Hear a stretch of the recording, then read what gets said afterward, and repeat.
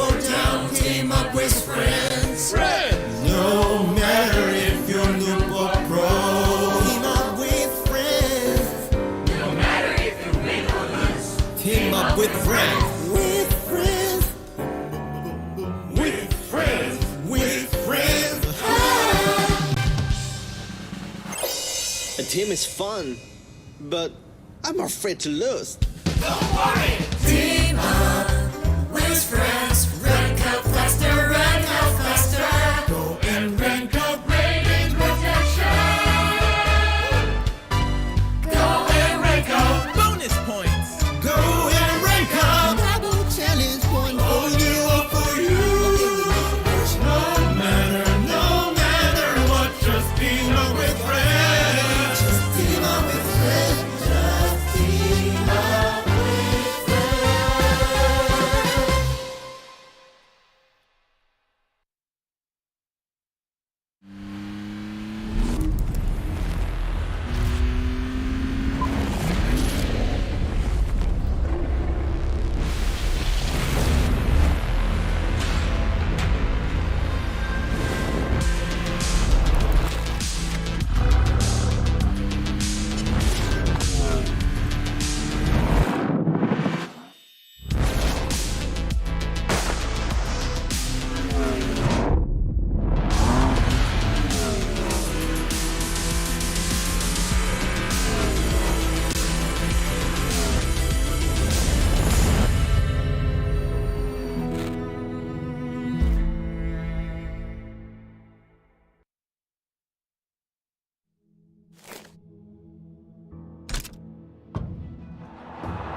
Here's Messi, away from 2, 3, 4.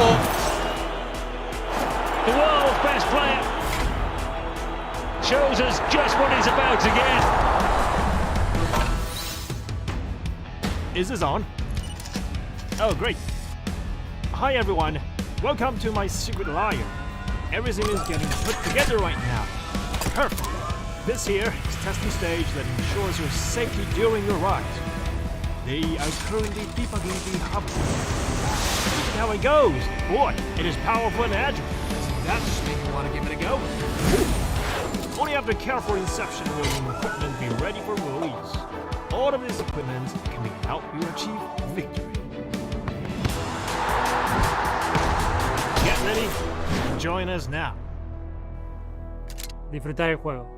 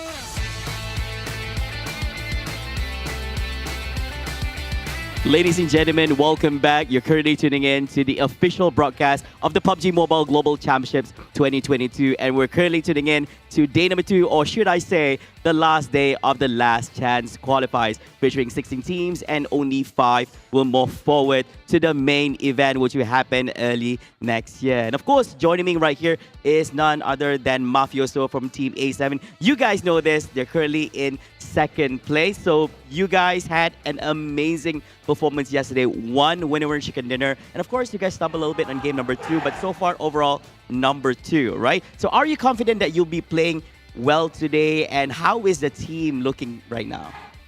Então, ele parabenizou a equipa por jogo muito bem feito ontem, que estão no top 2 e com uma vitória de chicken dinner. O que vocês vão fazer hoje? Estão confiantes que vão ficar na mesma posição? A gente está muito confiante hoje, porque a gente vem trabalhando muito para trazer um bom resultado aqui nessa Last Chance. Então, hoje a gente vai fazer o mesmo jogo de ontem e acredito que hoje vai ter mais vitória do que o jogo de ontem. So, yeah, they're very confident for the game today because they'll be playing hard for the Last Chance, and they will try to do the same game as yesterday, but with more wins for today. Wow, there are more wins for today. That is definitely something that we look forward to. And of course, of all the 3 maps that we'll be playing for the day itself, which one is your team most confident and comfortable with? And what problems do you face on the other 2 maps? Or are you just really good at all the maps, would you say? Então, tipo dos 3 mapas, qual é o melhor mapa para o vosso time e qual é o problema que vocês enfrentam nos 2 mapas? Ou se vocês vão de bem em todos os mapas? Acredito que o nosso melhor mapa é Arangel e os nossos 2 piores são São Roque e Miramar. São Roque devido ao nosso spot, que é no centro do mapa e muitos times caem ao redor, pode travar a gente. E Miramar devido à nossa rotação atrasada, que os spots são bem no norte do mapa. So for them, Arangel is the best map for them, but Sanhok, and they have a problem because they land in the middle, and then all the other teams are around them, so it's very hard to fight all of them. And for the last map, they all go for the north, so sometimes they lose some time doing the translation, so they will lose time to get to the center. Great, amazing analytics on what they feel as a team right here. And of course, how are your teams plan to stay in position 5? Of course, we know that the top 5 will move forward to the main event of PMGC. So are you guys going to be playing more aggressive? Are you guys going to play safe? Tell us, what is your plan for today? Então, qual é o plano para o jogo de hoje? Vão jogar mais agressivos para continuar no top 10 ou vão fazer um jogo mais assim retardado? No jogo de hoje a gente vai jogar no mesmo estilo de jogo, para garantir o top 1, a gente quer o top 5, mas a gente quer o top 1, ficar em primeiro lugar, vai ser muito gratificante para a gente. Então a gente não vai evitar de trocar tiro, se a gente tiver que matar, a gente vai matar. E espero vocês aí na busca desse top 1. So for them, of course, they'll play the same game, but even for him, it's they'll be more aggressive today. Because of course, they want to be in top 5, but they want to finish today as the top 1 team. Wow, they're not stopping at number 2. That sounds very, very positive coming from Team A7. Now, last question right here. Now, if the teams are hearing this, anything you want to say to all the other 15 teams competing here at the Last Chance qualifiers for PMGC? Então, como última pergunta, ele quer dizer, qual é a mensagem que você quer enviar para os 15 outros times que estão aqui jogando o PMGC? A mensagem que eu queria enviar é que para eles tomar cuidado com a gente está muito confiante. A gente vem treinado bastante, estudado bastante eles, e hoje a gente vai mostrar o poder da nossa bala. So the message for all the teams is for all them to be careful, because they'll be studying all the different 15 teams here, and for them to be very careful, because if they see them, they'll be shooting at them. Wow. Be careful, ladies and gentlemen. A7 is coming for you. Thank you so much, Mafioso, for that amazing interview. Now, of course, ladies and gentlemen, we're going to kickstart match number 1 in a few short moments. Don't go away. We'll be right back after this with, of course, with the host and analyst. And we'll see you guys in a bit. Take care, guys. Bye.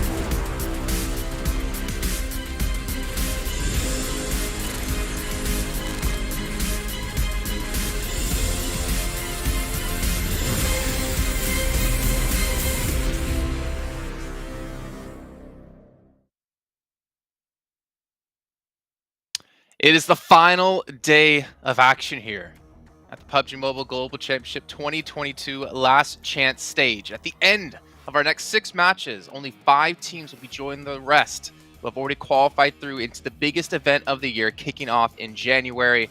And it's going to be a lot of money on the line, a lot of pride on the line, and of course the title of being the #1 team in the world. I'm your host, Jason Kaplan, and we have the cutie boys next to me of Maxman and Sandstorm to break everything down that's been happening yesterday, which was an extremely exciting day, and of course is coming up today. Cutie #1, that's you, Maxman. How's things been going for you? I thought you were going to be mean to us today, but no, I'm feeling fantastic, Jason. I'm feeling amazing. And, you know, good day yesterday. I would also have to say unexpected day yesterday because the teams that are at the top, I did not expect to be at the top. Like all the favorites, a lot of the favorites are still in the middle, some are even at the bottom. So, I mean, who knows who's going to be the top 5? I have no clue. It's going to be up in the air.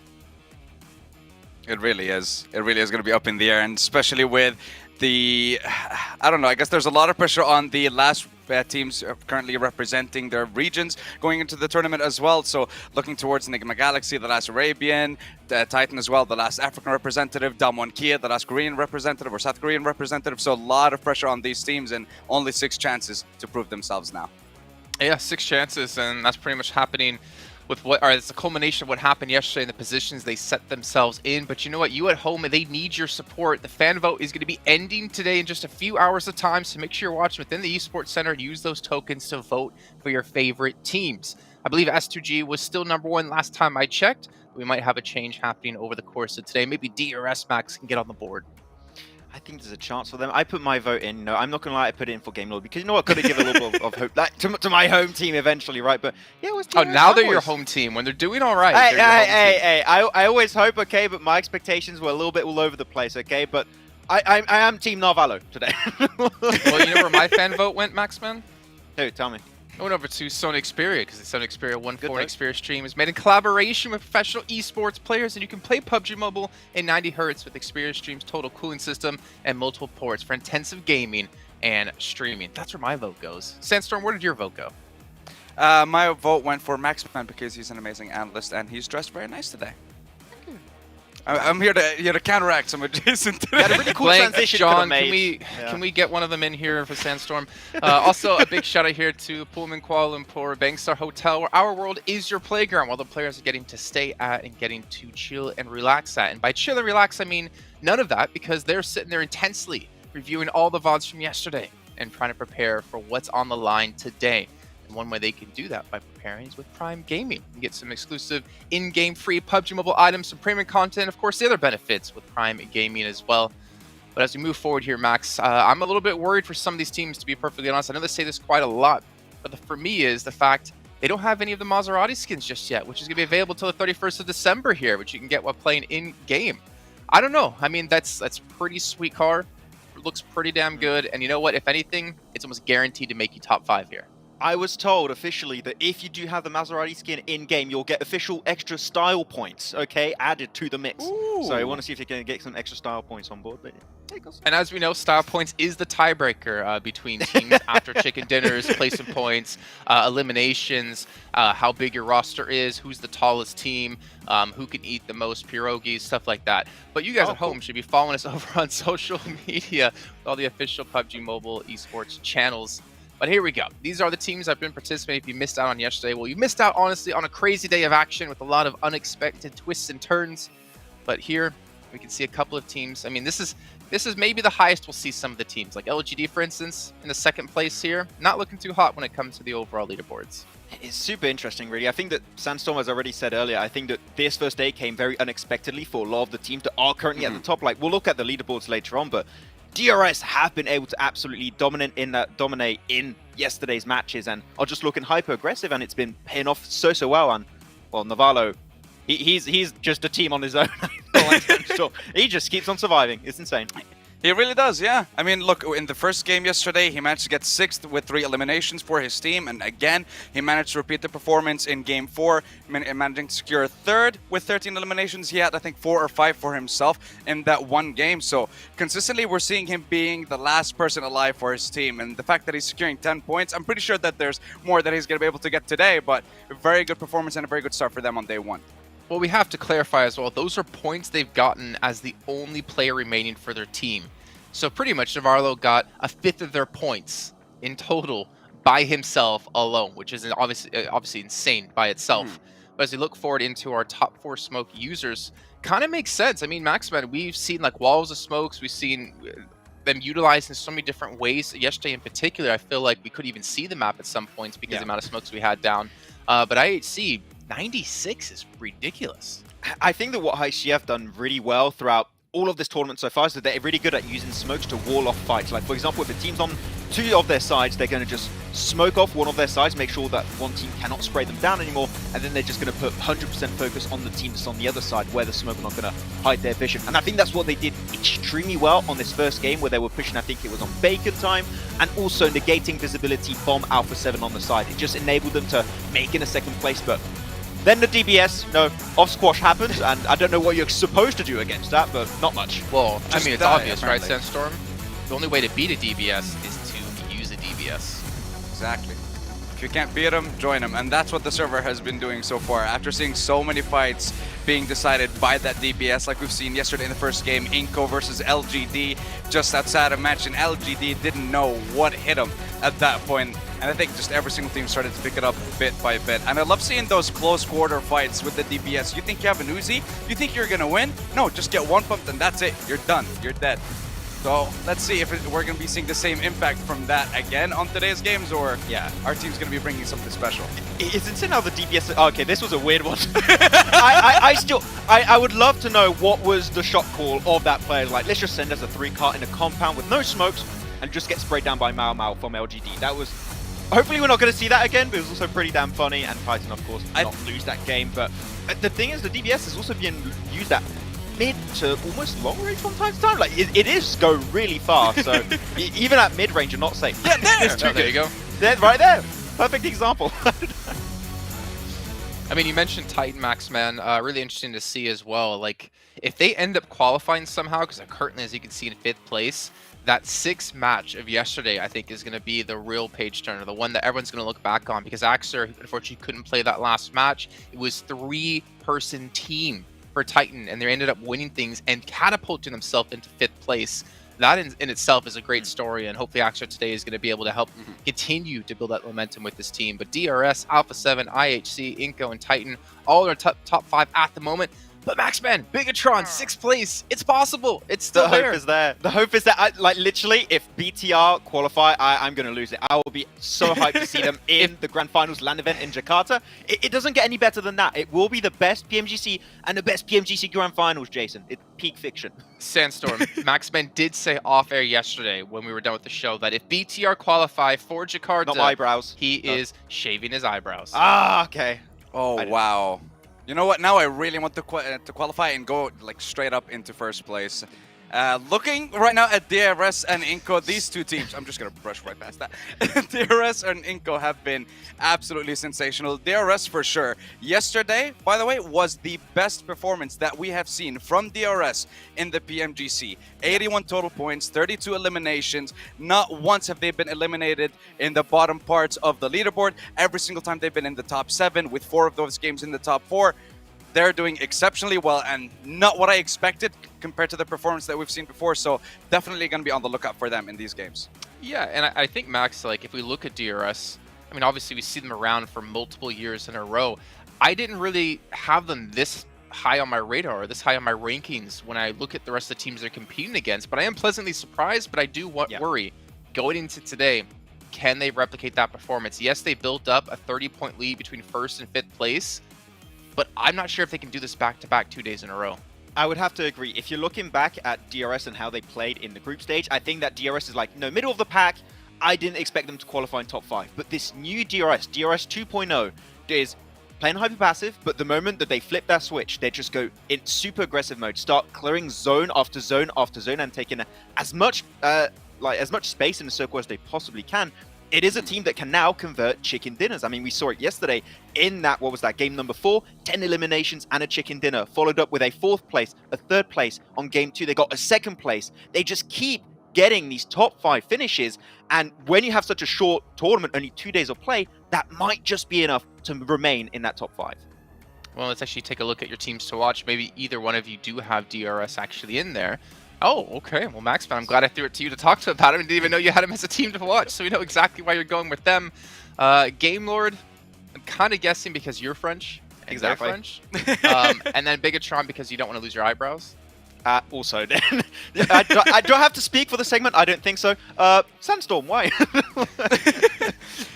Several reasons. Besiktas, they managed to get themselves a chicken dinner yesterday, but 4 of their 6 games were in the bottom 4. So that chicken dinner did give you a chance to keep fighting and stay alive in this tournament. But other than that, it's going to be very difficult for them for the rest of the games. HVVP, we've seen them come back again. Chicken dinner, huge improvement on their performance. But which HVVP are we going to be seeing? The one that drops north side of George, gets a decent amount of points, like we've seen in days 1, 2, and 3 of the group stage, or are we going to be seeing the one where they drop on the west side of Millie Base and just completely get no points whatsoever? And iNCO, need I say more? I don't know what to say about these guys. I said they weren't going to get into top 5. They already are. I believe they're going to make it, and I'm just going to leave it there.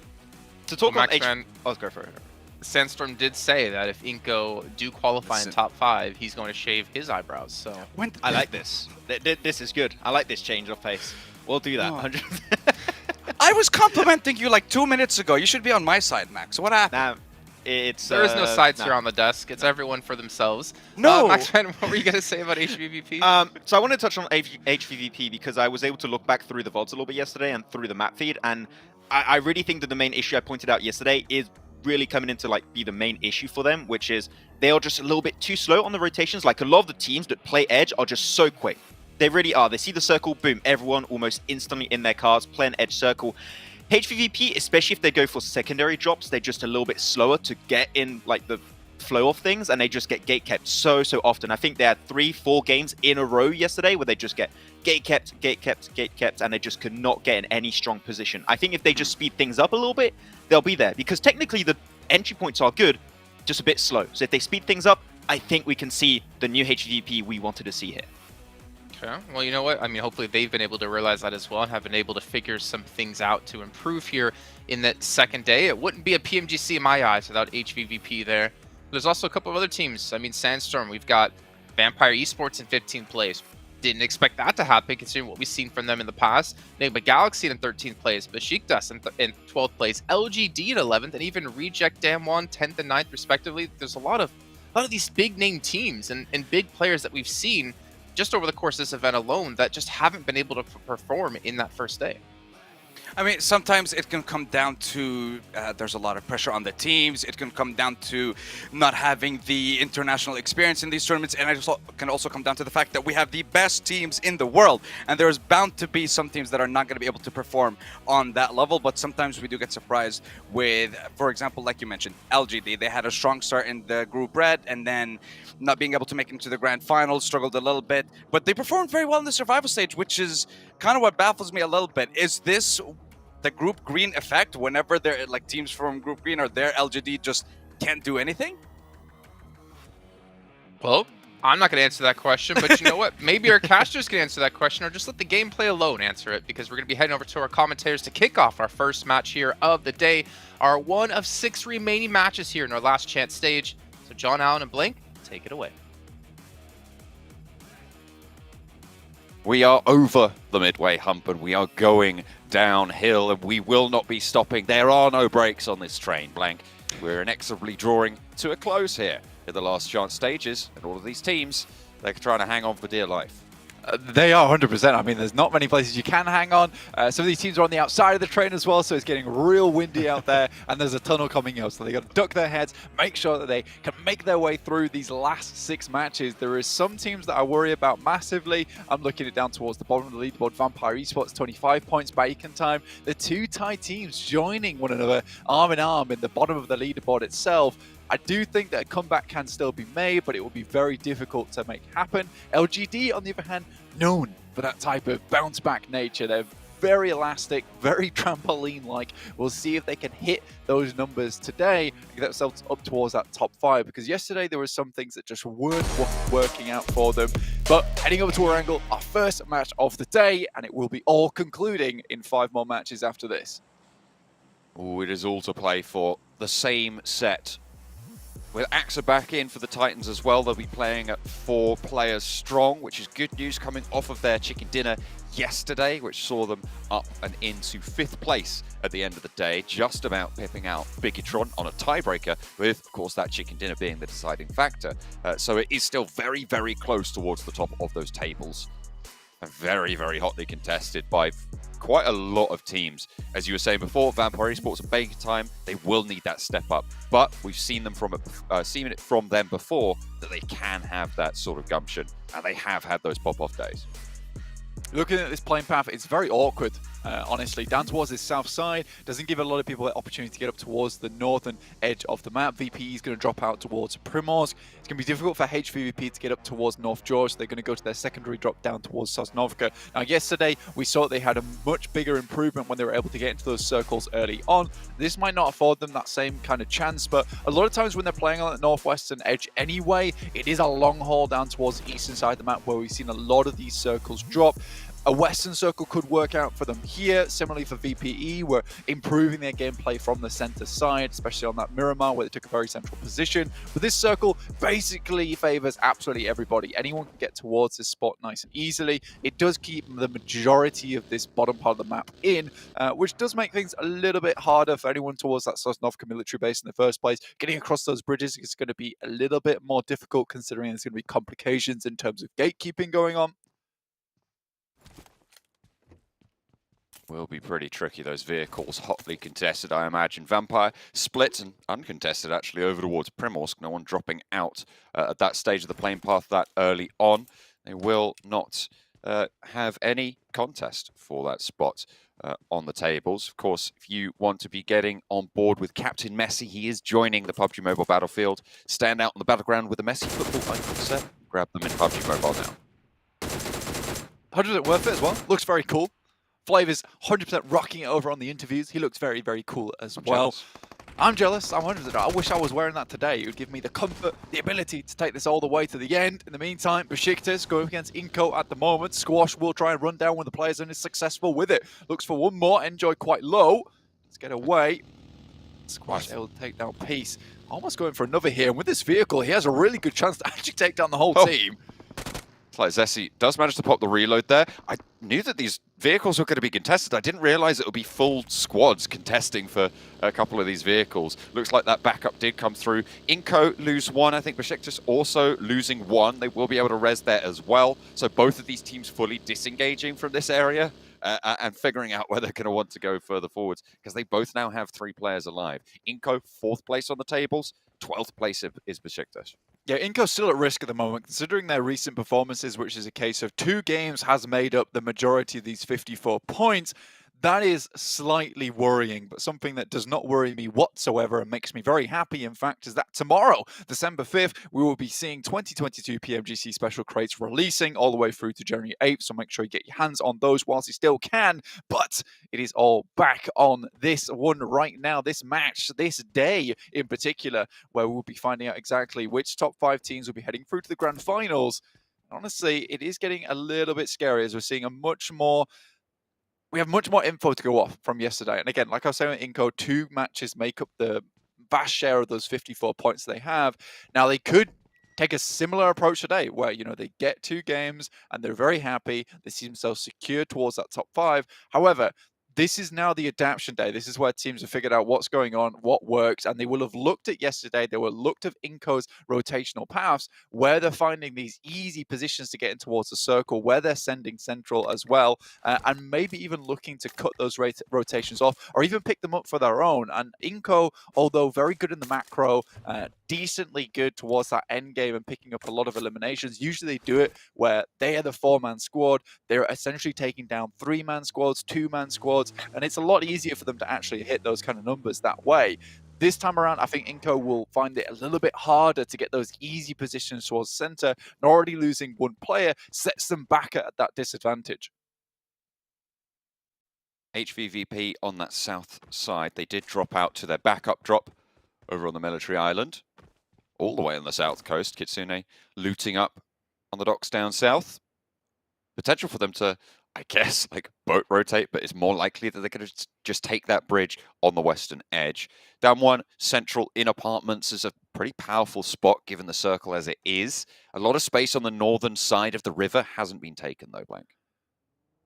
Yeah, I think with the plane path as well, that's kind of a likely thing to have happened here, which is where Severny shooting range all very free. HVP may have made a different call if they'd known that the circle was going to head this far towards that northern side. They might have even taken all the vehicles that they could, considering this lobby is very eastern-centric. A lot of the western side isn't taken up by teams, so they could have easily picked up some vehicles towards that western coast, headed up past LGD towards North George, then had a good game of it. Either way, I think this is the numbers play. This is the one you go for. It's the most consistent. You're not relying on the circles a lot of times. It still gives you a lot of loot. You can get looted early as well. You don't want to be in North George towards that 4-minute mark with absolutely no gear on you whatsoever, and then forced to make a very hectic rotation come zone 2. So I think this is the smart move from them. Similarly, I-8 down towards Sosnovka, they can move out. There is IHC in this area though, so there's a lot of teams all trying to get their way through outside of Sosnovka. So both these teams will have to be a little bit careful.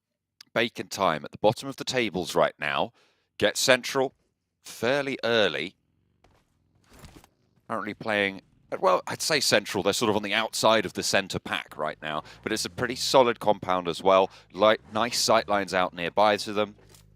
They'll have a lot of rotational opportunity ahead of them, but with how tightly packed the center is, it might be curtailed that little bit. Misery spots Game Lord rotating past. Spots them rolling on into the compound as well. Spots them crashing in. Spots the hop out as well. Spray is not going to be good for the first knock and actually traded off. Narvalo able to get that flush down.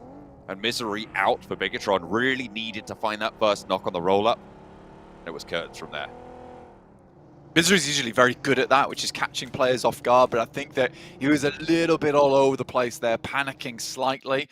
Maybe holding a singular angle could be good, but I think he was attempting to keep himself hidden from these players as they came in, but there were so many sight lines into that building that it is difficult unless you are prone, in which case you have no real vision other than in being able to hear the sounds of the vehicles rolling up to make that surprise play, and then relying on the rest of the team to try and take some shots outwards. So for BTR, they attempt to go for the sneaky assassin maneuver, however, it does not work out in their favor. HVP now finally making their move out. This is towards that northern side, heading over the western bridge at the moment. DRS left this position earlier on, so they will have to move through them at some point, but the Pachinki's in the way, so there's a lot of spots to be hidden in. The western bridge uncontested. And Vampire, as you said, out of the way. Moving forwards on that western side, Alpha 7 swinging up north. It's a little bit quieter now, but I imagine just on the southwest side of those Yasnaya fields could be a little bit hotter. I mean, we saw obviously the roll-up from Game Lord over on that side, close to Bigatron down on 3. Bigatron obviously losing a couple of players, not ideal, but again, this is why most teams will shift really central early on. I think it's acceptable to play very center on that first zone shift just because you're expecting a circle like this to occur. And then people can start to play edge from here on out. But getting a central spot early gives you a very high chance of getting in towards that area. Game Lord deciding to move a little bit further in, clear out maybe one of these teams. And BTR have to be quick with it now. Obviously getting shunting out of that top 5 placement. 51 points, tiebreaker on the chicken dinner. Going down here at the start of the day would not be good for them. So when Ney goes through the window, it's absolutely perfect. Liquid will be going down first.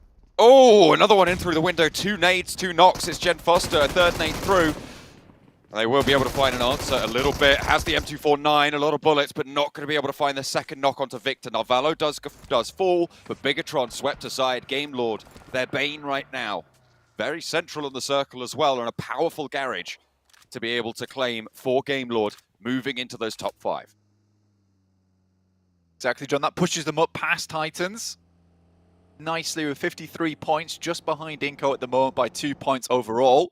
That's a 4th place finish. So Game Lord doing a very good job so far. Yes, a lot of these points have been kind of almost saved by Narvalo, able to get a few eliminations here and there on board, which does pump up that totals a little bit. We saw that he got 10 points yesterday. Either way, if you look at that, A 10-point margin underneath them at the start of the day would have sat them in 39 points, would have been in 11th place, or 10th place at the moment. So you're a bit worried about that type of thing. I think that for Game Lord, they're happy that Nalvala was able to get as far as he did, but these 4 eliminations and a good first take on the circle gives them a lot more loot in terms of being able to grab the supplies that BTR dropped off the loot crates, and then also have this position to play around with. Bacon Time are starting to roll up on that top side. No real compound for them though, so Game Lords still have this really strong compound towards the center of the circle with high ground to play around with. There's walls around here too, which makes the crash a little bit more uncomfortable. I think maybe BTR just had to be a little bit quicker with those nades, and for Game Lord getting up like that with barely any smokes and then just nading through the window, that shouldn't really happen as often as it did, and I think they were feeling maybe a little bit afraid after Misery did go down how quickly as he did. HVVP now have swung all the way up to that northern side. They were playing on the north edge of the river. LGD were in this position, but the rotation paths from here, they'll be much more familiar with, Blank. Obviously, normally going in from North George, so potentially a little bit stronger. IHC, south side, and going to be corralling on at that edge. They are south of the Asnaya Fields, close by to Titan, who have moved a little bit off of Potato Hill now as the circle comes to a crunch. Aegon XI8 pushing in from that south side will be behind Titan and DRS to their side. That is a nasty shift, Blank. It's hard north, but it keeps a lot of both sides of the river in, and they're going to be difficult choices to be made in the future.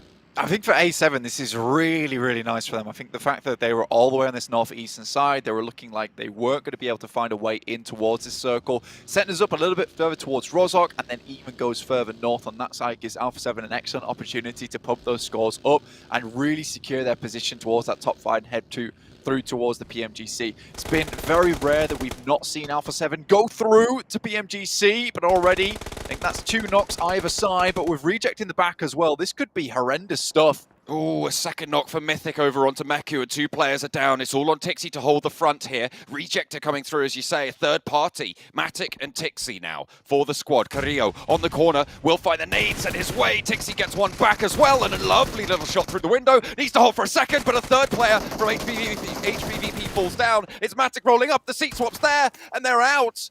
Both Alpha 7 and HVVP try and crash the same compound, Blank. And it goes to hell for HVVP. Reject move in and look for the third party as well. It's just that speed that is on the side of A7. They were further towards that northeast. They could get inside that compound early. Both teams had the same idea, and you can't fault them for it. It's a really strong compound over towards that Yaz Bridge crossing. So if this headed further towards that western side, this would be providing anyone that picks it up now a huge opportunity to gatekeep a lot of teams. iNCO heads towards the bridge with 3 players. They're going to hold down there for the time being. Reject hope to get in on that fight.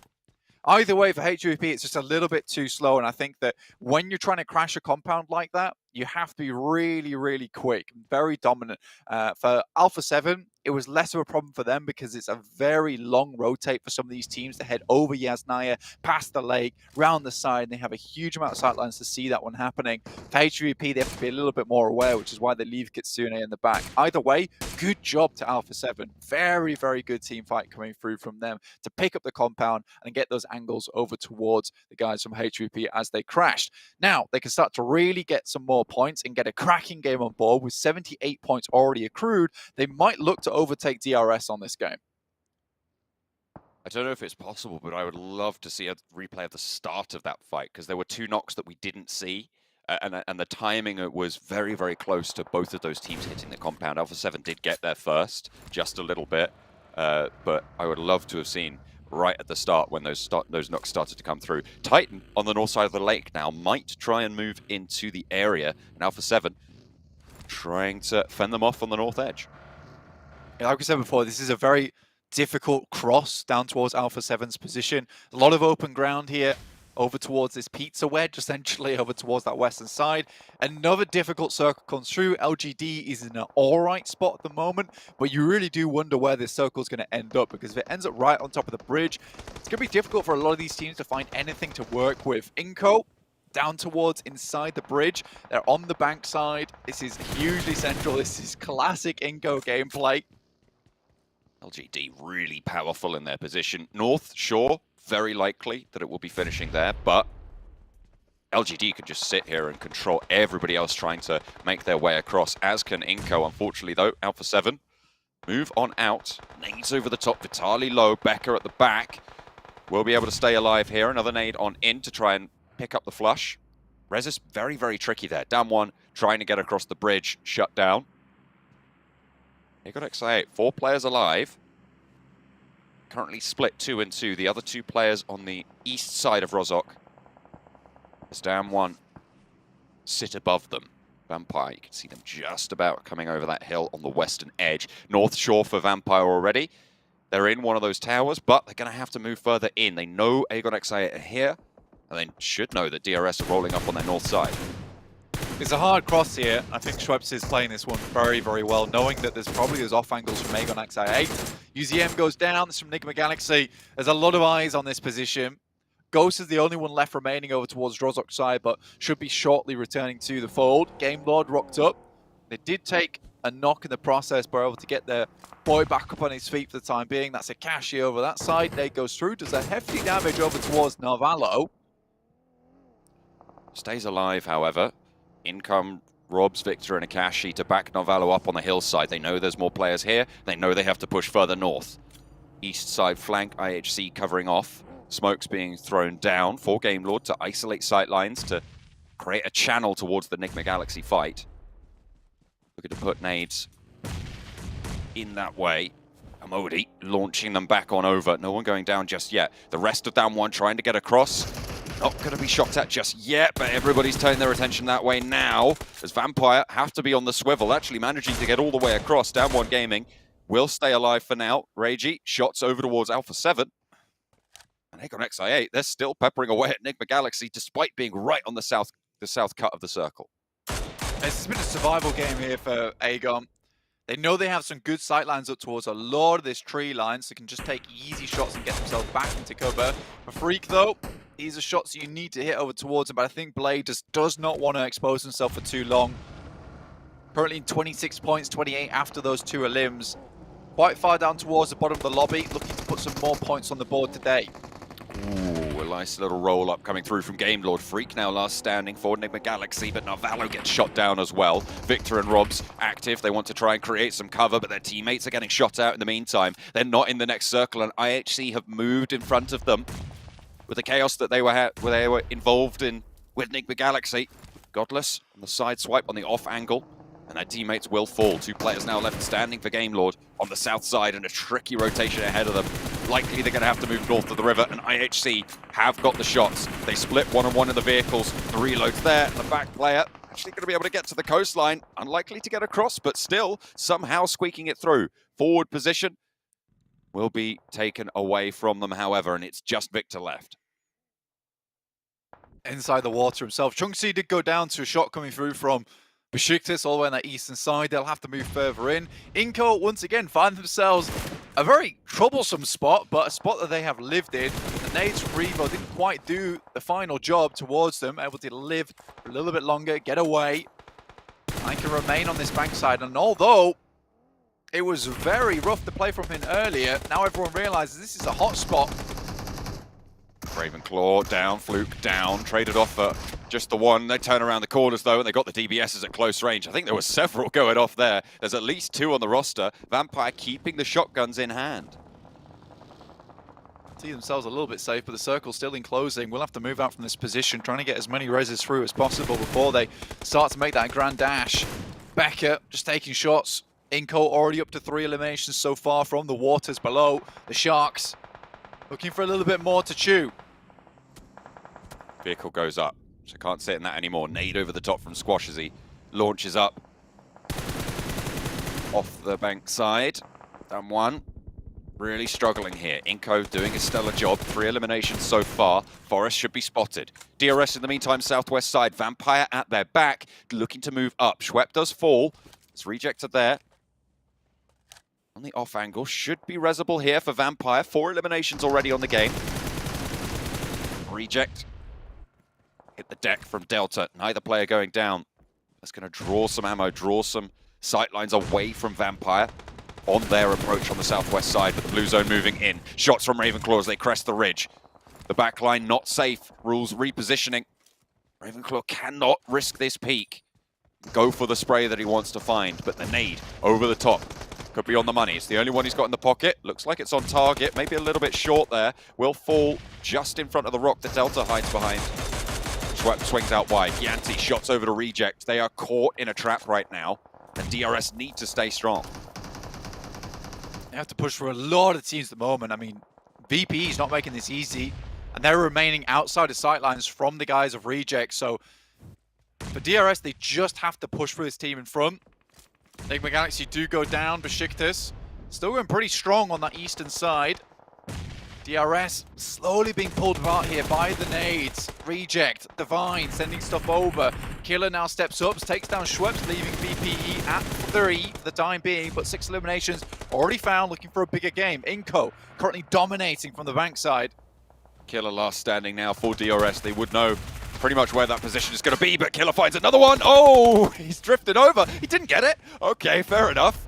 I didn't realize the rear axle was only a 90% HP hit, but either way, Vampire take the knock back over to Stone. I think he got the smoke out, has that cover to play around, but Godless threads the needle nonetheless, and IHC pick up the elimination. Vampire, they had a good fight there, but it just came crashing down right at the end with that cheeky little knock from Killer. The double knock, in fact, as well, on the rollout. Stayed hidden for quite a while. Now Vampire down at 1 active, pretty split. Next circle finally takes us to the North Shore fully. Maybe A7 can start to capitalize off the back of this. Titans also currently a 4-man squad. Did take down one of the players coming through from Alpha 7 who was trying to control the river itself in Revo. Very slowly but surely made their way into position. I like that play from Titans. Took it carefully in the meantime. Bacon time in the water. iNCO still dominating from this side. It was one of those pushes where it's like, this might not work out for us for the first 10 minutes, but trust me, lads, we will get some points from this position if we just maintain our lives. At some point, this is going to become hugely contested, and people will just be sending themselves in 3 points for us in the vehicles. Ravenclaw looks to join the players near the rivers. Hasn't committed to it just yet, actually, just finding a spot right near the edge of the circle right now. So for Vampire, they have 8 eliminations, so placement points that they can rack up now as there's a lot of ragtag teams in the river. If they can just stay alive and not get caught up in it, they can ladder up easily 6 to 7 team places here. Teague taking shots. This guy really performed very well through the group stage. A little bit of a slower performance going through on the survival stage, but has made it in. Still had some really big moments.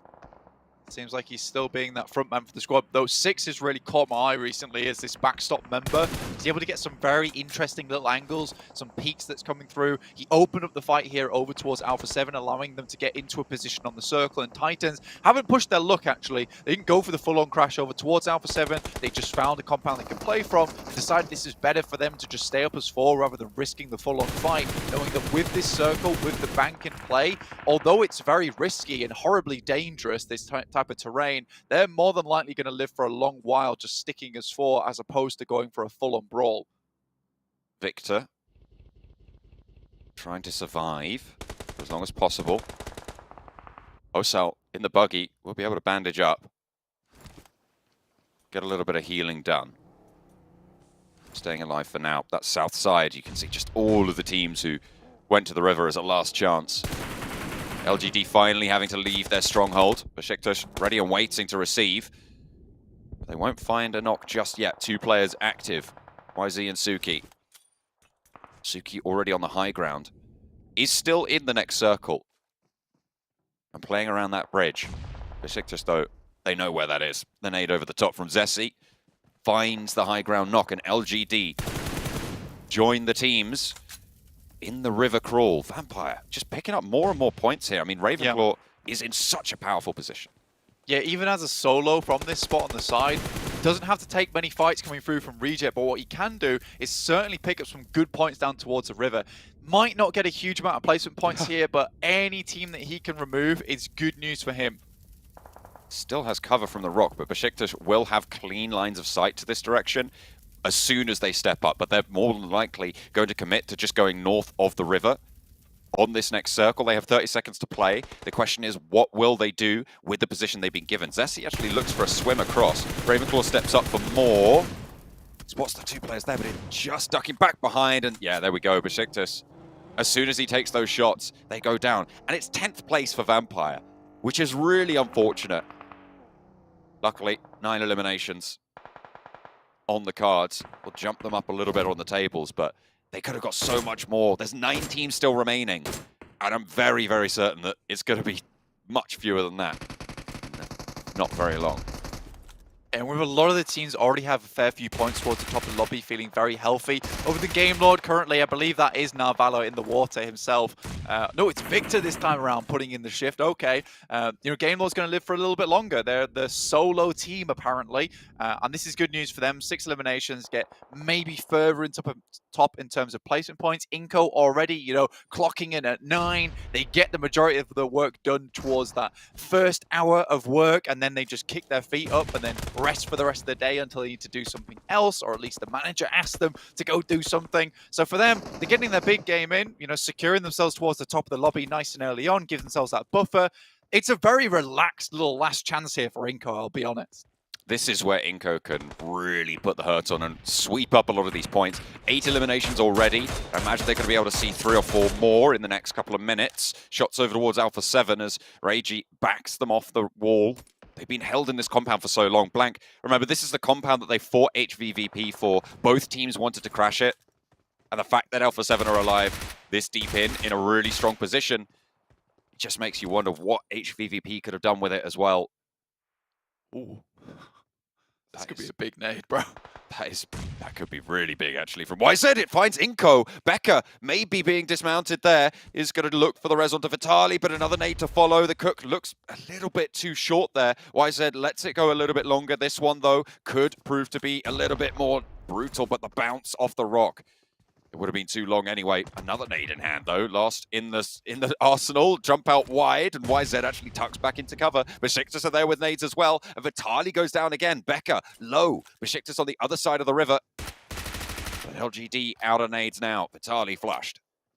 5 elims now for LGD. Wisey's doing a very good job. I think he's realized that, he's not getting a high placement. What he can do is get a lot of elims here. Squash moves out the water. This is a full-on challenge between him and YZZ. See what you can get done here. Reiji, Raciocio goes down. Squash actually knocked as well. Fortunate. Titan actually taking the shots over towards Reject. Alpha 7, the only team in cover right now. And they have been given this one after their first initial rotation. Away from the river. They'll be able to control all the crossing, and Titan know it. They want this compound. They want to take it back into control. 4 players alive for Titan. The only team at full power. Mafioso struggling to find an opening knock over to the squad. Finally able to thread that needle. And Puncher falls first. 6 on the sidelines as well. Up and into the fray. There's too many angles for him to deal with those. Carrillo unleashes the Groza. Looks for the flush. Over onto Puncher. And the rest of the duo just staying at the back here for Titan. 2 players now alive. Alpha 7 on 3 as everybody from the river finally getting cut down. iNCO eliminated. Down 1, down 4 teams remaining now. Blank. What a hold there from LGD though. YZZ still going, trying to ruin the chances. Son HP has to drop in towards the water himself. Most likely will get knocked out here. And LGD, with just YZZ himself, owning the bank, taking all the cash from the vault there and putting it in the elimination points bracket. Looks great news for him. 10 eliminations, yeah. LGD will go down there, but 3rd place, 10 eliminations, a 20-point game for LGD. Unstoppable indeed, but Alpha 7, 3 players, Titan with the 1. Teak, I wonder if they even figure that he could be in here. They've got to imagine he's in the tower, and now he's enveloped by the blue. Wants to bounce a nade off the wall at the last second, but will be denied even that. The point doesn't go to Alpha 7, but they get the chicken dinner nonetheless. And play from a super strong compound. Hard fought for them at the start, but they kept everybody else at bay until to the end. They exerted that control on the northern shore. I really like this though, because it completely ties into their interview to what Revo's been talking about, which is a case of towards the beginning of their games of the last chance, they were struggling a little bit getting towards the center of the circle, playing on that northeastern edge a lot of times. They're an edge team just like HVVP. However, they were mentioning that they want to get a little bit more aggressive with their positioning, get into a spot where they can find it, and not have to just think to themselves, right, we might need to scout this position before we go in, make sure it's fully ensured that we can grab it up. So instead, this time around, it's a case of we have to fight HVVP for this spot. We're going to send directly in there, and we will just challenge out any other team for this position because it is the game-winning spot. And HVVP and both Alpha 7 understood that it could have gone either way. And it is so unfortunate that HVVP didn't win that fight, but that's just the way it goes sometime. Alpha 7 with the chicken dinner to take them up and into the first spot.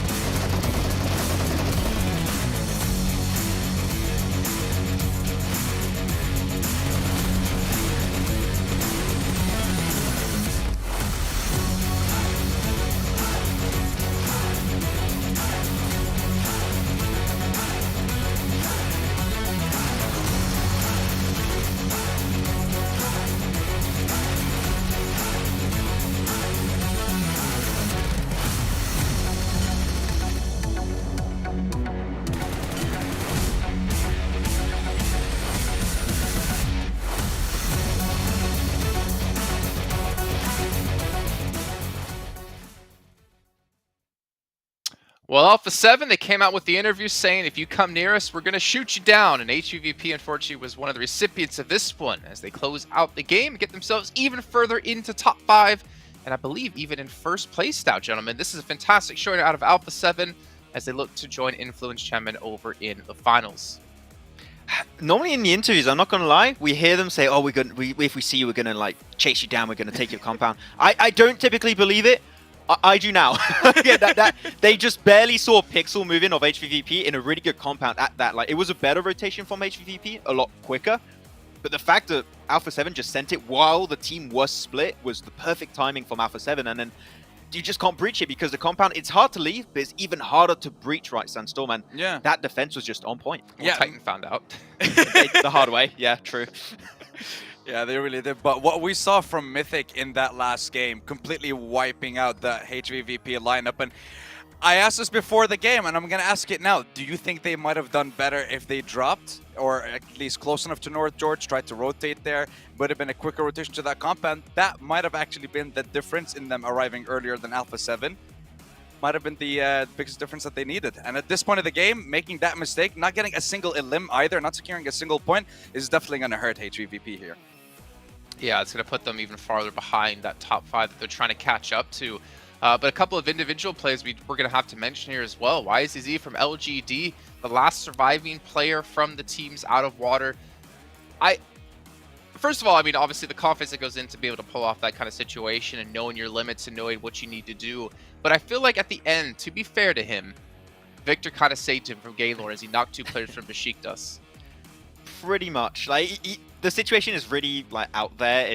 It's hard to predict what's going to be happening, but he just picked up the pieces. And I think that the weapon choice for him in that situation was really good. He was playing the PP Bison, which, as we know, has got a lot of ammo in that clip, and you can just keep spraying down as they just come out of the water. You can just keep spraying, keep the pressure on, and it's going to be really hard to make it over to the mainland. So, yeah, good weapon usage, and YZZ. I mean, they had a good game initially, but making it across that river as a 4-man team is just so hard, Jason. Here you go, the points for Alpha 7, 23. LGD, though, 20 points. I mean, if we talk about those individual points scored, we talked about, Navarro getting himself 10. I think YZZ has just been able to catch up quite a bit here, because that gets LGD so close to being in top 5 now. I wonder how close it is. I'm hyped to look at the overall rankings, but this is a game that's going to put them in good standing. What's not going to put a few of the teams in good standing, of course, we talked about HVVP, but BTR, losing that fight almost instantly to the hands of a Game Lord. That's going to put Game Lord in a great position, and it's fantastic for Game Lord too, because before this game, Game Lord went 8th with 49 points. BTR were just barely above them in 6th place, was an extra 2 points with 51. So now BTR falling down, Game Lord going up again. Well, even Titan Sandstorm going up as well, because they got themselves a huge chunk of points as they were already in 5th place, I should say, at the time. So we see a lot of movement still happening here, and potentially a lot of movement happening when it comes to our fan vote leaderboard. Remember, I said S2G was first place yesterday, and they're going to be still first place today. However, Enigma Galaxy getting 5th. Maybe the only way that we're going to see Enigma Galaxy get a top 5 today. How are 4 rivals higher? I don't know how 4 rivals are higher. Then they were 4th, I think, yesterday. Now they're 3rd. Like, are they going to... Are they coming Okay. for S2G's spot? Is that the question? I mean, we're running out of days. That's it. Today's the last day. We're done. Just 5 more games left. I mean, Nigma's there at least, so yeah, you're happy. Yeah, I mean, Oh, I look. mean, I thought Sensor was going to get a little angry at me for what I said there about the only time we're going to see Nimba Galaxy in top 5. I mean, what am I going to defend here? You give me a reason to defend them. From what I've seen in these games, they don't deserve to get into the top 5. They're just not showing what they're made of. It's not the same performance from last year's PMGC. They were sticking to the heel strat on Sandhawk yesterday as well, so there's not much left to give them at this point. Well, you know what there is left to give from you guys at home? Your thoughts with the viewer survey that's currently happening over in the YouTube chat. You guys can fill it out and give your feedback on the show, feedback on the talent. Maybe you want me next year to bully Maxman even more. Let us know your thoughts, and you know, I'll make that happen the best I possibly can. Or poor Matt, I'm looking at you, and you're like, no. Let's take a look though at what's really important. Excuse me, today, the overall rankings. Top 5 is what it's all about, and we have seen some movement. Alpha 7 sneaking way into first place. We can see Titan Gaming as well has moved up, but Game Lord 2 points behind top 5, and even LGD now just 10 points behind top 5. That's the thing, right? When you have only 12 matches to perform to be in a top 5 position, every single game you could have a completely different ranking for these teams. Top 5 teams remain the exact same, but just the placements are a little bit different. But I've seen HVVP slip down a little bit, and Damwon too. Like 2 teams that I thought, yeah, they're going to be top 5, should be pretty easy. Struggling a little bit, and Vampire had a good start, but they got gatekept by Reject really hard this game. It's still 19-point difference from that 5th place spot all the way towards 12. So even teams like Besiktas have a chance to bring it back. But again, these teams at the very bottom of the leaderboard, they need to start bringing it early on in the day. So they need to bring it in game 8, game 9, of course, in Miramar and Sandhawk. If they're not able to perform in these 2 games, then the last 3 games of the day, we're just going to be focused on the top 5 teams and maybe up to 8th, who is going to be challenging for those top 5 spots. Okay, well, going into our Miramar here, what about your teams to watch here? Let's start off with you, Sandstorm, since I usually start Maxman.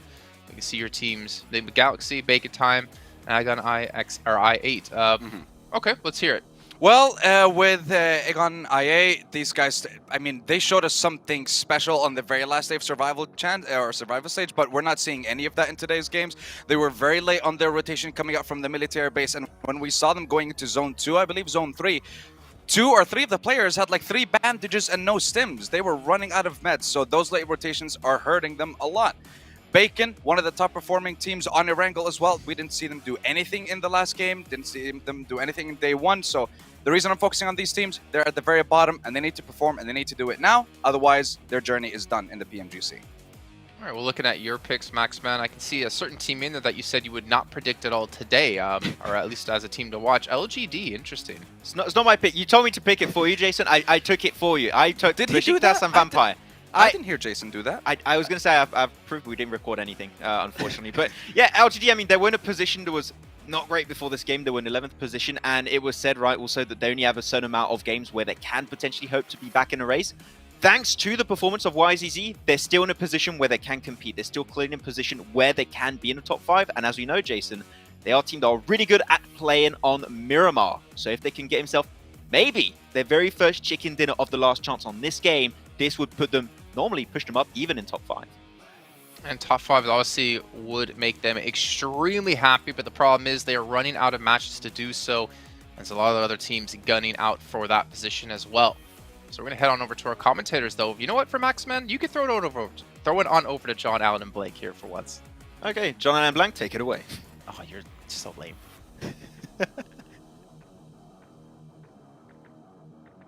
Imagine being so lame that you have to get Maxman to do your throws for you. What is this? What is going on?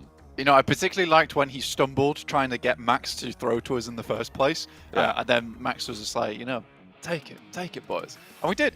We took it off his hands. You know, now we'll take the pressure away, and we'll have to sit back here and watch for 30 minutes as some of the best teams of the world are going to get cut out. You know, we're not seeing a lot of these guys going through over to the grand finals. 11 teams will be leaving us now. A lot of these teams are fan favorites too. I don't think there's anyone here in this PMGC stage that no one's cheering for. I think everyone's cheering for these teams. I'm passionate about all these teams as well. There's so many cool and interesting step-ups in terms of performance, in terms of gameplay, so many separate regions. I think this is one of the most inclusive PMGCs we've seen seen in a long time, with a lot of different regions finding their star power, finding those members that can operate on that world stage, which is so cool to me. And I think that a lot of that comes down to just the format this year as well, where we have had a much more evenly based tournament format, in which case teams can get in, where, you know, if you do very well in your league stage, you get a big bump up in performance and points over towards those finals in PMPL, which has meant that a lot of our teams that are consistently the best have had that big chance and that big advantage to get towards the finals. And if they don't make it through the finals, well, they weren't good at sprints and they wouldn't have done good here. So we have the best performing on this Grand World stage, with new stars and the right world stars as well here for us. So everything has aligned for this best, I will go ahead and say it, the best PMGC we have ever had. And with this Northern Circle as well, it has been chaotic, particularly with that last Angle 2, and these teams, these players have had to deal with some very awkward scenarios and have dealt with them admirably as well. We've seen a Northwestern Circle before, Blank. It was HVVP's game, and they couldn't have it at a more important time as well. We've seen, well, not only in just this tournament, back in Group Green as well, there was this Hard Northern Circle. They won that as well. Hard Northern Circles on Miramar are an HVVP speciality. They need these points now. Can they get them when it matters most? I feel like this is a team that would be so disappointed not to see in the PMGC Finals in Jakarta. It wouldn't feel quite right to not have them there. And they're currently in 9th place. If we shut it down now, iNCO far ahead of them. Well, I mean, this is what I'm saying, that there's so many teams that we would lose that you would be hesitant to see not go through. And the thing is in the top 5, all of these teams, I would 100% support them going through to the grand finals. I would also be 100% sad if we didn't see the likes of BTR, HVVP, Damwon, Reject, VPE, Aegon, Nigma, Bacon Time, Besiktas. There are so many teams here. You just name the whole table. Honestly, all of them. I would be so sad to see all of them go out. So every time someone bumps themselves up into the finalist position towards that top 5, I'm happy. I'm happy for them. I'm also sad for whoever drops down. It's terrifying. In the meantime, you could be very happy at home because you will be rewarded with a PMGC special crate from 2022, and that releases tomorrow. It's an early Christmas gift, guys, don't you worry. And it doesn't end on Christmas Day either. It goes all the way through January 8th. So if you missed it, you were spending time with family, maybe you were trying to put that phone down at those meals that you were spending with all your friends and family as well. Perhaps you can pick your phone back up again once it rolls around 26th and realize that the 2022 special crate is still here. Sat in the corner of the party with your phone, getting your PMGC crate going on, thinking they don't know I've got my PMGC crate. Just they're one step behind you. Don't worry, you'll be. You are the pretty cool happy cat with that. in Exactly. that scenario. You are the cool cat, indeed. I don't think anyone wants to be called a cool cat these days, sadly. You're a cool cat. Thanks, bro. I appreciate that. See, I like being called a cool cat. I'll take that one. In the meantime, a lot of these teams will have to be very cool indeed, because the pressure is on, massively so at this point in time. Some of these teams would like to get some more points. For iNCO, I said, you know, they clock in at 9, they get the majority of their work done early, and then they relax the rest of the day. You know, they're efficient workers. You know, they're smart at working too. You don't put the effort in where you don't need to. But for iNCO, that last game maybe wasn't the most productive power hour we have seen from iNCO Gaming during this tournament. 63 points, 9 points found that last one. Usually for iNCO, they're looking for a big game in terms of, you know, we're nigh on the 20 to 30 point mark, which really does see them safe. 9-point game, that's underneath the average that you would need to be hitting to make towards that top 5. Currently, they're right on the cusp of 63, and Gainlord is hesitant to let up right now, getting a lot of points every single game here on forward. Towards the start of last chance, things looked a little bit rickety for them, but the boat has been patched up. The raft looks a lot more safe and secure, and I think that Gainlord does have a chance now to get towards the grand finals. iNCO did send very central very early. It's what they do. They are now to the northwest of water treatment, pretty much slap bang in the center of the circle on this position. They'll be joining the likes of Gainlord in that middle set. Enigma Galaxy as well, crunching up on the south side of Crater Fields. Damwon Gaming a little bit behind them on the queue. Alpha 7 pushing in from the northeastern side. Torre Ahumada right now, currently on the east cut of the circle. And will be pushing in from that eastern edge. A lot of teams looking to start to move in, especially teams on the southeast. DRS, chief amongst them, Puerto Paraíso, currently still being looted up by them. It's a bit of a long run for them to get towards the circle itself. Interesting stats towards the beginning of the day was the amount of smoke usage that we saw. IHC absolutely being dominant in terms of that position with 90 smokes thrown over the course of yesterday, which is a lot going through there, which is nice to see. I think that when you look at that kind of number, it's a bit terrifying to some of these teams. And that's 16 per game on average, which is nice. You know, you always want to see that kind of number coming through. Damwon making it to a compound underneath Game Lord. Again, very, very central, very early. 6 minutes into the game on Miramar as well to get to a central position. That's really quite snappy. It means you would have left your looting location in that 5th minute. And if you dropped out late as well, I mean, you're going to be fairly minimally looted. So a lot of teams getting out of the way. But look at that, level 3 helmet, level 2 vest, level 2 backpack. Pretty decent on those meds as well. Game Lord seem like they've managed to find a good spot. Absolutely. HVP, on the other hand, up towards La Cobreria, decided not to head down towards Crater Fields as of yet. With this being further out towards that eastern side, I think that for HVP, it's more of a priority to them right now to be picking up loot in the early game towards that first 7 minutes, get themselves nice and geared, rather than trying to take up that ridge side, which requires a lot of time and resources to be put into that. You need to be early up that side too. So I think for HVP, this is not a bad idea to be picking up loot now, understanding this could be a very hard eastern shift on this next circle. In which case that ridge side doesn't become very valuable anymore to you whatsoever, because you have to come down off it. Let's remember that. If it's not definite on that position, when you are leaving that spot, you know, you're having to grab vehicles and send off the top side, more likely teams around this area will be spotting you and taking shots. And I think even going further beyond that point, yesterday and throughout Group Green, this is a position that HVP found so many points from. I think everyone's aware that this is happening now and will be hesitant not to be looking up towards the skies, towards those eagle perches that HVP have been taking up so often. So changing up the pace, changing up the game is essential for HVP. One of the changes that they've made is actually Tixie's position is a lot further west currently than it usually is. Playing on the west crater fields. Normally he's playing on the east or at most to the west side of, like the middle of the 2 craters, right, in those ridge lines. Maybe that's something that they've learned from yesterday's games against Bacon Time pushing in on the back. Bacon Time won't be filling in that area right now, but IHC might. Besiktas up and into a scrap with LGD as we tune back on in to the east side of the circle near Cruz de Valle.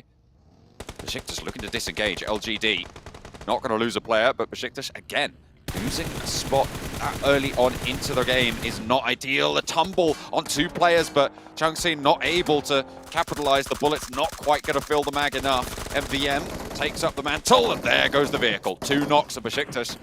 They're going to be careening all the way down to 1 player alive.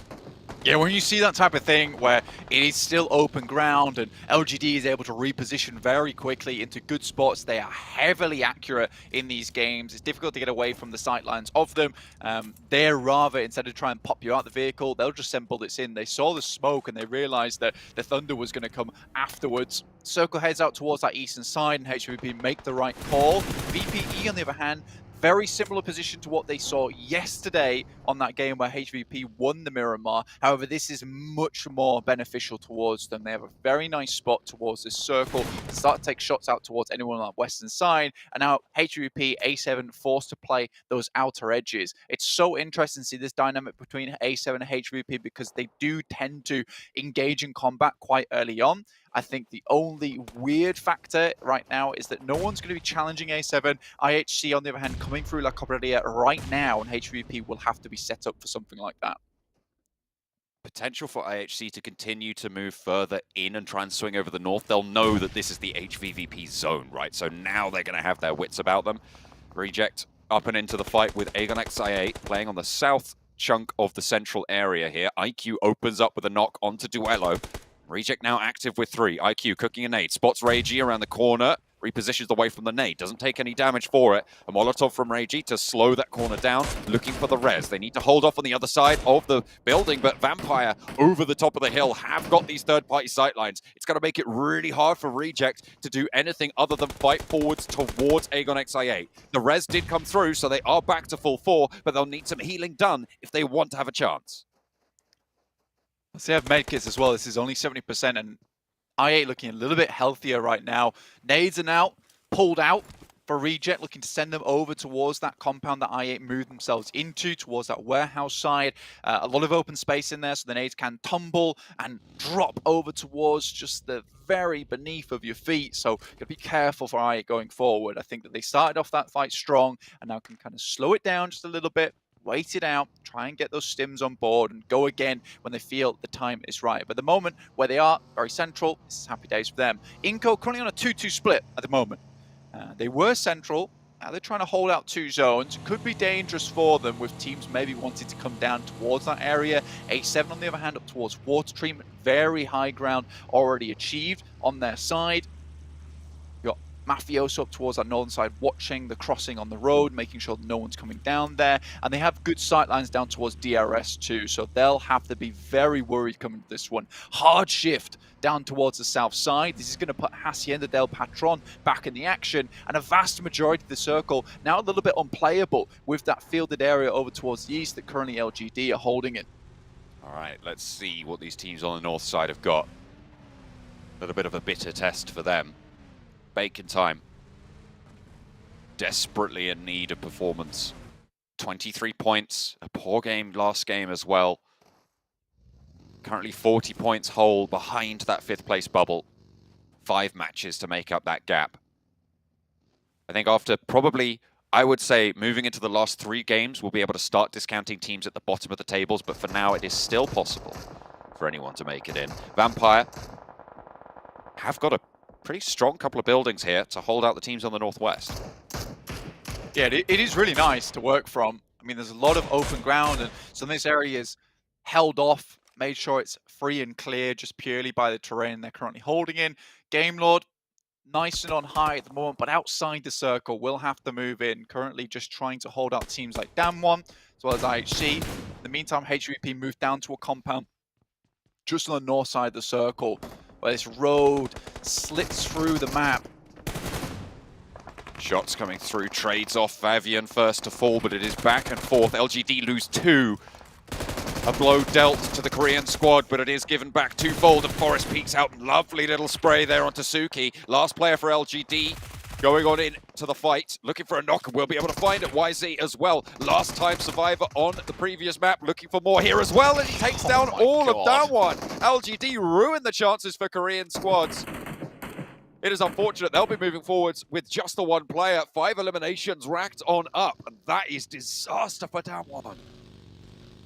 Game Lord just get decimated by IHC. You just move in as a 4-man squad, and Game Lord cannot hold back the tide that is IHC as they wash over them, and will leave that compound clean of any Game Lord players remaining. Titans down towards the southeast, playing on the high ground, looking down towards the eastern side. Very interesting end towards this Miramar, honestly. With Hacienda del Patron still in, awkward terrain down towards that south side. BTR holding there currently. I think for BTR right now, things do get a little bit scary. You need to put some points on the board to get them back into a position where they can leapfrog up into that top 5. I think they've been given a lot of chances where they could get those chicken dinners, being some good spots, but unable with the players they currently have to bring that firepower to the table. Scarce reload, Enigma Galaxy. I think that was a tire spin out there for Ralph. Shots from Godless down the hill. A pivotal off angle coming through from IHC to slow down this aggression. Enigma Galaxy for sure would have taken them down if Godless had moved with this rotation from the rest of the squad, but over the top they go. They want the challenge, the fight, but it's bad because Lords launched an aid over their way. Oh, goodness me. 2 players down for Enigma Galaxy. Hamodi gets drawn short. Ralph as well, knocked on this approach. Godless, so important for IHC. He needs to stay alive in the spot to allow them the chance here. Icy, low HP, nade over the top, going to continue to come through from Lord. Nades find 2 from Enigma Galaxy. Icy and Alex doing a lot of work there, but a Molotov actually burning Alex away. That might tick him. Can he get the first aid off? Yep, the fire will go out as well. So first aid necessary. Over the back, there's Vampire as well. Ready and waiting for third party. There's Freak spots it. Goodness me, Freak, very important there from the sidelines. But Meku coming in with HVVP, looking to finish up this fight on the third party, but gets turned away there. Godless tries to get out of dodge in the UAS, very low. Oh, no. Freak also finishing off Meku from the sidelines. This is not the way they wanted it to go. This could have been a perfect opportunity for that third party, but losing a member on the process, not ideal. However, they had to punch their way into the circle somewhere, and this is probably the best place to do it on the top of the third party. Do not expect that player out in the blue. Meku goes down to unfortunate circumstance there for HVVP. They'll be aware of it now. Freak still low, still ticking away. Zone 4, so the zone will start to out-heal the meds. And a nade over onto Alex from Tixie is good news. HVVP continue their bid for this hillside. Remember, this is the Northwestern Circle. This is the circles that HVVP should specialize in. Shots over their way, getting taken away. Lord dismounted as well. Heals come through, looking for Kitsune. As Tixie roams the hillside further. Freak disengages. He's moved on up and out of that blue zone position. The flush comes through. HVVP, 2 eliminations to show for it. Yeah, I mean, that's a really good opportunity. Learning from that last game in the case of, look, if we need to punch in somewhere, we need that battering ram to do it. And we cannot have 2 players behind us watching out in towards that circle, towards the zone. So they wait until it encloses just a little bit more before sending outwards. I think that you don't expect Freak out in the blue, like you say, in which case they do lose a player in that process, which is absolutely fine in my opinion. But now at least they have a position to move in towards the circle. Yes, Aegon and Reject are in front of them. But there's definite possibility to pick up a position that Freak's currently playing in over on that western side. And it's better than nothing. It's behind that big ridge line as well to the west of Aegon XIA. You can see that's exactly where they'll go. It's fully covered, and they can play on the other side of the circle. Ghost, if Tixie had gone down there, that would have been disaster. So definitely necessary for that one. A nade over the top. Not going to land in the building. Will have spotted the arc, and Tixie going a little bit closer to it. But Matic somehow lands that nade across the road. Nick Galaxy take the tumble. HVVP up to 3 eliminations now. They can control this side, but Godless from IHC is still there. Is still in the shack that proved so dangerous for Nick Galaxy.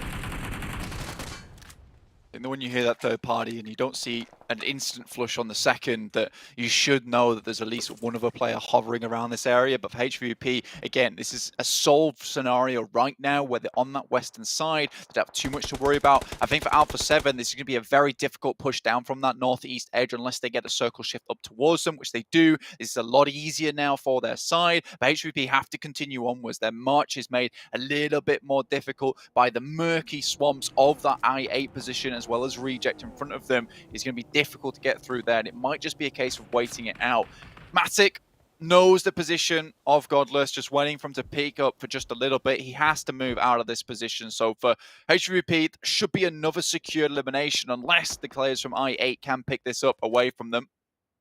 Godless might try and take a challenge, maybe just look for a cheeky little knock. Smoke is there. But yeah, you've got to imagine this draws to a close fairly soon.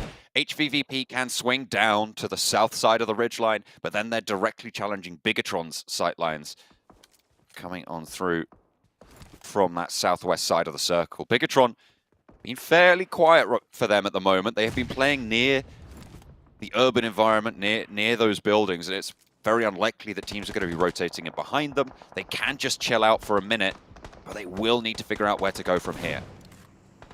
It is so difficult now to get past this position. Looking for Godless, an ideal scenario, pick up that elimination and maybe think where to move next. I think crashing down towards I-8 spot, not the greatest of ideas. We're heading further down towards the south. There is warehouses down there. Finally, he goes down to iNCO. A very long distance shot.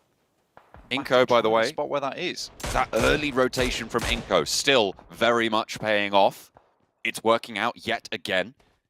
Team in 5th place right now. I mean, it certainly is doing wonders for their table standings, Blank. Yeah, and they went for a 2-2 split at the beginning as well. I mean, they lost a player, able to get the res up, but they secured 2 positions around the map. VPE tried to pick up the other, in which case they immediately regrouped towards that northern side. So they're securing positions within the map at the moment. Yes, it's not the most central position, but it is somewhere to play from. You have teams like DRS, Titans, BTR, all with difficult decisions ahead of them trying to move downwards.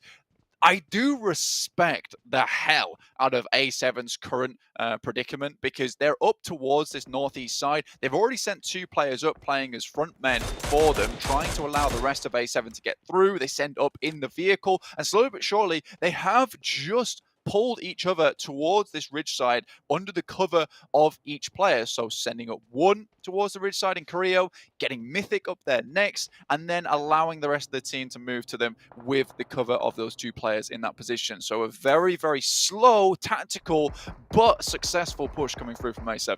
It's likely, though, with this ridgeline right in front of them, giving them the majority of their cover right now, they're going to have to fight Vampire or choose to go for iNCO instead. So it is a squad fight in their very near future, Blank. It could be very, very tricky. Aegon, X8, and Reject have been sharing this compound as well on the western side for a long, long time.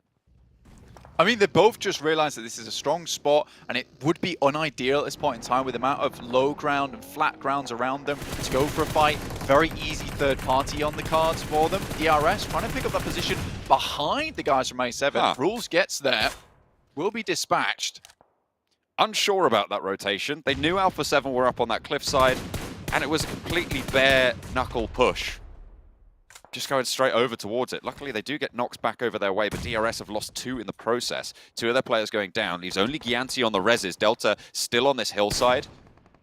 And only the one that is really resable in this scenario, Alpha 7. Fortunately, losing Mafioso, so they are going to be nerfed down to 3. Rules falls, and they pick up a point for it, but you don't want to be losing players when that squad fight is so close on the doorstep. Bacon time, now an opportunity to pick up some big points here. Very central spot, nice high ground to play around with. A lot of buildings to cover, to hold on to, but also a lot of little bits of cover that they can hold on the sides from. And I think that's the major thing that you have to concern yourself with here on Bacon time side, is that there's hills going up this position. It's hard to push onto it without vehicles, which will really expose a lot of players coming up that way, in which case Bacon Times can kind of isolate and consolidate their forces onto one spot. DRS moves up, and A7 so far taking a lot of damage from them despite getting the initial knock over their side.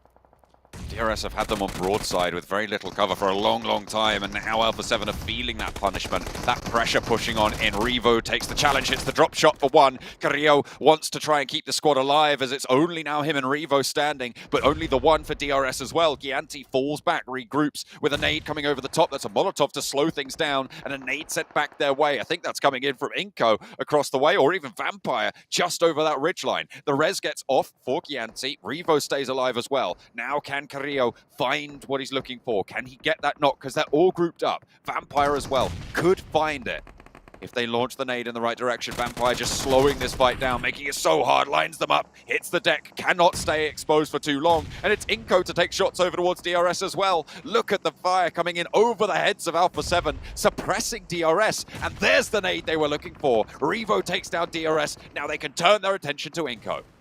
A second place team going head to head with A7 at the moment does get dispatched. A really good regroup, and this is where now Bacon Time have to consolidate. And the hill that I was talking about that Titans have to push up towards, they're one of the 4-man teams in the lobby. This is a push they can make. It's a little bit difficult, but they are held short here. Sending smokes up towards that top side as well as nades to clear out the positions close by. In the meantime, HVVP taking shots down towards BTR, trying to close out this rotation down towards the southwest and open up a spot for them to move in. One knock found at the moment, and BTR in dire straits at the moment with no real space to move through. HVVP just about using every single inch of that ridgeline that they've been given. They know where BTR now, but Matic's moving slowly, speeds up a little bit as soon as those bullets start to land. Zuxi traded off as Tixie's on the ball. Liquid looking for answering shots, but Tixie does get knocked in the process. They cannot afford to lose another player here if they want to have a big game. Blank. Tixie will need to be rezzed. Kitsune right nearby, but Tixie caught out. The smoke covering off the answering spray from Matic to keep their heads down. And Bigatron not going to fall just yet. Oh, just about. Going to survive behind that. The vehicle does go up, but the reses are starting to come through for Bigatron. They're keeping themselves alive. And the circle moves away. They'll have to go further. And in 40 seconds, that will shrink.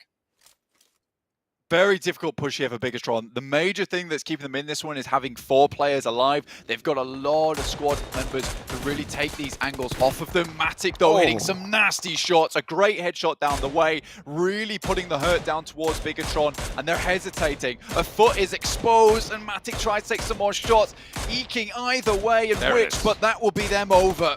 Finally, bringing a third knock into the mix works out for the Matic, able to those final shot spots. Misery M249 to try and just suppress that ridgeline. HVVP, they're going to have to move first, probably, out of the teams to their northern side after they've dealt with Bigatron. Still have cover to work with, though, moving off towards that east.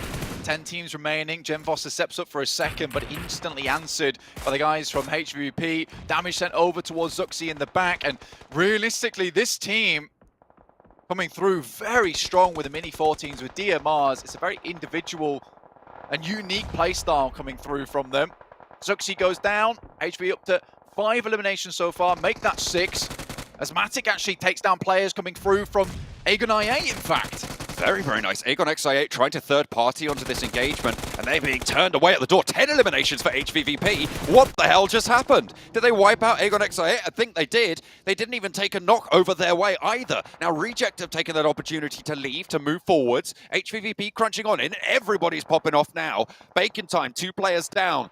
Right in that central position, high ground compound, very, very valuable, and Titans have the numbers advantage. Vampire rolling on up in the northern side, and look at the teams that are starting to fall. Blank, the teams going down, and the teams above HVVP. 12 eliminations on the game right now, and Squash, last player standing for iNCO to remove potentially another player from the teams above them. Titan from the south side, their only real competition here now. And what a bloodbath on this northern side. Finally, HVVP turn up the heat. They make it work, and they're turning their attention to Reject. 13 eliminations, Vampire looking across the ridge, iNCO down, and yet more teams fall ahead of them. This is a cataclysmic performance coming through from HVVP as they just ruin a lot of these other squads' chances. They have that position. I8 crashed directly on top of them. Remember, they had 4 players, and HVVP send them packing. And now they have great sightlines over to everyone in this area of the map who are all squashed into a tiny space, have to fight off against one another. Sure, there's really not much cover whatsoever for the guys from HVP, but they're making this happen. We'll have got a nice little bit of a resupply on Aegon I8 before they had to move forward a little bit more. These DMRs, the M4s, working out very well for HVP on these long-range fights, these long-range engagements where some of these people in the lobby, they're prioritizing having the DBSs, having the UMPs over the DMRs themselves, but a few nasty little headshots coming through from the guys from Matic as well as Kitsune. Disgusting stuff. Oh, Titan. They're going to have to leave this position, though. HVVP need to time this perfectly. Puncher just hits the branches. They're getting cover from it. Reject looks for the spray to light it up, and Matic goes down. Vampire are taking their turn as well at the batting post, but with 13 eliminations, if they can just survive long enough, they have done so much to put a dent in that gap, and the teams ahead of them falling like flies. iNCO already down, take C, laid low, and now just one player. The IGL Kitsune for HVVP stays alive. I think he might just be in the next circle. Which teams can survive the oncoming onslaught? Realistically, HVP should have gone down 10 minutes ago. It was such a difficult push for them. They had hardly anything to work with. The fact that they've got this far with this amount of eliminations is absolutely gargantuan for their side, up towards 6th place now. But like you say, they just need to survive a little bit longer. Besiktas at a single player, Reject down to 2. There is a high chance that both these teams go out fairly soon, with VPE understanding they have to move out this way too. And we're on knife zone, and this will just pull further in. Bacon Time suffering. They need a big game here. Blank, Vampire, Bacon Time, 2 teams that you would have expected to be in those top 5 at the start of the last chance phase. But right now, at Death's Door on their tournament, 5 eliminations for Vampire, 4 players alive. It's good for them, but Bacon Time suffering a little bit heavily as Titan roll on up into the door. HVVP eliminated, 6th place, 13 eliminations. It's a whole load of points for them. They'll be happy with that. And Titan roll on through. It's breakfast as Bacon Time chowed down on by Titans. Only the 1 player, 2 players active. Orbicile is there, but they are just going to get torn through. Titans move on in. 3 players alive for Titan, but 4 for Vampire, and they're looking to turn it up. Titan getting cut out as well. Pieces low for Besiktas, but they make it into top 3 as Reject now with a duo. Vampire with 4. They've been holding behind this ridgeline for so long, but now they're going to move on out. They execute on their final strategy, their end game, and 11 eliminations so far, racking it on up. And Peace, the last player to stand in their way, will be bringing in that 12th point for them, and a chicken dinner for Vampire. You can see the elation in this squad. From the bottom of the tables, a necessary time to stand up. 100%. I mean, like, there is only so long that you could stumble before you either fall down or find your footing. And VPE have found it here on that game of Miramar. 4 players still alive. This is much more the standard type of playstyle we've seen from VPE, getting back in towards the mix. Schweppes putting up a big performance, which has not happened in a little while, whereas we kind of expect it from this guy being one of the best players on the squad. I am pleased with that result coming from VPE. They took that central position, and you know what's really interesting about it is the fact that HVVP, if it moves over towards that northwestern side, they hold on that ridge, and they dominate from that ridge. But we saw VPE get a very good result from the exact same position they took yesterday. It moved further towards the east, and VPE are able to translate from that spot. So very well done to Vampire there. Most players getting a very even result of damage and eliminations and knocks. So a great game overall for VPE. But is it enough at this point? When the night is darkest, the Vampires come out to play, and they are here with a big chicken dinner to come through for the squad. As we've been saying time and time again, so necessary. HVVP, 13 eliminations on the game. A lot of teams ahead of them going down early, pushing up for that 5th place bubble, pushing up to be in that PMGC Finals, because Blank, they needed this for them to be able to stay alive in this tournament. You expect them to be going there. They expect it of themselves. And both of those 2 rosters putting in the shift.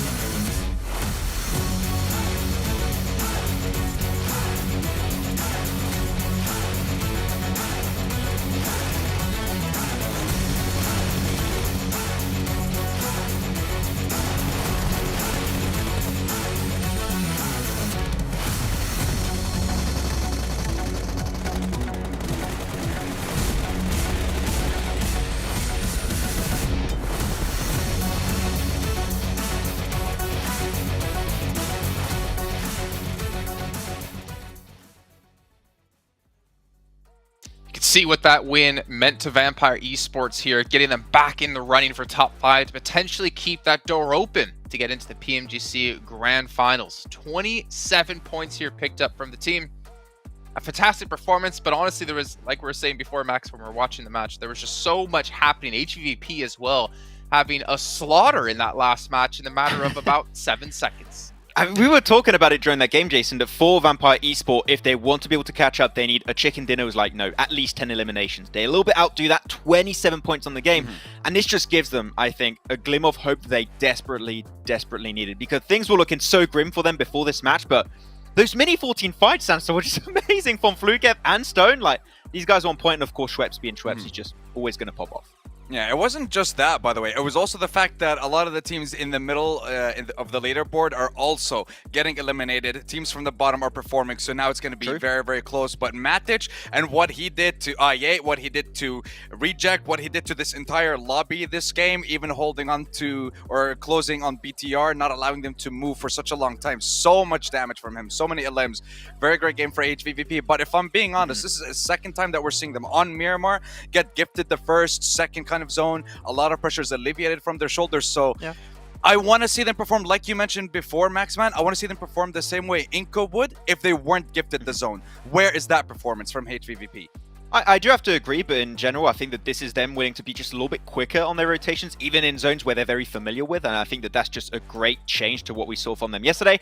And man, they eliminated, there you go, that's the word, 2 teams in a matter of like 10 seconds. Like, they just flipped a switch in that game and just went super aggressive. So good from HVVP. We'll see if they can keep it up in the next matches. Well, you know what, Maxman? I'm going to flip the switch here and send us to a quick break while we get things ready to go for our 3rd match of the day.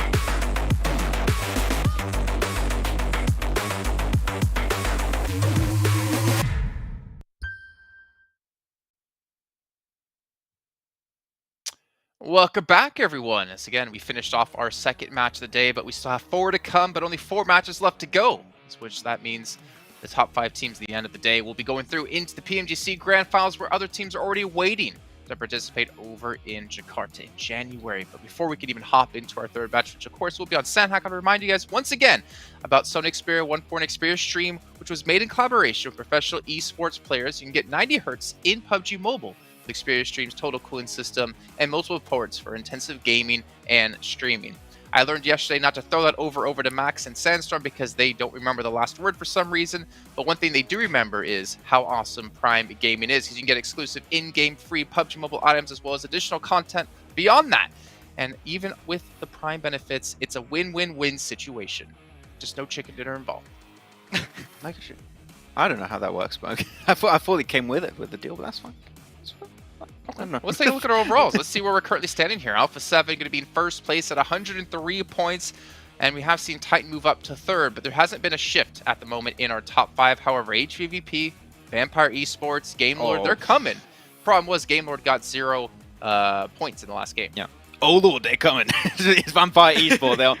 Vampire started off the day in 15th position right now, Sandstorm. Now in 7th position, just at the door of making it potentially in that top 5 position. One other just even average game would be enough, but we know the competition towards the top is just so tough right now. All the teams are taking down one another. It's a tough position to be in, but at the bottom, it's looking a bit grim for the teams right now. It is looking grim at the very bottom for Bacon, Egon IA, and for Nigma Galaxy. But for Damwon Kia, it is about 15 points for them. Where realistically, we're looking at LGD, even Besiktas, 56 points, 10-point difference from them, and 5th place. But realistically, 5th and 6th place, I think, are the one, or 5th and 4th place are the ones that are going to be open to, let's say, competition or contest right now for the top 5 spots. Alpha, DRS, I'm not sure anyone's going to be able to take their spots away with only 4 games left to go. And the way that Alpha's been looking and the way DRS has been playing, very, very passive early on, just making sure they survive into the later stages of the game. It's going to be very interesting to see these last games for sure. Yeah, you have to imagine that if you're the likes of one of those 2 teams, you just don't even care about playing super aggressive. You don't care about winning matches. All you care about is just surviving to the late game, right? Try to get as many points built up just from placements alone. And ideally, no one should be catching you. But let's see your 2 teams to watch here and see if any of those teams could potentially catch up into our top 5. HVP, Vampire, Alpha 7, Maxman. A little bit of a cop-out answer, but you know what? I gotta respect it. It's fair. I feel like if I pick any team outside the top 5 right now, I'm just going to bring bad luck to them right now. I've done it for BTR. I've done it for Game Lord. Like, it's got to end right now, so I'm just I'm going for the good top and VP aren't top 5 though. Sorry, the teams are like not in the race right now. Okay. So yeah, we're close to top 5, yeah. Looking over towards you though, Sandstorm. Again, 2 teams in top 5 at the moment, and HVVP. Talk me through it. HVVP, because I want to see them perform again without the zone giving them a huge advantage at the very beginning, and especially when we're looking towards Sandhawk, these guys need to perform a little bit better. And when I'm looking towards the rest of the teams, Titan, just consistency is there for them towards the end of day 1 and slowly getting themselves in those top 4, top 5 positions multiple times. So pretty good for Titan. And DRS, keep up that passive play in the early stages of the game. Get yourself as a nice cozy position towards the end, and you should be perfectly fine and ready for the grand finals. Well, I have read the script here. I have learned that HVP will get a Northwestern Island zone. Let's see if it's going to work out for him, though, as we head over to our commentators to kick off the 3rd match of the day. Going into match number 3 with Sandhawk at the door. After this game, Blank, I'm thinking that we're going to be starting to see some teams really kind of cut off from the top of the tables, from that bubble position. Blank won't have been able to hear me as I was saying that, but you guys on stream will have been able to hear you, hear what I was talking about. After this game, Blank, I was saying that we're going to be starting to see teams cut off from the top 5 bubble spots. That is correct, John. Thank you for consolidating that into a nice, concise point for me to understand and then reply to, which I will do right now. We are, yes, 100% going to be seeing some of these teams being cut off towards the bottom side. I think for Nigma Galaxy, i8, Bacon Time, if they do not have a good performance here that sits around about 50 points, it's going to be very difficult over the next 3 matches at the end of the day to actually hit up towards that top side lobby. Certainly possible with this type of a sprint format, and particularly with the way that the lobby currently is, quite evenly split all the way down to the bottom. There's still a chance. I think iNCO right now is that team that everyone's gunning up towards. Right now, HVVP is currently tied with them at 66 points. That tiebreaker currently being the placement points they were able to accrue on iNCO's side. 38 eliminations, but only 28 rank points there for HVVP as opposed to 32 on iNCO. They do need a little bit more. However, iNCO so far have been struggling to find that golden kind of opportunity they're able to find in the past couple of days, where they were getting those big points, getting those big numbers put up. HVVP currently third highest eliminations in the lobby. 44 for Alpha 7 and IHC on 41. So they have definitely had an impact, I think it's safe to say. See if they can do so again. But iNCO, that central style, working out for their placement points, which after all is that tiebreaker position as we come close to our first circle coming through. Wait for that one to hit. Obviously, iNCO were on board with them right now, needing to put up a good performance at the moment in 5th place, right on the edge of being knocked out here. VPE, things looked very dire for them. I think they were down towards that 15th place position at the start of the day, now up towards 7th at the moment, which is incredible to see for them. 62 points, looking to get up towards the top 5. Going to be hard to dismount DRS, but with Alpha 7 taking 103 points, putting that buffer between them and second place quite high. First team to reach triple digits here in the last chance. You know, there is a lot of opportunity for other teams to leapfrog underneath some of these guys like Titans, IHC, iNCO, DRS, who have yet to find those big games consistent like we're seeing from A7 at the moment. And if you're one of the teams that is looking to chase that bubble, you're very happy to see Alpha 7 earning all of those points, right? You're looking for them to take those points away from the other top contenders, unless all of those other guys are finishing in 4th, 5th, 3rd places, that sort of area at the same time. You're happy that Alpha 7 are taking a big chunk away from you because it's unlikely that you're going to get up to that first position or challenge for it, but you just want to have that bubble reduced as low as possible so that when you have a pop-off game, like your HVVP, like your Vampire Esports, you have managed to put yourself back in the running. Soka heads up towards the northwest side. VPE, HVP, not happy yet though. I think with this kind of circle, we've seen a lot of times it head over towards that eastern side, making that crossing from the northwest infinitely more difficult. I think with the way that we see this lineup from Besiktas, A7, Reject down towards Down1, which almost makes this semicircle that encloses around the northwest island, is so hard for VP and HVP to leave that island without having to take some very early fights in this game. And we know with the way that we've extended how long these games actually last for. I mean, you used to see Sandhawks finish around 21 minutes sometimes in very hectic scenarios. Now we're usually looking at that 26-minute mark where the game comes to a close. So very interesting stuff in terms of the amount of time that you have to spend getting through a lot of these engagements. And it's no longer a case of you get through that one engagement and then you can just kind of wait out towards the end of the game. Those 5 minutes may seem like a very short amount of time. But when you get to those final circles, 5 minutes can be the difference between a 10th place and a 2nd place. Very early move from Reject up to get that crossing. 3 players already all the way over there. Duello still as a backstop, but this is a central lobby, and slap bang in the center is on that northwestern island. Game Lord rotating around the northern side with a boat, likely to make landfall to the west point, just west of Hartin, on the north side of that island. They're giving the rest of it a very wide berth, though. You can see that they're not going to take any sort of chances whatsoever. In the case of Besiktas are holding on that northern side, but they are moving down south towards that bridge. Vampire looking to try and control that crossing, but they've allowed Reject in on the south side into one of the strong compounds on the northwestern island underneath those cliffs that HVVP will be looking to exert control over. Yeah, getting here early is a little bit of a Hail Mary, honestly. It's one of those positions that gives you a lot of comfortability. And iNCO were looking for this as well, it seems. You know, hoping to sit out the majority of the game. And with Reject already being in that position, goodness me, now iNCO's in a really tough spot because this entire macro decision, this entire push from them gets sent away, and they're left feeling a little bit questionable where they want to go next. That confusion starts to set in. Where do we head towards? Which positions can we take on the map that haven't already been taken? And I think this is where it gets very, very different for iNCO, considering a lot of teams have made that analysis, watched the VODs from yesterday, done their homework, and realized that iNCO are just finding good spots in the circle early on in the game, which could work out towards the end game, and then just sitting there. And more often than not, they're finding those spots. You can see that confusion really coming back to bite them because they are just circling, and there's no longer anywhere for them to go. Dogs of War of HVVP smell the cordite on the breeze underneath them. They're looking for those sneaky little shots. You could see just peeking in and out. Matic wants to get any sort of information, probably more valuable at this stage than the eliminations, because HVVP already have a high expected value point scoring position. Have to see where the next circle does go, but at the moment it is very much in their favor. Game Lord made net landfall on the northwestern point of the island west of Hatin, and they are now land fallen.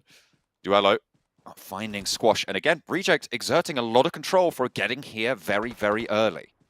Yeah, it's literally the iNCO play, and it's funny to see it come back to bite them because you have this singular play where it's worked out so many times because other teams have not been going for this same rotate. As soon as another team takes up that position, iNCO is just completely floundered by that. I genuinely don't think that they knew what to do after a team was in that position. They had no backup plan, to say the least, and hoping that that would just take them all the way. And this is the one thing that I was worried about, the one thing that I thought would cause problems in future for iNCO, and it's certainly starting to rack up now as they're not finding those points. Again, 54 at the start of the day, able to get 12 points on the day after getting quite a lot of eliminations from that bankside position over on Erangel, but it's not really brought them up to speed with some of the other squads towards the top of the lobby, like Titans, who have made a really good run for it, trying to secure their place in that grand finals. If you remember, Blank, we were talking about where the bubble is looking to be at the end of today, as Lord takes a tumble. We were looking at how many points were able to be earned in the survival stage, where they all played. Oh dear, we'll talk about that shift in a second. But where we're looking at that bubble being is on that 10-point average line. At the moment, a lot of teams are falling quite far beneath that at this stage. So we might have a reduced bubble at this point. But Blank, tell me about this shift, because it is quite dramatic.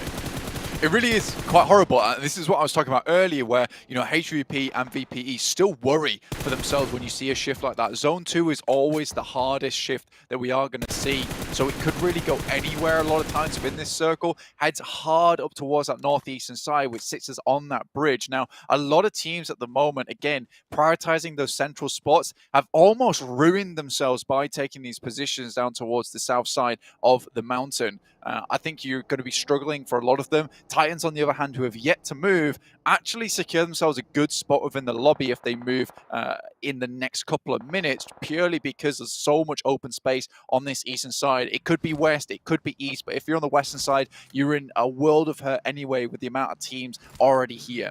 The iNCO duo sending as fast as they can towards the water and trying to potentially play underneath that bridge that worked out for them in the last game, so why not? They have managed to pull up on that west side of the bridge that connects the northwest island and the mainland. So open though, that crossing. Yeah, it really is. I'm surprised they even got that far, to be fair, as a duo. But once again, Vampire play on the hill to the northeast side of the HVVP mountain.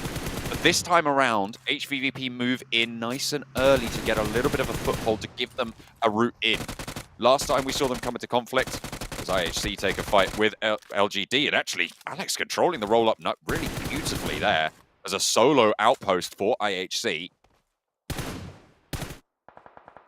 We'll be able to look for these flushes as well. Really, really good stuff. But when we've seen Vampire contest on that little mound to the northeast side of HVVP, we've seen them not move early enough, and HVVP have learnt that lesson.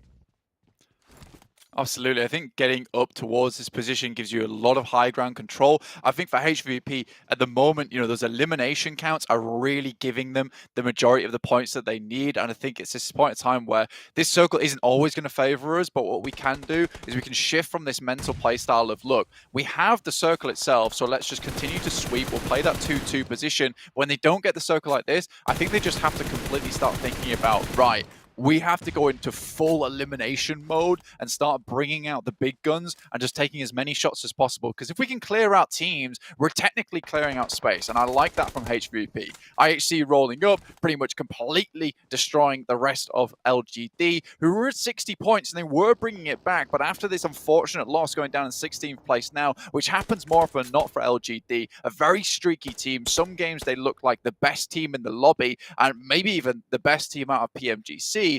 Then other games they look like this, where it just feels like they're not even part of the conversation. And that's a really difficult thing for me to analyze on the desk, for the actual desk to analyze over on their side, as well as for you guys at home, because it feels like if you want to cheer for LGD, sometimes you're cheering for an LGD that seems completely different from the norm. It's odd to see, and I think I'd like to see LGD bring it back into that position where they're performing similarly every single time. However, at this rate, I don't think they're getting towards the grand finals. The circle again onto the bridge. Somehow, Blank, iNCO are in a central position. Okay, it's just one of the facts of the universe that if there's a circle, it's very, very likely that iNCO are right in that middle spot. But Nick the Galaxy move around the north side and scout out towards underneath that bridge. And actually, with iNCO swimming across, trying to make it to the other side, that could be difficult. Vampire this time around, however, are going to control that approach. It didn't work out for their control over iNCO, but Nick the Galaxy will feel the brunt of that pain. Ralph spotted, shot down, Schwepp picks up the flush. HVP even got involved on that engagement as well, taking shots down that way. VPE, though, in a good spot at the moment. Like you said, though, oh, he has the vehicle underneath. Try and keep these players off him. Keeps pulling out the nade. That is mean. That is really mean. God, that is a like threatening presence. Yeah, a little exclamation mark above his head. Alpha 7, up against IHC. It's a knock apiece. 2 4-man squads. So far, though, Godless getting knocked too. That's them down to just 2 players. Continuing on that streak. 2 for 2. I would love to see this fight right now. I mean, it is all going off. I mean, IHC would really like to get some points, and purely taking out A7 out the way means that a lot of those points being ripped away from the top of the lobby, IHC could probably secure a little bit of a better position towards that top side of the top 5. Bacon time with a strong position as well. Vampire had their turn. HVVP had their turn. It is Bacon time's turn to step up from the group green heavy hitters. But IHC demolishing on this south side might ruin Alpha 7's chance. You don't want to let IHC be getting these points if you're chasing for that bubble either, because they are much more within reach than Alpha 7 are. So you do want to root for them. DRS rolling across the top of the bridge. Nobody else had this idea, Blank, but it seems like nobody else had a good idea either. Into the back of the pickup, and they'll be playing with the cover. I like that a lot. It's like everyone's, we got to go underneath the bridge. And DRS is like, why don't we just use the bridge what it was made for? Let's just go on top. Maybe not all the way. This makes no sense. In fact, everyone else in the lobby, completely illogical usage of the bridge, which is, this is a comfortable way across, let's swim. That's not how I see bridges in particular. However, iNCO seems to find success off the back of that approach anyway. Alpha 7, though, with 2 players, actually taking down more from IHC. So once again, another 2 for 2. And holding on. Another knock comes through on that side. That's VPE, Vampire, getting involved. They needed to be able to get up in there for the vault, but now there's 2 players down on the inside. Alpha 7 holding off against IHC. First knock is close, but there's 2 players still on the inside to handle.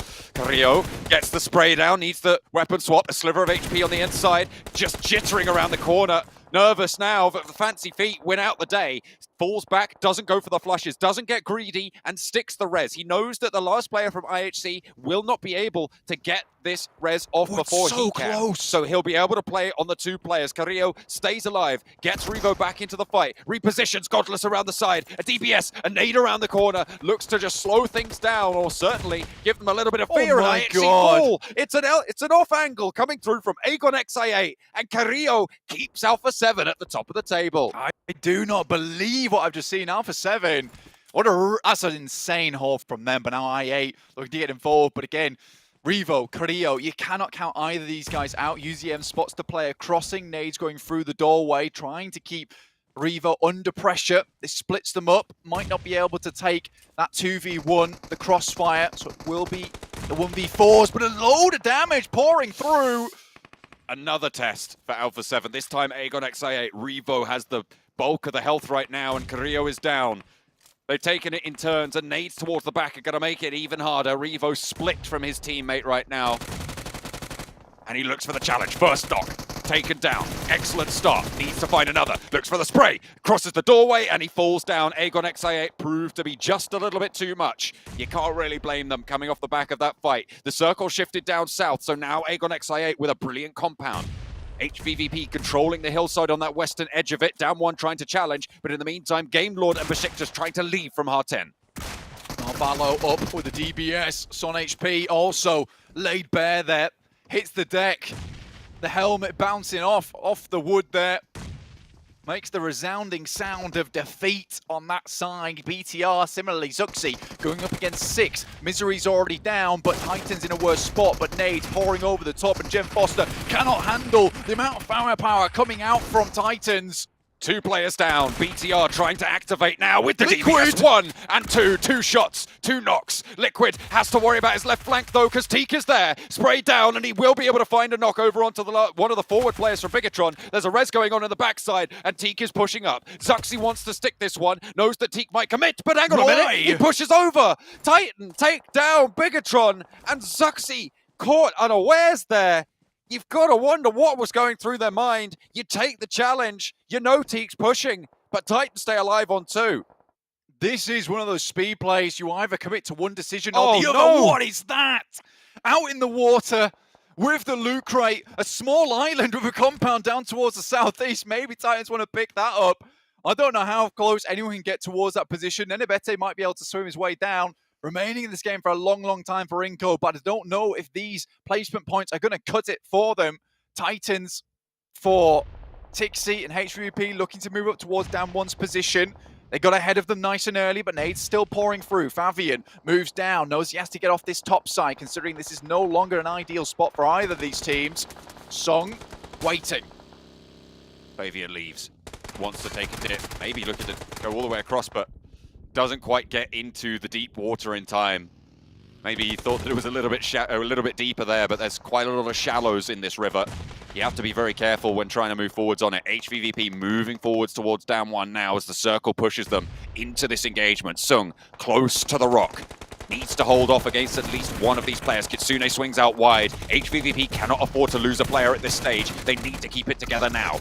Getting the damage in. Kitsune goes low on the wide, deep swing. Sung will be falling. Forest now, last player standing for down 1 as HVVP just about holding it together. Will be caught out, and now they can move further down, but Kitsune is bleeding out. Down 1 eliminated. The chase is on. HVVP, they're up in 5th now, Blank.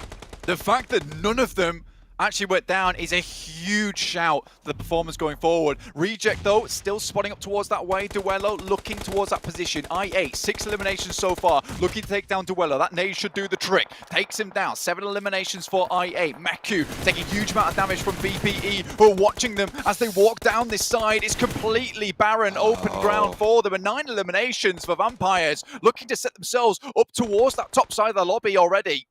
It felt like HVVP just played this a little bit too slowly, and now they're paying the price for it. 2 first aids as actually Fluke does go down and repositions Stoned. Looking for that cross, will have another first aid, but the drop down will take him down. Ravenclaw's there watching, and Matic will be the last player alive for HVVP. Has to just go for a shot. Try and pick up an elimination if you can. It would be great, but Schwepp, he escapes the first set of spray, but needs to go for the reload, and he's spotted by Ravenclaw.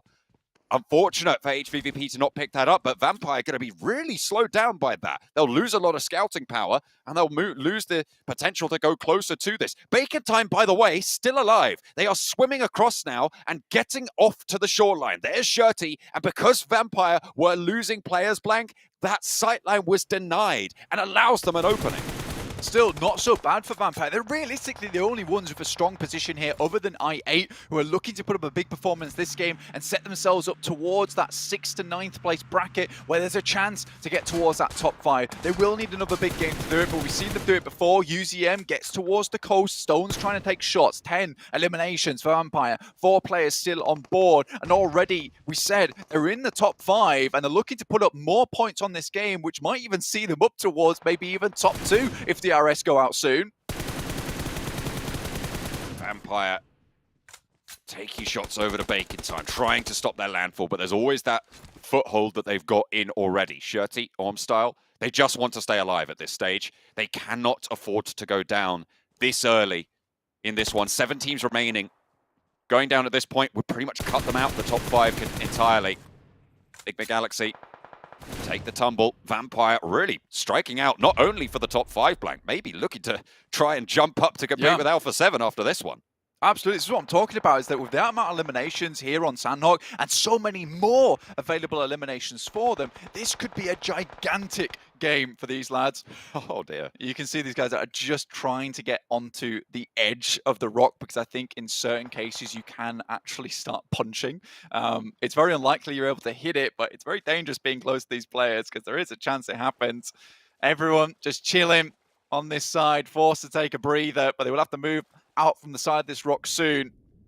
Bacon Time would look to get close, but unlikely, as Aegon with 3 players now have to pick up as many eliminations as possible, deny them from VPE, but a great start from Vampire. They sink the fangs in. Vampire need to push though.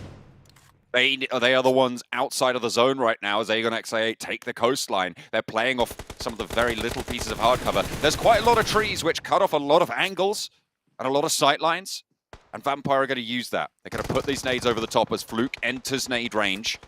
A lot of damage sent. Ghost taking the knock, and that's actually going to go over to Shirty. From that coast side, he did move up. Orb style on the forefront as well, able to take shots from behind this rock. He's not in the zone, sure, but he's going to play spoiler to all of this engagement. Bacon Time, 4 eliminations now on the game. Shirty moves out wide. What's the challenge? 5 eliminations on the game. Schwepp falls as well, and Shirty moves into position. Fluke behind the rock, cannot step out because IQ's there, and the blue zone's pushing Vampire in. AQ maybe going down to Shirty here as he moves into the next circle. Bacon Time start to go up on the coastline. IQ down, and Fluke now takes the challenge. Shirty's there, and the Mike Ruzi gets a good spray. Takes down the 4th position for Bacon Time as 3 teams remain. 6 eliminations, but Orm Styles here as well, looking for Schwepp in the back line. Ice gets up into the fray, but gets knocked back immediately. Shirty is down and into position. Comes Chianti from DRS. A last stand for DRS towards those top 5 positions as he crawls on forwards. Vampire down to 1, DRS on 1, and Bacon Time looking for the res, but can they get shut down? No, the nade is not loosed. A 2-player potential, but Fluke in a 1v1 standoff. Can maybe pick up his players, but unlikely to peek out too soon. Circle will move both these players in. I think that Bacon Time have more time to play with here as Shirty gets back up on his feet. That is a great molly. Will push them out to the side, but it's not quite enough. Doesn't do the damage, and there's a nade coming back their way. Another Molotov for Fluke gets sent, but nade doesn't hit. That was so important. You've got to hit that nade. Shirty behind the tree has the cover. 5 first aids will be able to heal. There's a nade in the pocket for Fluke. He needs to get a knock here. Noise is low. Healing off of the backline, but will be able to get it off. Peeks out wide. Shirty goes down. Fluke for a challenge, and Vampire fall. It's Bacon Time. We said they needed it now, Blank, and they fire out from the water. They emerge victorious against Vampire, who are weaving their brutal thread through the cloth of fate. But this time around, it was not to be. Still, a big game for both of them. Bacon Time absolutely drenched coming out from this game, but the heat rises from them. You can see the steam pouring off their heads because that was a firecracker of a game coming through from them. The fact they were able to live out for so long and hear the shooting and take the opportunity to get to the coastal side, understand exactly where that hard cover was, that is very good knowledge of the game there coming through on Sandhawk, picking up that match. And VPE furious with that result. Those extra 3 points for the chicken dinner could have set them in a secure position towards the top. I am astounded by that game. It could not have been more difficult for a lot of these teams. HVVP also, again, it's that slow play style, that careful play style that has rewarded them so much in the past, which is coming back to bite them on these absolutely hectic circles. That hillside that they had to push off from is really one of their sticking points. On Sandhawk, they've died to it twice now on that very specific rotation. They just haven't been able to figure out how to play it seems, but they'll have to get a little bit further. What a way for Bacon Time to close things down as well, with a pretty healthy elimination count as well coming through. 31 points at the start of the game. They'll have a whole lot more than that now.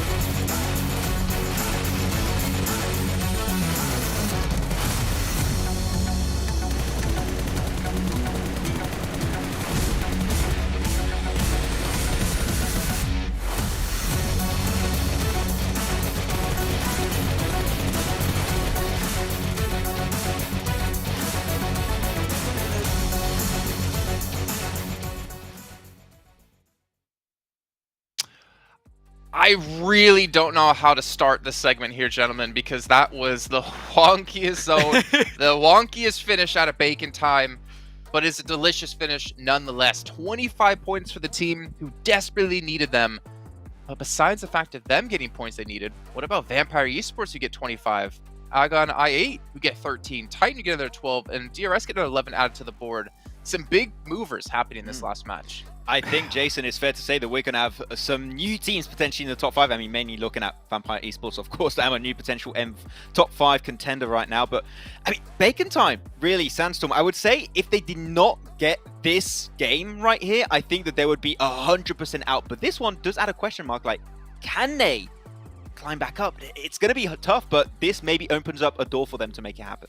It does, yeah, and it's not just that. Again, we have to look at the teams in the middle of the pack and seeing how they're performing, but putting up Noise's stats up against Fluke. Fluke almost managed to do it towards the end there. I'm surprised that he didn't use the nade a little bit early on.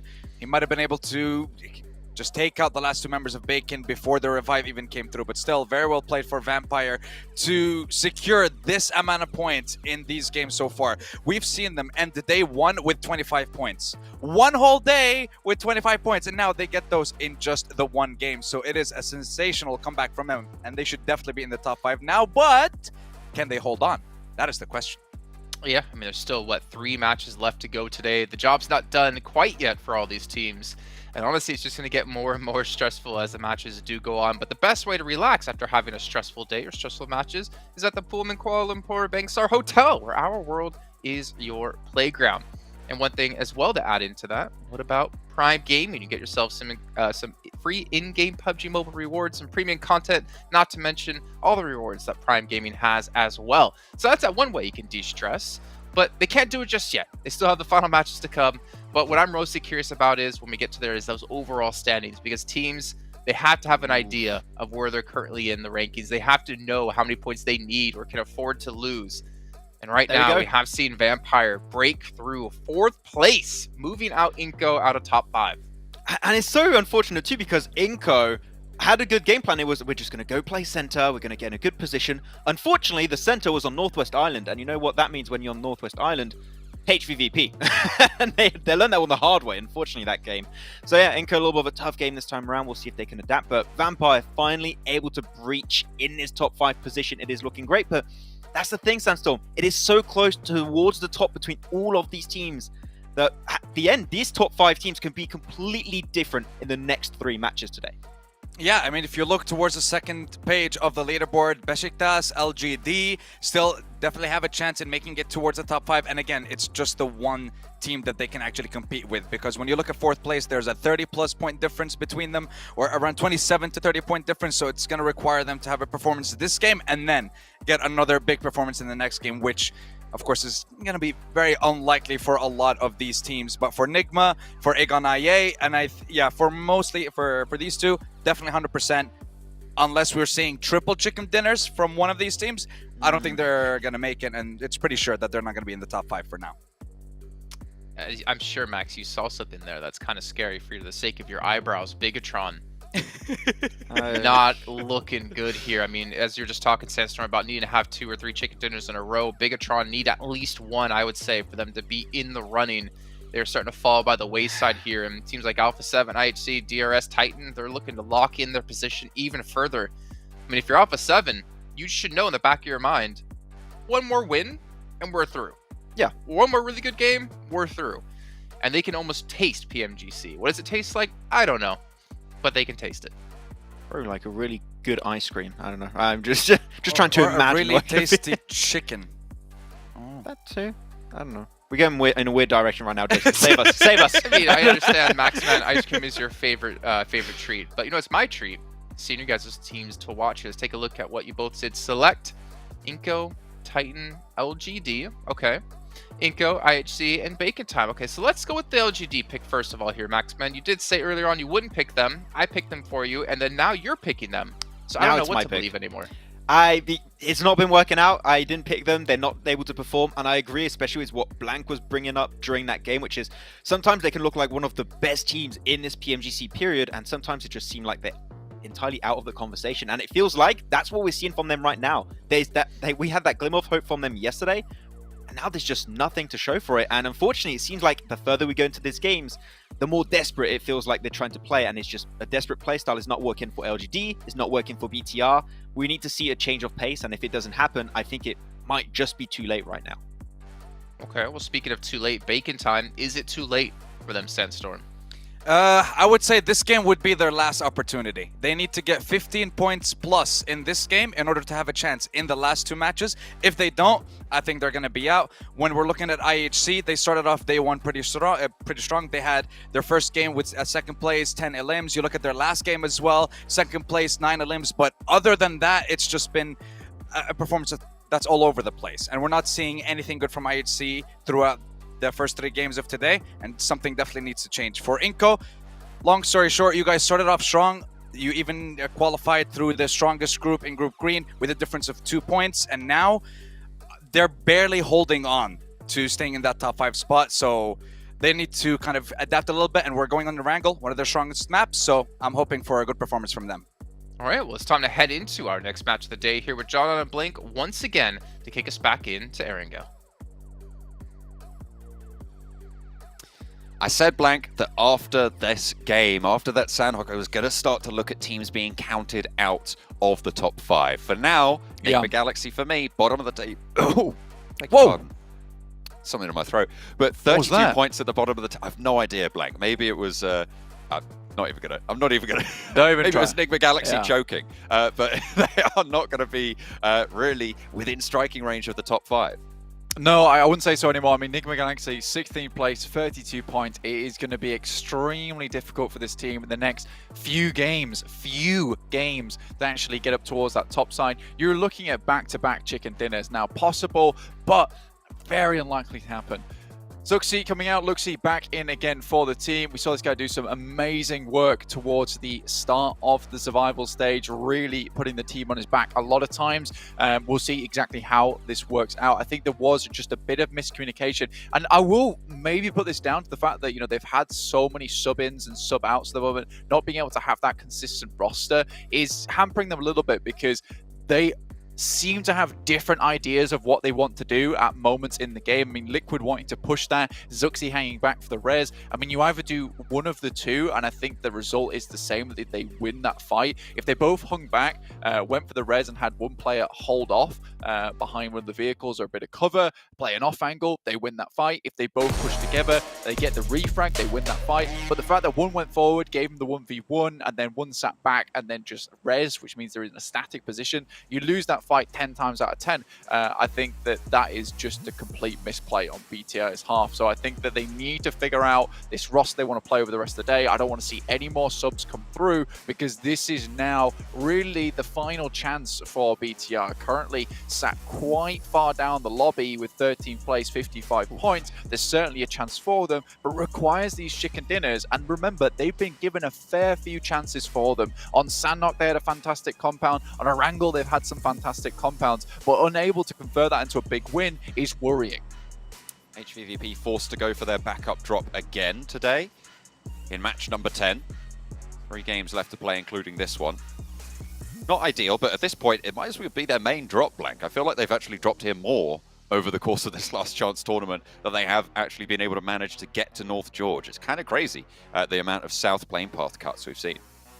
Yeah, for HVP, I think they're more now prioritizing getting that loot on board early. It's pretty easy rotation for them. DRS like to leave that position up towards their northwest side quite quickly to get towards an edge side of the circle so they can start playing inwards. DRS at this point in time, it's going to be very hard for any of these teams to actually get above them or at least overtake them in this top 5 position, just because the way that they're currently earning points is very consistent. They're rolling over those numbers every single match. Even when it seems very unlikely for that to happen, they're still grabbing those points. Remember to follow us on our social channels as well, guys, because we'll keep you up to date with anything that's coming through in the future, including certain rewards, any kind of crates that might be releasing, even our new and additional packages that we're adding to the game, and also when and where we'll be seeing that PMGC take place.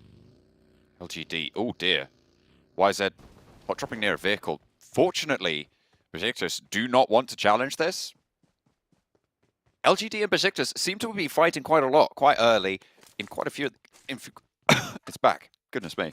In quite a few of the games. What are you doing? Somewhat problematic going on there for you. And I think you're just getting maybe choked up about these final games. You know, it's very emotional. I realise that, John.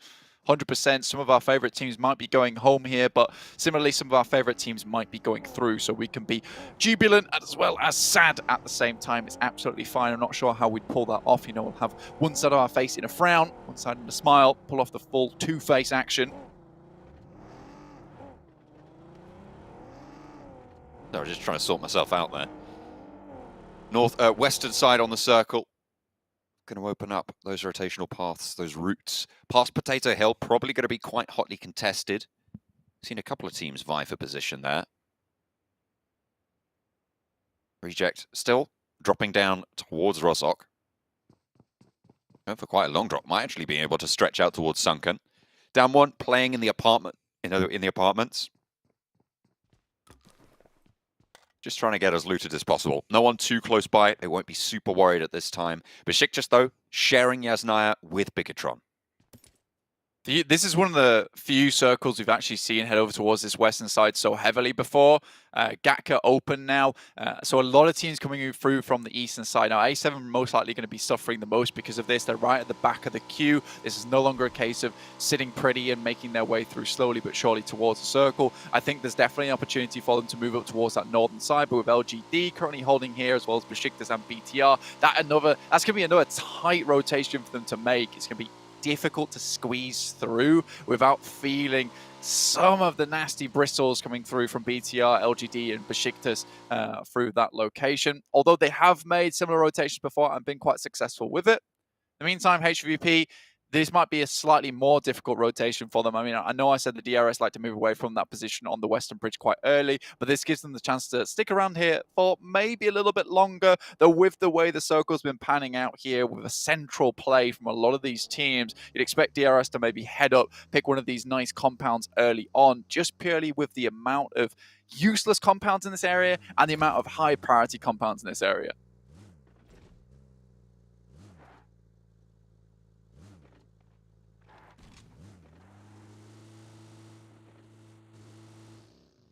DRS. Currently still moving upwards. Aegon down towards Sosnovka. IHC in Novo. Bacon time. Also in Milter Power at the moment. So honestly, still feeling pretty good about them. I mean, they can move through. Reject up towards Rozok side. Enigma Galaxy in Pachinki. A very typical position for them, a great spot for them to kind of ladder out on this game, try and climb up those rankings just a little bit. Considering they are so far down, though, we did say this is kind of a point in time where we feel like that is them just confirmed knocked out. Again, it would require a 30-point game to sit them steady with 10th place. But remember, that is profit they need to find on top of those matches as well, because most likely 10th, 9th, 8th, 7th, all going to find some more points this game to try and see themselves upwards. iNCO, for the first time in a long time, now knocked out from top 5. It's not ideal either at such a late juncture. 9 points behind that bubble. They will have to try and keep plodding along, but there are teams at their heels who are going to try and snap out that Achilles and make that a whole lot harder in the games to come. Drawing really, really close to the end here. Only a quarter of these games left to play. Down 1, still playing a little bit split here. 3-1 right now with iNCO on their south side. iNCO, like we said before, very central spot. Down 1, close by, like you say. Picked up a position on the map that they could find fairly easily.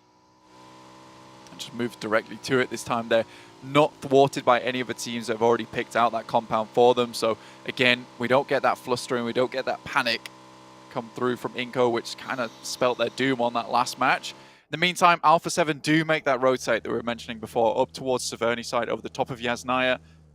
It was a tight rotation, but they nail it there, get right through that hoop despite the flames on all sides. Keep themselves nice and warm in the process, hopefully. Even if they don't get burned, that's what they're hoping anyway. Vampire, ooh, Novello denied it by a cheeky little slow roll on. By Vampire around the side, LGD caught out by Mythic. Will be shot out as well. MVM going to go down and LGD lose a player. The first to fall, and Mythic picks up first blood for Alpha 7. Straight towards the position. This is what Alpha 7 wanted to do today, and they're executing on it very well. I mean, not necessarily always getting all the points or getting all the success from it, but what you can respect from a team is finding certain amount of success from something that they wanted to do. I mean, they mentioned they wanted to be more aggressive in taking positioning around the map. That's 100% what they've aimed to do, and they've found those spots, and it has resulted in wins. It's resulted in a lot of points as well. Piso spots Revo towards that blue side. If he gets knocked out here, very unlikely they'll be brought back in towards the fold. Has to hit the first aid kit. The blue's not doing a chunk of damage at the moment, can just bandage that one back up, get the stims and get moving, but that will slow down the guys from A7, but they've got something to say about this. People are looking at this rotation and thinking, hang on a minute, Alpha 7 did really well by rotating over the north of the lake, so let's all do it. 4 teams have moved through that area. It hasn't been great for any of them, really. Bigatron probably ahead of the curve on it and will be able to get ahead. But they're most likely going to have to push south of the river. They see that. They're moving into Rozhok North. Oh, dear. Wow, okay, yeah. So second circle finally hits here. iNCO will have to move for a bunch of teams. Pachinki at a little bit of a sore spot in the circle. The move around that means that a lot of these rotations will have to go through similar areas or towards that northern side or down towards the south. You're really going to be seeing a lot of traffic jams coming through. Besiktas still on their rotate downwards, and Alpha 7 left out in the cold as they've got a long, long way to go on this one. Chung Si still in the back for LGD, up towards Severny, trying to regroup with the rest of his team in YZZ as well as Suki. Struggling to find similar performance we've seen before towards the top of the tables. Again, now looking back down towards the circle itself. Game Lord, I8, DRS, all in central spots. HVVP just now making their move through. And a huge chunk of this ground split off by Quarry as well as the fielded area down towards that south side. It will be difficult to play this circle. A lot of open space. You're more than likely going to see a lot of teams struggling towards that end game in positions that we'd never want to see you in, which is laid down on the floor in the middle of a field, maybe behind a hay bale, which is your only hope in hell at making it through the game. Would be far from ideal. Baking time on the east side. 12th position even after that chicken dinner. As if. It's unfortunate. Hey, Blank. Guess where iNCO are? Well, that's what I'm saying. Is that it's so surprising to me that they've been able to find this rotate. and it's not been challenged whatsoever. I think that this is... At this point, it can't be luck, right? I mean, it's not luck, no, but this is the type of thing... Well, they're lucky in a way that no one's taken this at this point in time. So many teams had a lot of available time to get in towards this position. Yes, it's not the best compound, and I think they've realized that, which is why, you know, there's a more priority compound down towards the south side, which VPE have. So they take the leftover, essentially. But there should be other teams taking this spot. They're already much further towards the circle than them. I mean, they were up towards school side about 3 minutes ago, and now they make their way down. No one takes shots at them to get into this spot. This is not something that they'll get away with if they head towards the PMGC Grand Finals. This position should be taken up by that point in time, and crashing onto it, they will require a fight to get in. I don't think we've seen many times iNCO have to take any kind of crashes, any kind of engagements for their compounds, and when they do, it really does not work out well for them. This hillside that's in the middle, surrounded by fields, is only going to compound the issue of it being a central lobby, right? All of these teams focus generally on getting quite central, and the fact that there's essentially a ring of difficult to play terrain around the center is just going to make things a little bit faster. A knockover towards the forward point from HVVP, who are still wildly split, is going to force a fast response from Kitsune. Heading back up towards that high ground, I mean, it's not a bad spot whatsoever. And now with this high ground to play around with on top of Quarry, they can look down to a lot of these teams that may be out in the open, providing some good sightlines their way. Game Lord, again, also on a really nice compound towards the roadside. And we're moving further away from that nasty bit of fielded area down towards the southeast, which makes things a lot easier for these teams. It's going to be a bit more tactical, a lot more compound play. So you're going to be looking at some of these good shots. Some really nice precision DMR play as well to hit the helmets off, reduce the supply count for a lot of these teams, which most likely won't be moving from a lot of these spots. And iNCO directly in the center. You wonder if VP are going to try and move down or maybe take some shots towards their position, because they are deadly neighbors to have, because they're not likely to help you in an engagement once it pops off, but they're certainly happy to wander on up and pick up the pieces in the aftermath. LGD, northern side. Lost a little bit of momentum early to an early pick. But they're still on 3. And they've got some buildings, which is more than could be said for quite a few of these players. HVVP getting back together, getting Tixi back to his feet and redistributing. Really, really watching out on their back in the meantime. LGD taking shots. Chunksy will be knelt as Mythic takes shots over to LGD's compounds on the north side of the next circle. This is their backstop area. Now for 7, looking to sweep in on this northwestern edge. I think Meku has to be very careful now, currently holding on a compound on that western side. Not the most amazing spot for HVP down towards Quarry, but the high ground is nice for the time being. Nades coming through from BTR over towards LGD. We said that this team had to have a good performance here. YZ, bit of a clutch maestro, looking to take it to him. We'll be able to find one, but the next knock is just too much to bear. Both of the players here down, and now it's just the forward outpost Suki for the squad. Bigatron moving in and backfilling on LGD, picking up those pieces. But Mafioso's sending out wide. Will have heard these gunshots. They're thinking about how they can capitalize. So they move ahead. Do they try and third party? What are they going to do? There's a good chance here for taking up Suki's position, and BTR being able to catch them on their rotate would be really nice. I mean, Carrillo's already looking for one of those knocks which they can aggressively push on top of. You can see which compounds he's scouting to. Tixi gets a shot down towards Regiosio, who moves out very wide here. More than likely will not be able to be picked back up again by the reject squad, which allows perhaps a future rotation from HVP up towards that northern side to gain a little bit more space, maybe just be a bit more towards the central side of the lobby. This is an uncomfortable rotation from Bacon Time, trying to move their way in through about 4 or 5 different teams. Look at that. How have they managed to get through? I was going to say unscathed, but Noise does get knocked out in the open. Vampire picked that one up. The hillsides on the southwest stay in. The circle does shrink. HVVP on 4 players. 2 players from Reject down the hill from them. Reject, 4 players alive, sure, but you can't turn that slowly in front of Kitsune. You will be able to line those shots up. The players on your left, though, Kitsune, you need to be worried about. Has to reposition, wants to either get the flush now or look to regroup with the rest of the HVVP squad who are looking to move forwards. They want to crunch in on the position. A7's coming down now as well to get joined in on this engagement outside in the blue. are outside the circle. And now HVVP's been very cautious about any of these third parties. Regroup with Meku is very good that they held him in that position for a long time, allowed them to have that anchor point to come through to. Suki is put down immediately, and LGD's hopes to get towards that grand finals getting ever slimmer as we go through. 2 more games now. We'd have to have a killer LGD performance to get towards that top side. Titans also taking shots there. I think that's from one of the remaining members up towards that hillside, down towards the south. Shots, Bigatron taking on Alpha 7, the top dogs in the lobby. A good test for them, surely, but not one they want to take at the moment. However, they might not have much choice. They are swinging in. They're fully committed now. Luxy caught out there, but Mythic's position known. They can start to put nades in on this forward position. You can see Liquid and Misery immediately pushing through. Gen Foster on the off angle to catch those rotates out, but could go down and could be disastrous. Carrillo lights them up, looks for 2, and he stays alive. Carrillo Forte yet again staying in the mix of it and clutching it out for Alpha 7 on a crucial part of the push. Turns around and Mythic helps him out there. Gem Foster dealt with. Bigatron find out all about it. Why are Alpha 7 at the top? This is why, but Luxy might just have one last throw of it. One last pitch towards the backlines. Carrillo has the nade though, and there's the shutdown. Besiktas third party.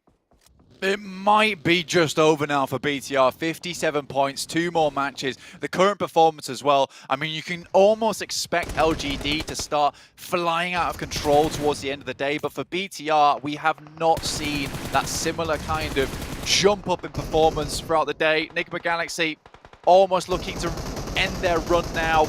It's looking very bad for them. Oh dear, just the one left standing now. And at the bottom of the tables, 2 eliminations on the game.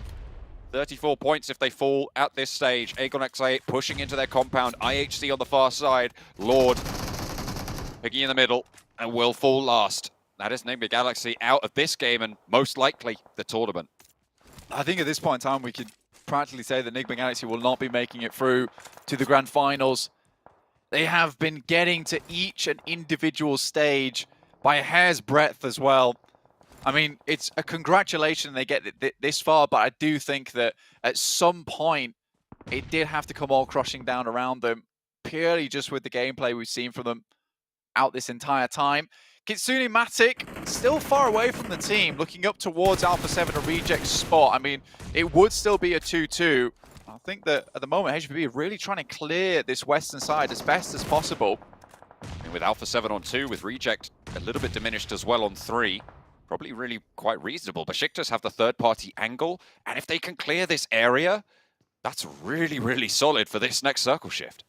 It would be gorgeous for them. They still have to deal with Alpha 7, and they never go down easy here. But finally, one player is removed, just Mythic remaining. HVVP do not want to lose another player in this instance. Going down to 3 would really diminish the amount of power that they can bring towards the end game of this circle. With so many teams coming from the east and high ground they can control, this could be a really good game for them. IHC out in 5th place, at risk of being overtaken by HVVP now with the strong position they hold on the eastern side, western side of the circle. Really not ideal, but you've got iNCO, Game Lord, Besiktas, Reject, all also looking to leapfrog you. So not only could HVVP do so, but the rest of the lobby as well. Difficult to hold on to, sure. We'll have to see just how far HVVP can go on their strike. Tixie moves forwards. Will have seen Mythic going on in, but Mythic has a nade of his own, puts it right on the target, just about sidestepped by Tixie, opens the door, he's out the front, and there's the light up. You're not going to survive there. Not on a wide peak, not when you've got shots coming in from the high ground as well. Tixie shuts down Mythic and Alpha 7. Really good response there from them. Now they can start to focus up towards Reject's spot. Perhaps even Besiktas, who are trying to move down from that northern side and clear out this space. Down 1. Felt like they could go further, but they have slipped and slipped and slipped. Down towards 14th place now, 54 points. It's a team in their prime as well, Blank. They have had really solid results over the course of this year. They have been just increasing in pace, but might draw short at this final juncture. Down 1 though, still taking the fight against Game Lord. 4 of them alive. Narvalo swinging around wide as they move up towards Aegon XA8. Losing Robs early though, and in the blue zone as it closes means that you're not going to get him back up. Narvalo knocks down as well. Game Lord getting slowed up. 8th position. They're 65 points to Elims. Blank, this is a team that is competing right now, and they're in a fight with 2 others. Aegon XI8, they're further out into the blue, but Titans are ahead of them, and they're taking the shots, landing them where they need to. Akashi, last standing for Game Lord. Akashi has to make this happen. The Akashi assassin, as we used to call him, surviving so long into these games, picking up individual eliminations where they could, but honestly, I think for Game Lord, there's been a strange occurrence of events at the moment where the play has just not remained as high as it used to be. They certainly were better than this in the past. I don't think it's a case of the lobby getting better. I just think Game Lord has gotten worse over time. It's sad to see, considering how cool of a team they were. They still have a chance, though. 67 points at the end of this game. 2 more matches to play. Aegon XA up towards that top side. 7 eliminations so far. 3 players up. 1 needs rezzing. This could be a big game for them. They certainly need it. Towards the bottom of the tables. I mean, we saw them launch themselves up, but the target was 16th place there, not 5th. Gaps that they would need to close. Grand Canyon to be jealous. iNCO moving immediately. See this circle change pace. No one's taking shots at them either. They just vacate. Ghostly there. No one even assumes what's happening. VPE could have taken shots, but they don't. They move up towards that crate. I think there are shots coming through now from them. HVVP locked in combat between Reject, Besiktas on this western side. They control a lot of space. It's an incredible ridge side for them to play from, but there being so many teams on this edge, it is difficult. iNCO suffers some damage. HVVP and Besiktas have been staring down Reject for so long in the tower. iNCO moving up on the far side, protected from HVVP, but not from Besiktas or Reject. The car, the only thing keeping them safe from teams across the way. And Nanibete spotted yet again. Aegon XI8, they leave 1 player forwards, and the rest are left to deal with Titan down the hill. 2 players alive. Ghost lights up 1, and it's traded off by Teak. Blade low behind the tree, does manage to get a heal off. Stands up and takes care of Titan. Very difficult to get Ghost back on his feet, but for I8, 9 eliminations is good so far. Titans out 3rd place, at risk of being leapfrogged by a couple of teams underneath them. iNCO so far down to 2 members. Squash being removed, but only 2 eliminations. Sure, they've got some central positions, but haven't done too much of it. Besiktas stands up. Good shots come back from Becker, but now just Vitali. That's the numbers coming into play. Vitali's speed. You say just Vitali on a tear through the ranks of Besiktas, who are somehow struggling here. And Ravenclaw finally might be able to get a cheeky little angle, but worried about off angles. Dizzies himself a little bit, takes shots over a different way. Nade from Stoned over towards Aegon XI8. IQ taken down on the forefront. 5 eliminations for Vampire now in 4th place on the tables. 4 out of the top 5 teams have been eliminated at this stage, Blank. So again, it is that chase on up. With iNCO falling, Besiktas, HVVP, the big chasers here. I mean, Besiktas, 10 eliminations so far. It's been a great game from them, but they've taken a couple of knocks. They have to restabilize now. Aegon XI8 down in 6th place, 9 eliminations. That's good enough for now. But again, a really big run required for Aegon XI8, a big sprint. We've seen it before. I don't want to jinx them because I feel like it could happen again, given the opportunity. VPE moves up. HVP very, very patient with this game. Allowing Besiktas to take most of the damage, but also most of the eliminations. At this point, well, there is a chance where these 2 teams, Besiktas and HVP, are competing for similar spots within the tables. Reject have been holding in this tower for so long, and finally it's coming to bear. Alive into the top 5, but Vampire down to 2 as Reiji continues to light things up. A nade over the top from Kitsune as well as they fight behind the tower with Besiktas. The next circle about to pop as well, and will dictate quite a lot of the pace of this next phase. Ooh, right over the top, directly on target, a little bit close, but gets one of them, sends another over the top. Schweppes is trying to eliminate that final player, moves up and round, but exposed by a lot of teams. The nades aren't going far enough, but 2 left remaining. Sends this one a little bit higher. Where does it bounce? Much further towards them. 2 down, now just 1 out. Has to move into the sightlines of Sung.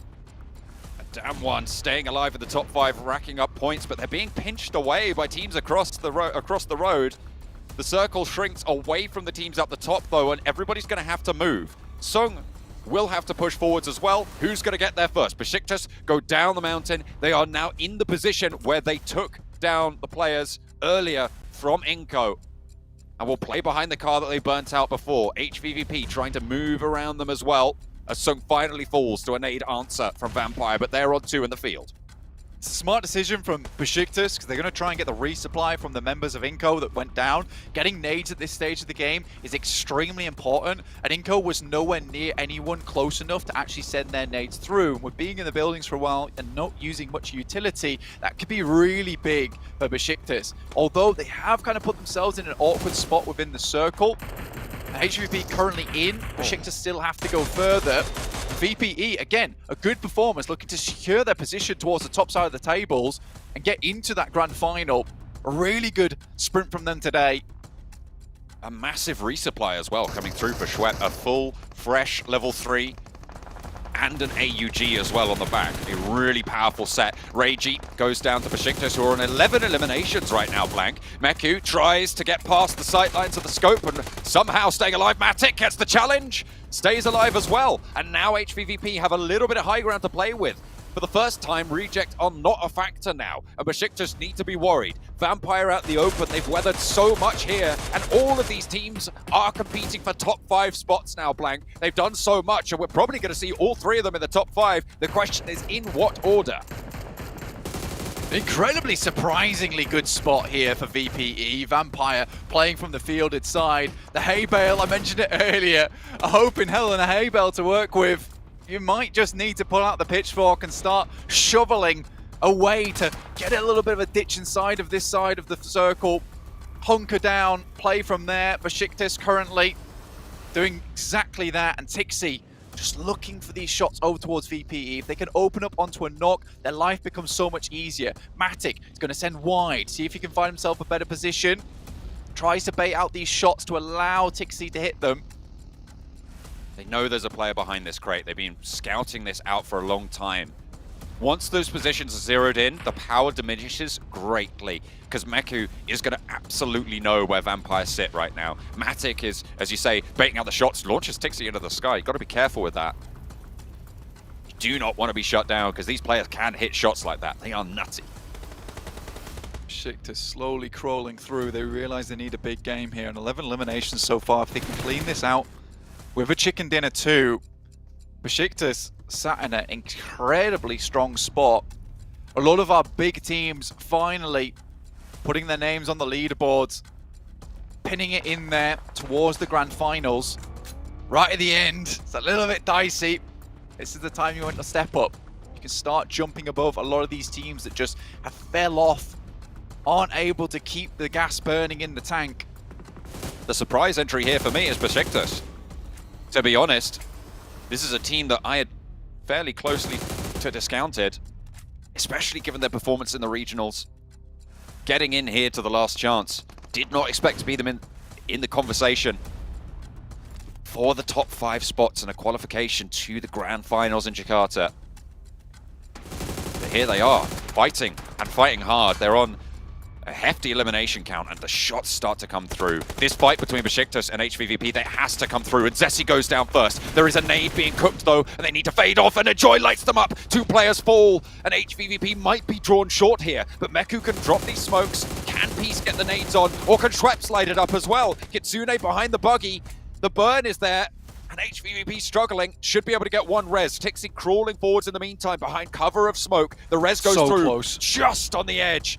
Kitsune steps up for 1 more res as well. Can they get back to full force? No, they can't, but they still have 3. More than anyone else in the lobby, but Meku gets taken down by Stone, and the shots are not there to answer. They're covered off with the smokes from Besiktas. Enjoy spotted, but Matic gets the knock. Looks for the flush as well, picks up the point. We'll be able to find it. Who's getting it? But Stone is spotted as well out in the open, and HVVP are striking hard. Peace there behind the vehicle. They know where he is, but 2 players active for HVVP. Peace tries to hold it on Outblank.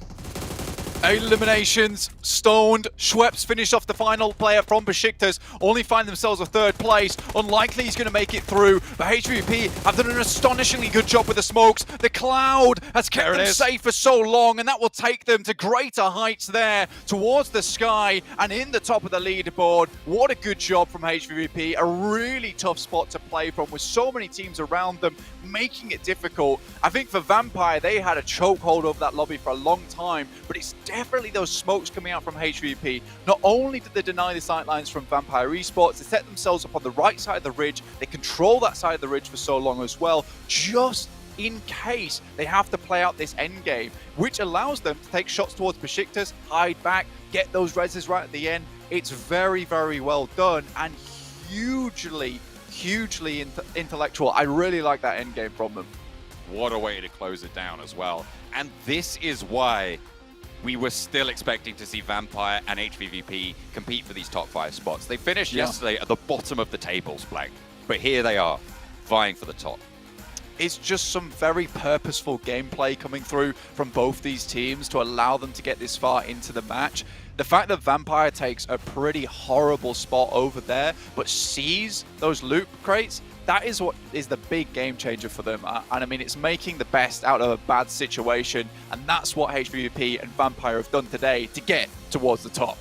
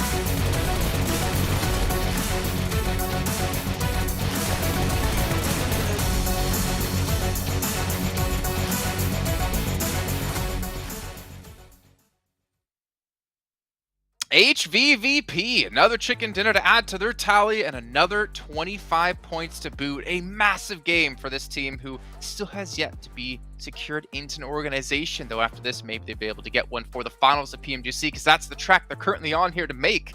Gentlemen, a fantastic game. The field finish was very interesting, I think we should say, as Vampire unfortunately were being shot from basically, it felt like every angle by every team. But we even see Vampire getting 21 points, Besiktas 22, even Aegon I8, Esports with 13. This has to shift up the standings quite a bit. It really has. And Vampire, like, they got himself right now a chicken dinner with 12 elims. A second place was 13 elims in the previous 2 games. And now they got himself another second place with double-digit eliminations coming their way. I don't know what change happened between yesterday and today, but I'm loving it. And it seems like when they just get into that late game position, they still have 4 players alive. They just overwhelm the lobby at some point in time, unless you have Sung, which it's a field finish. Yeah, going to have a snake. It's going to be an issue, of course. But if Sung is not there, chances are with those 4 players, they get the chicken dinner. So I'm loving this new Vampire. They're looking so streaky today. All right, well, we're going to head to a short break while we kind of wrap our heads around what just happened. But when we come back, we're going to finish breaking down this last match here and get you ready to go for our penultimate match at the last chance stage.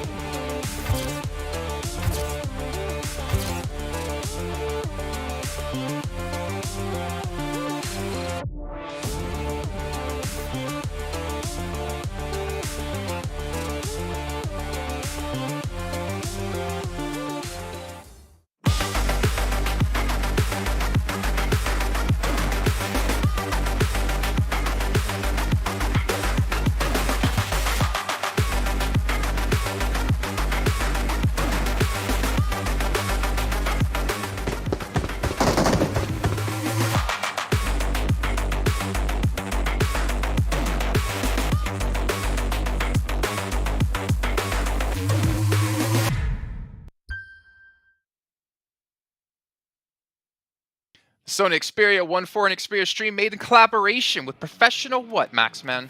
Esport players. Yes, it is. You can get 90 hertz in PUBG Mobile with Xperia Stream's total cooling system and multiple ports for intensive gaming and streaming. Don't worry, I wasn't going to test you on that one, Sandstorm. We already saw I what was happened ready, the other day though. where I went with it.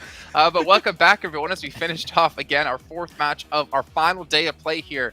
Let's take a look at our overalls and see how things might have shifted up. And we are going to see a big shift indeed. What? Vampire Esports coming for that first place. Are you kidding me? This is mad. This is a team that started with 25 points, and they're 4 points away from first in 4 games. Where was this, Vampire? Where was this before? Why did you have to give us a heart attack before seeing this performance from you? DRS, they're still keeping up the consistency. Good for them to remain in the top 5. Only 1 point ahead of Titan, but HVVP breaking in and getting to 94 points. And now we're seeing the margin increasing a little bit between qualifying and not. Only 12 points between Besiktas and HVVP. That game was pure gold for Besiktas Esports. Besiktas currently the only team from Turkey that has not qualified. They could potentially make it right here if they keep on this kind of streak. And on the second page, I mean, as we said, Jason, we're going to start to cut out teams and all the teams at the bottom here. I would even have to say potentially even LGD are looking like they're pretty much out of the picture with their performance. They're just a team that has not been able to showcase what they have been able to do at their peak in this PMGC, and now they just kind of fell off. Damwon is not looking too good too. Maybe Sung's performance kept things relevant for the team a little bit, but if you're on the second page at this point with 2 games remaining, you're going to need a chicken dinner. Otherwise, it's not going to go your way.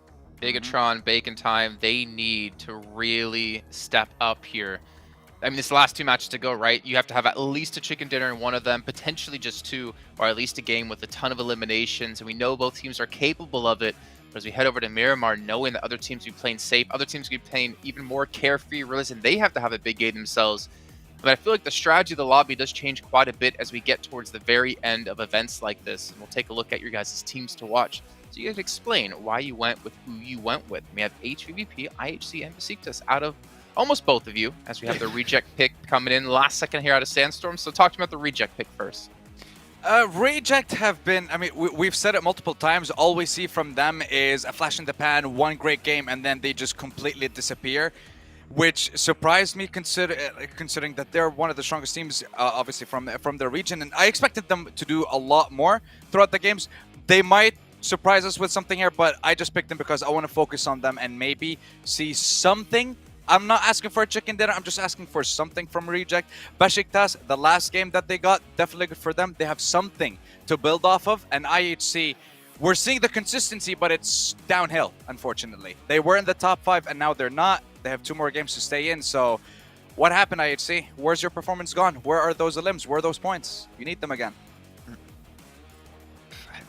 I'm looking back on IHC's numbers real quick right now, and the thing is, they're still getting themselves some decent eliminations. The thing is, they're not getting into the late game ever. Like, they get themselves first game, 3 eliminations, then 6 eliminations, then 5, like, which is decent. It's a decent average to have. They just go out in 11th place, 13th place, 15th place, and I think the main issue with that is that they're just trying to take fights to stay relevant in the overall rankings by getting these big elimination games, but you're just losing a player here, a player there, and then you have your Vampires or your HVVPs that still have 4 players alive at the very end.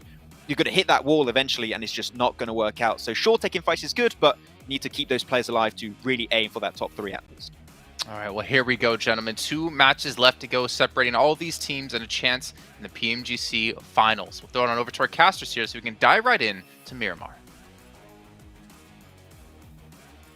Not just any Miramar, the last Miramar on the cards for, well, 11 of these teams. Quite frankly, we are going to be saying goodbye to 11 of them after the Erangel that is still yet to come, Blank, and we are not going to be happy to do it, but it's going to be exciting to do so.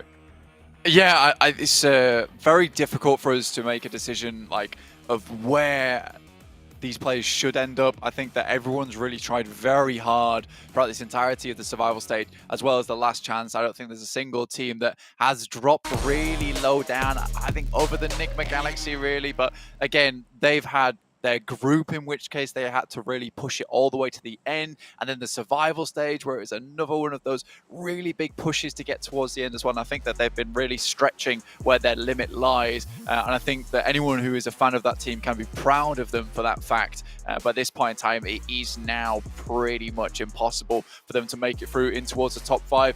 with the profit gain that's probably going to come through from a lot of these teams. HVVP get a quick drop up towards La Copperia straight away. Is the team that's right on the edge at the moment. 94 points for them in 5th place. Beneath them is Besiktas with a 12-point gap between 5th and 6th. That is quite large in terms of points if HVB are able to score some this game, but again, very doable. Unfortunately, for Besiktas is a team that sometimes does well, sometimes gets these big points, but oftentimes we're seeing lose players early in the game and not make it all the way through. It would be a shame for the Turkish fans to see this team go home when they have done so well before. However, we have some very strong representatives already qualified from Turkey into the Grand Finals.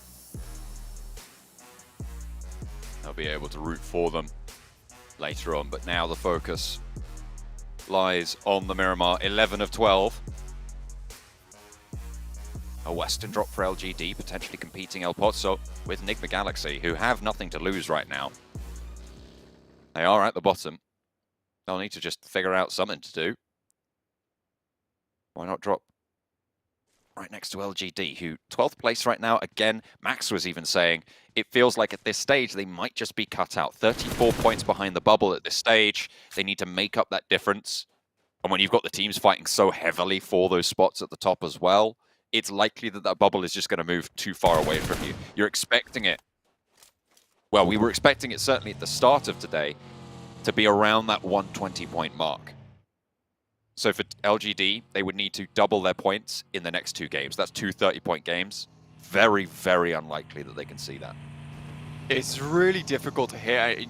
You're also hoping now that teams in that top 5 bracket don't get good games going forward, that they're getting these 0-point, 2-point games, which at this point in time where you're at that top 5, you know, there's a little bit of mental pressure relieved, but it's a case of now you're just looking for those consistent points. Before, for some of these teams like Vampire, there was a case of we have to step it up. We have to get some massive games going forward. We cannot afford not to go for these crashes because we need the elimination count to see ourselves fine towards the top. But now they can just think about getting some fairly standard 10-point games, which should see them in a fairly easy scenario getting towards the grand finals.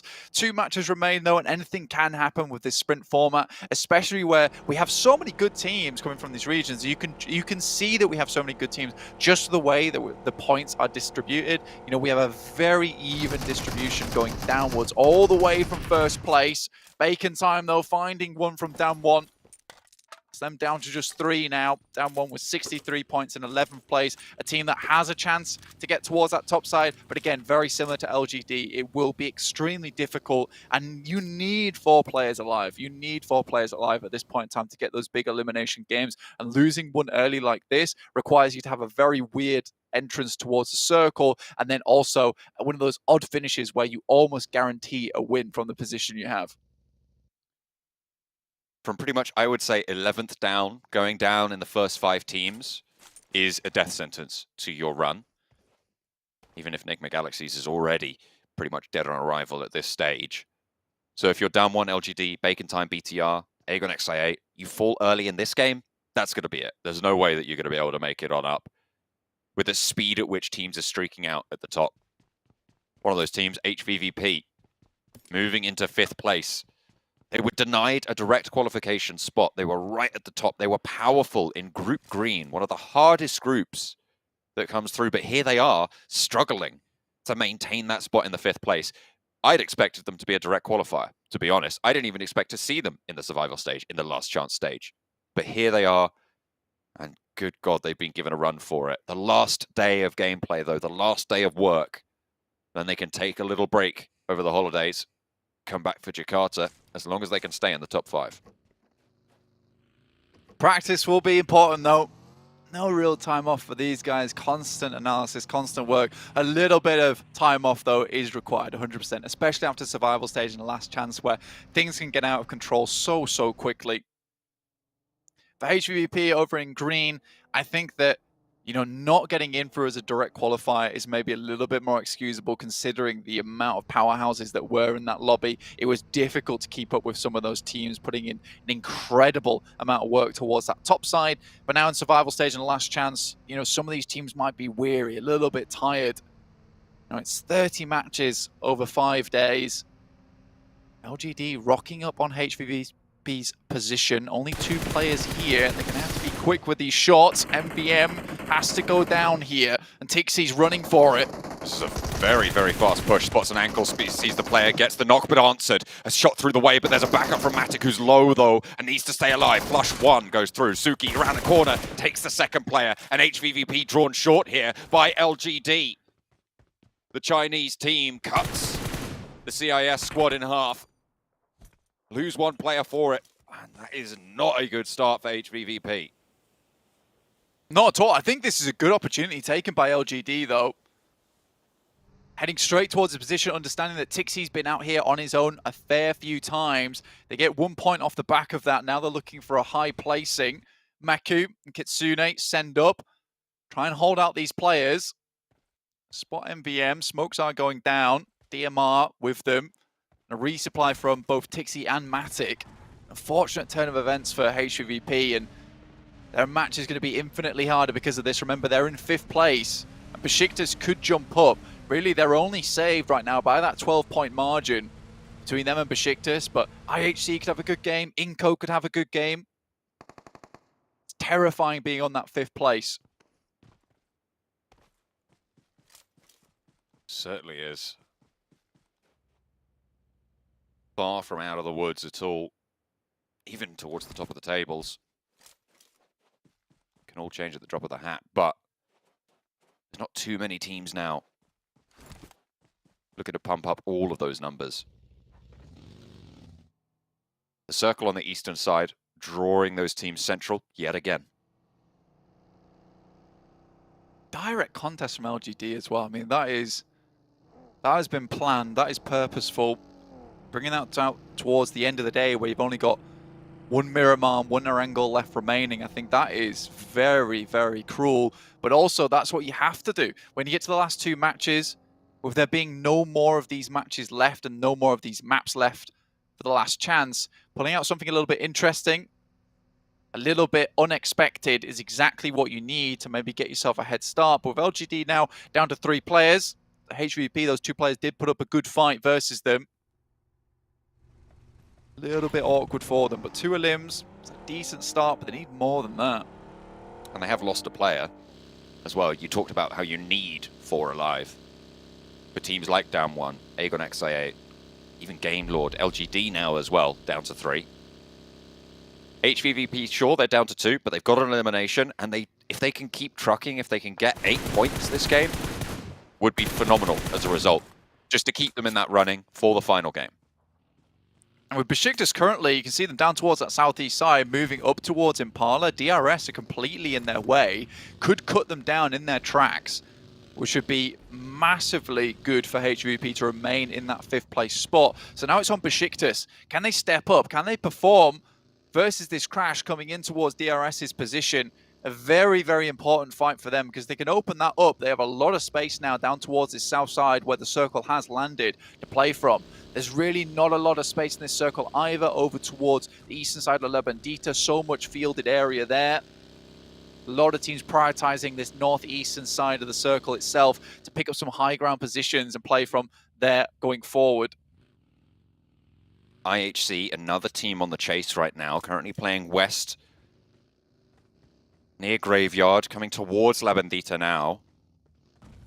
DRS will have spotted Zessi moving through. Rules is getting into position to take shots out that way as well. Doesn't quite know where the buggy pulled up, but should be able to scout that out. Zessi certainly giving his position away as Rules careens over the hillside. The rest of Besiktas yet to be able to back this position up, but Peace is going to commit Sun HP and Enjoy bringing up the rear as well. But half HP leaves them a little bit diminished in this fight. What they'll need to do is get inside the compound, get inside of Impala, and try and heal on up. With the circle shrinking as it is, it's all about staying safe for them. Alright, do have eyes on. Down towards Besiktas as they drop in towards this compound. Relay information back. Maybe able to take some shots that way. HVP, close combat with Enigma Galaxy earlier, but able to get out of dodge fairly quickly down towards Minas Generalis and La Bandita. Again, this is just about remaining hidden on the rotates. BTR up on high, realize that this is the game for them. I think big has to come through. Again, we've not seen those massive elimination games coming out from Bigatron, and that's what is required in these final matches to get towards their home ground. 57 points. With the bubble moving further away from you as well. You've got to think it's curtains for this squad at this stage. They just haven't demonstrated to us that they deserve this spot. Couple of misplays, sometimes miscommunication. I mean, they've made a substitution, swapping out the twins, but it hasn't really gained them any momentum over the last couple of days, and it is unfortunate, but they might not be able to make it to their home ground in Jakarta, as you say. Nigma Galaxy trying to play this one out. At this point in time, it's just a case of maintaining face, keeping the heads and the chins held high. Circle centers up over towards Aegon. IHC as well, got a good compound down here. You can see LGD moving through La Bandita, looking to pick up those ridge sides, take some shots down to anyone that's holding on the underneath. HVVP currently holding that compound towards the south. Nigma Galaxy might want to try and crash that one. It's a decent-ish position. It would be probably the most impact that Nigma Galaxy could have on this lobby is taking down the remnants of HVVP at this stage. Taking a horse out of the race in this game for that 5th place spot, but iNCO want to move closer to the center, as they always will do. Reject will be looking to hold them out for it though. Squash goes down early and shots over the way are good to kick things off for Reject on their hold. Becca lobs a nade around the side, Vitali falls and Reject get yet another opener into the fight. And iNCO really coming apart at the seams here. However, Nenebete is traded off on towards the last players. Are going to just flood on through. iNCO holding the door frame. Back at 1, 2. Hang on a minute. He's turned the tides a little bit here. One player standing on both of these squads now as Reiji just looks for the flushes and looks to pick up the team. They're playing it calm. They know that they need to keep things strong for Reject if they want a chance here, but Becca has other ideas. iNCO moving through, trying to stall the reses, and on the inside he takes a lot of damage. Reiji falls, and Becca gets off the 1v3 for iNCO to stay alive. Reject eliminated. Goodness me, that is disastrous. And in the meantime as well, Bigatron have fallen, bringing an end to their campaign. That's almost over there. iNCO, Becca really bringing it back. What a play from him from the outside. Reject falling apart at Becca's hands. What a play. iNCO happy. Nenebete really bringing up the rear for them throughout the days, but Becca has been a stand-up in his own right. And that will keep iNCO in it, actually. 79 points now set tied with IHC to try get back in towards that top 5, but with the one player remaining, that may be all the points they get on this game. DRS. What a tournament they've had. 3rd place right now, 97 points. They're not out of it just yet. They're not confirmed, but it feels like this is a team, certainly to me, that has just been consistently grinding out those points. They've had one chicken dinner so far this tournament, but they've still just kept up that pace. Probably the most consistent, I would say, out of these top 5 current holders. Yeah, a quietly brilliant team. Don't bring anything absolutely insane to the party, but what they do bring is just consistency, like you say. It's very difficult to not see them towards that end game. And I think grinding is definitely the best way to put it. I mean, they never get off that wheel, which is very, very good for them. HVVP actually still in the circle and a potential to maybe get some more points in this game from this position. Again, very difficult for any of these teams to move through. Open ground all around them. YZ, I think he tries to scout that building. That was an anchor point for the rest of LGD to move up towards. Titans, 6 takes a lot of damage. Zessi tries to finish him off. Shots towards 6 from Besiktas. And a pretty crucial team to be taking shots at as well. 96 points, only now 1 point ahead of HVVP with the elimination that they were able to claim. Besiktas starting to close that gap as well. They're 12 points behind HVVP, sure, but now with 83, they're only 13 points behind Titan. Gates were pretty firmly shut at the start of this game, but now start to come off the hinges just a little bit now. Icy takes down Killer. Suki take that elimination away. Happy days. YZZ also taking some big sprays over that way. DRS will regroup over towards VPE's position. The Vampires. They have been on a streak today, on a massive tear, in fact, Blank. They started today on 25 points, did Vampire. 15th place. Now up on 108. They managed to get 83 points today. And as I've reminded people before, Down One currently hold the record for the highest single-day scoring in this stage of the tournament, with 86 back in the survival stage. You see them actually quite close towards the top here. They're definitely going to be capable of taking that home. 3 points stand between Vampire and that record. What a way to challenge for the top spot. Bacon time as well. Shots over onto Besiktas, who are the chasing team for the bubble. Really dangerous here for Besiktas right now. Losing your opportunity during this game after just about making it to the circle would be disastrous for them. Good start, though, with the DBS. Oh, cut down, though, as a trade comes through for Shirty. Low HP on the backlines, and Zessi needs to equalize, but he's not going to be able to get the angle just yet. Bacon time want the res, trying to keep up as 4. 2 eliminations so far on the cards. Besiktas want to loose the nades. Res comes through, and the reposition can come out for Bacon time. They're going to fold it back, try and get this heal, and stay safe, consistent. They've got the point. They don't need to overcommit. Besiktas are just locked in this spot. So hard to crawl out from the smoke as it starts to cloister for them just a little bit. They try and send away, but Ice is here. Looks to clean up the pieces. And in terror they flee. Besiktas have to get out of there if they want a chance to keep this run going. This is good news for HVVP. But a tumble out in the open.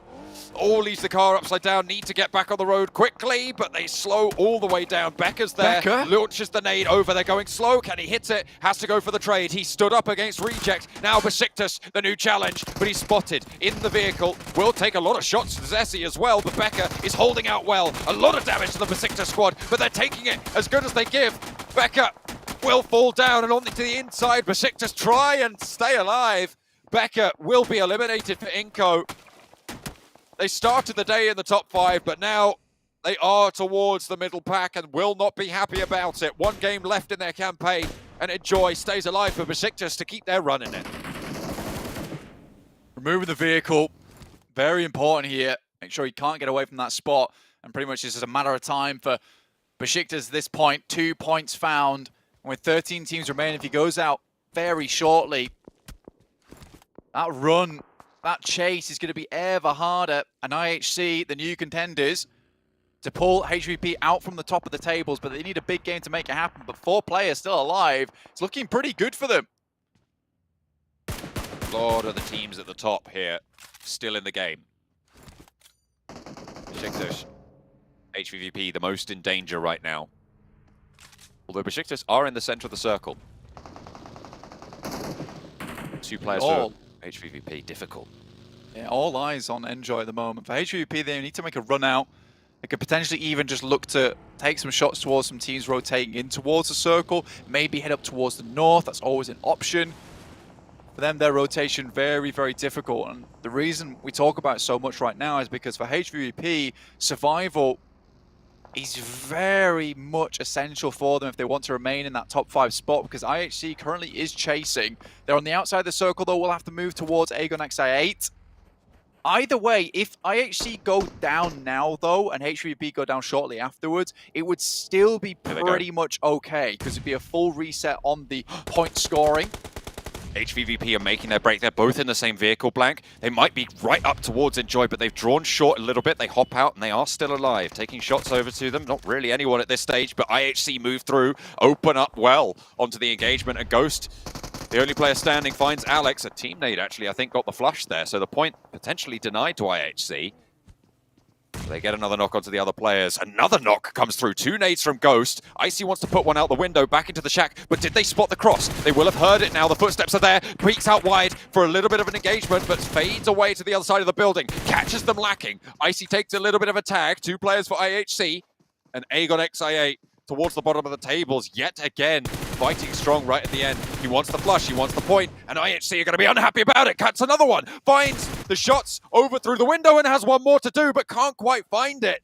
Could have been disaster striking for IHC, but now they can regroup on the south side of the circle. HVVP are ahead of them and have managed to get into the circle as well. Crucial fights for a lot of these teams. I mean, HVVP is so close to the team that's currently chasing them. IHC getting their members back up on their feet, but they will be extremely low in the process. Becker, he got that vehicle real deep in towards that shack. So important for them. I mean, he's keeping Enjoy nice and safe, and he's playing the same strat, nade in hand, waiting for any crashes that come their way. Sune just rolling around out in the open, playing split right now, hedging their bets, playing for survival, reasonable position. IHC, though, probably the biggest threat that stands. HVVP would love for Titan, DRS to go down right now. Would be good news, but Meku's been spotted. Rules. Lands one, the second comes through, and that's actually from IHC. Leaving Kitsune solo, but he's in the next circle. 5 eliminations so far, IHC. Really good job from them, and not many other teams to challenge them out too much. DRS up towards Vampire's spot. You get a nasty surprise here. The nades come over the top. DBS as well, and Vampire on a massive breakout today, looking for a little bit more. DRS, those 3 points that they need to equalize. Stone catches it on the wide swing, but a lovely little peek in and out. Brings Vampire down a little bit more even into the engagement. Delta, a lot of damage sent back his way, but the knock is good. Stone is there. Ravenclaw took a lot of damage in the meantime, but there's a third party. Enigma Galaxy pinching these points away where they can. Vampire did not manage to get that elimination. DRS, however, still down to 2, and this is good news for HVVP as well, because it means that if they stay alive, they get a couple more placement points, Blank. Kitsune could ladder them up over DRS and push DRS out of the top 5, even if they go down soon. In the meantime, IHC taking some nasty damage coming through from Bacon Time on their cross. One player in Godless sent up towards the Vampire compound. Currently embroiled in combat with the guys from DRS. Very good today, but 2 players remaining. It's not looking too hot for them. And Bacon Time also suffering a lot of damage, and I think more than likely you will see IHC start to move up towards a position where they will be taken out. HVP down in towards that 5th place margin, only 1 point found, 95 points. And Besiktas in that position that Enjoy has. It's very hard to dismount him without getting close, and I think he will live out for a long, long while until the circle pushes him out from that position itself. Damwon might look to try and crash into the position in the next phase. Will be difficult to take it from them. IHC have split now, so they're playing 2 and 1. One towards a third party with the engagement of DRS and Vampire.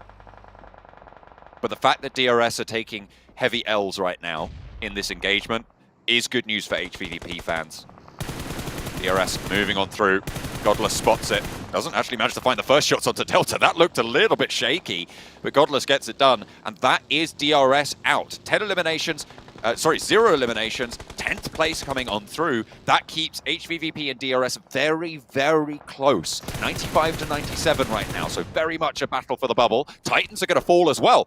It stays alive, and IHC might leapfrog all 3 of those teams, Blank, with a good game here. Move up all the way to the top if they can keep it moving. Keep the candle burning. Enigma Galaxy looking down towards the guys from Alpha 7 who roll up, look to solidify that position towards the top of the tables. 8 eliminations so far for them on a really good game. On that side of the map, just been crushing it. Bacon Time as well. Maybe going out here and ending their run in the last chance. Down 1, also have dice towards them. Enigma Galaxy on the north side. 34 points, 1 elimination right now. There's no way they're going to get into the top 5, but might ruin the chances for a lot of other people. That he was saying Enjoy might last for a little bit longer. Nade in through the window. 7th place, 2 elims for Besiktas. That'll leave them down a little bit lower. But how far can IHC go right now? They have 9 eliminations. They were sat, 97 points for DRS is the marker for them. They're currently on 88.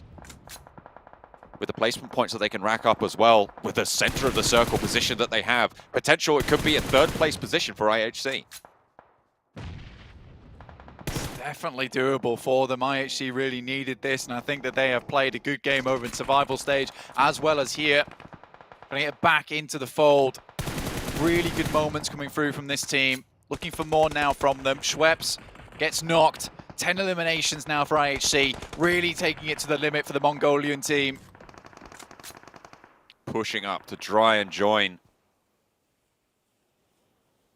their countrymen in those PMGC Grand Finals. Revo opens up towards down one. This, of course, an important engagement for the top spot as well, but Enigma Galaxy rolling up to Game Lord. Akashi holding on the inside, just covering off that door frame. Ralph down first. Enigma Galaxy continue to try and bombard in, but Navalo cut down by Ravenclaw from Vampire on the south side. 8 eliminations from Alpha 7 opens the gap between them and Vampire, but if they go down here, would be very, very tricky for them to get much further. Vampire have taken a knock, and they want to third party this. Trades back and forth between Game Lord and Enigma Galaxy as Akashi pushes on out, looks to push through the smoke, has to be on the swivel, finds 1-for-1 yet again, and the trades are even once more. 2 players down on both sides in this compound. Freak and Victor the next challenge to go through, and Victor wins it out. No trade is there. Will go for the flush immediately as well, leaving them the first full hit going on in, but Vampire can start to descend. Alpha 7 on the other side. The top 2 teams in the lobby taking their toll. 10 eliminations for IHC on the south side as well. And the teams from the top of this hill will have to push down towards them. It is just the sounds of wings flapping, buffeting the rest of these teams back. Victor still going strong though for Game Lord. 5 eliminations found. Narvalo still knocked here. Lord, last remaining member for Enigma Galaxy. IHC down below. But Vampire would look to finish this one in first place. A very unlikely first place entry too. Like you said, John, it has been a gargantuan point scoring day for them today. Into the final game of the day. I'm going to need to get out my abacus blank because I'm going to need to keep track of things really, really hard to call who's going to be able to take it. It's all on the last game, really. IHC putting themselves amongst it. With the placement points they've got, I think they've already leapfrogged over HVVP. Top 5 now, so placement points starting to ramp up very, very, very quickly. And with down 1 going down soon, surely. Unless they can get some cheeky shots over to IHC's position. Game Lord potentially also soon to fall. Narvalo cut down. Last player standing. Victor for Game Lord. To keep themselves up. IHC spot yet another point. 11 eliminations now. And they can turn their attention to Vampire, but they still have this backstab potential. This Game Lord full. A7 massively unwilling to let up on that first spot. They light up IHC. Oh. No knocks found though. And Carrillo sent backwards from Zjol. The building that held Enjoy now giving Forest Sanctuary. Mythic out wide on the angle. Can't really peek into it. Sees the crate in there, probably desperate to see what he can find in there, unless it's already been resupplied out of the smoke to cover off Mythic's angle. Vampire, hang on a minute. What? Revo? Revo? 4K nade? Pops Are you a nade. joking me? Where did that come from? I have no idea what... Okay, well, here we go. Nade over towards Forest with Vampire out of the mix. Forest has to push out wide and gets cut down. IHC, they're definitely going to be in that third place. But can they catch Vampire? Vampire didn't have the highest elimination count with the placement points they had. It wasn't out of the question, but it would need all of these points to go over. A full 4 elimination to come through. The 16 eliminations on the cards for Alpha 7. With that 4K nade from Revo, we're definitely going to need a replay on that. Into the fight now. 4 versus 3. IHC fighting for the spot. A nade over the top is good. Mythic will fall, and that's the off angle. Crucially found. Revo in for a second. Zjol up for the challenge, and 2 of the players fall from IHC. Alex now with a 1 versus 2 against Alpha 7. Top fraggers in the lobby. Mythic flushed. Looking for more. Carrillo in for the challenge. Around the side of the tree. Alex will not be able to find him, but he gets the flush onto Revo. The blue zone pushing. Carrillo biding his time, getting the heal. They're slurping up those points as well. Out into the open. Needs the challenge. Waits for Carrillo to peek. Can he get the win on the knock? Will he be able to find the second player peeking? No. Carrillo just is able to step out, get the spray, and Alpha 7 take the chicken dinner. In the penultimate game, the final Miramar, specialists at this map. They show us why, but what a run from IHC. You can see how Revo is so happy about that game. He was dominant. I mean, I'd be doing that as well. I'd be straight feeling like the carry after that nade was thrown, decimating the guys from Vampire, bits and pieces of them flying all over Miramar at the end. But Alpha 7, they take a massive amount of points, should put them on top. 1,500, 1,600 damage for Revo. In the second to last match to do that as well, 1,100 of a Mafioso. This has been a ridiculous game for these two lads. But for IHC, that's the big storyline that we're looking at. Getting a massive amount of points on that one. It was very, very good for them as well because they were just securing points where they could. They knew they had to get rid of Damwon as fast as possible as they wanted to get further up in the rankings. That's going to see them massively secured towards the grand finals. It'll be really, really difficult to remove them from that one. But now we have probably 6 teams with 90 points apiece, very close to one another in the leaderboards, and it could be 3rd, 4th and 5th interchangeable from many, many different squads. Absolutely. Alpha 7, with that final fight as well, have tied the record with AGOD XIA. 19 eliminations on the game, Black. What a way to claim the top of the tables. I mean, they still have 1 game left to go, but with Vampire going down a lot lower, and them being in the mix and more worried probably about getting eliminated than anything else, might not be possible for Vampire to jump up in this final game. We'll have to wait and see though. We're looking at Vampire, DRS, Titan, HVVP, AHC Esports, and on the outside you've got Besiktas all looking for those other 4 spots.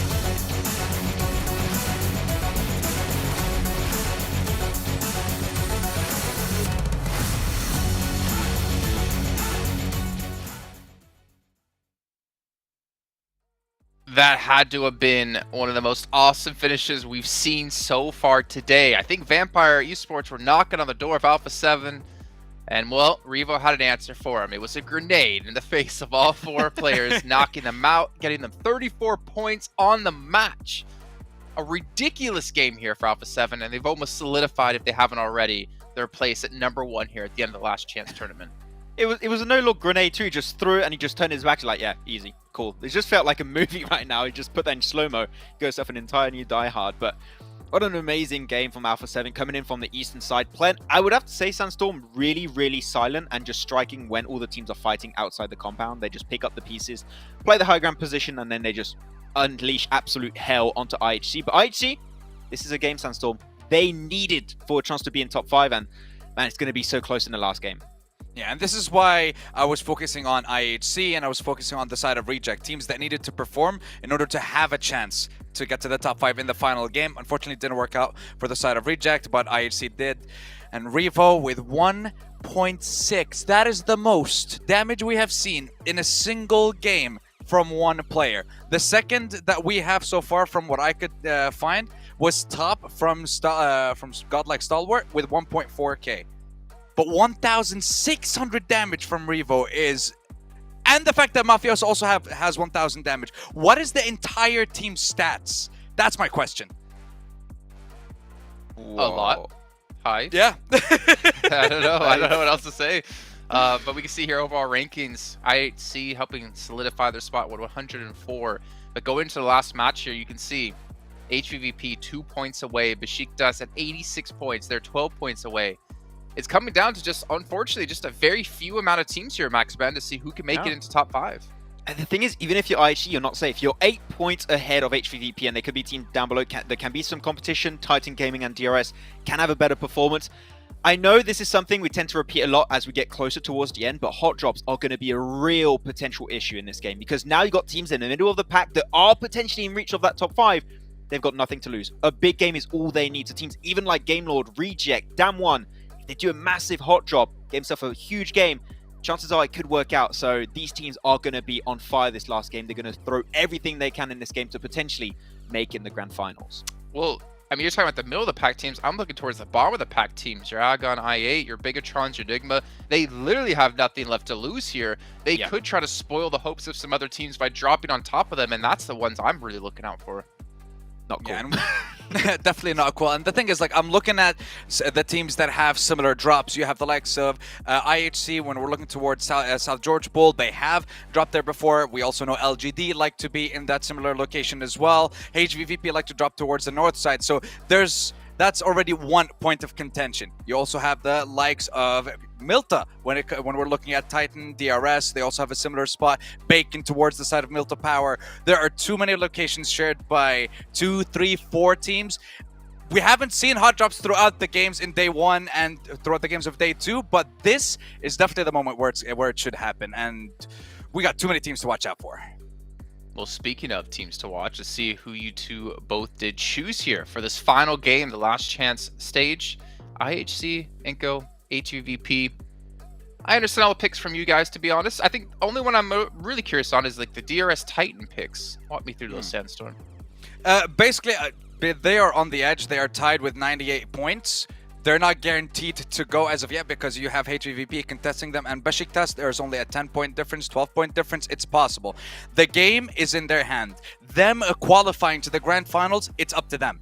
It's whether you play slow, you play smart, you play calculated, you don't take any needless fights. The longer you survive, the better it is for you. So as long as you don't make those mistakes, you should be good to go.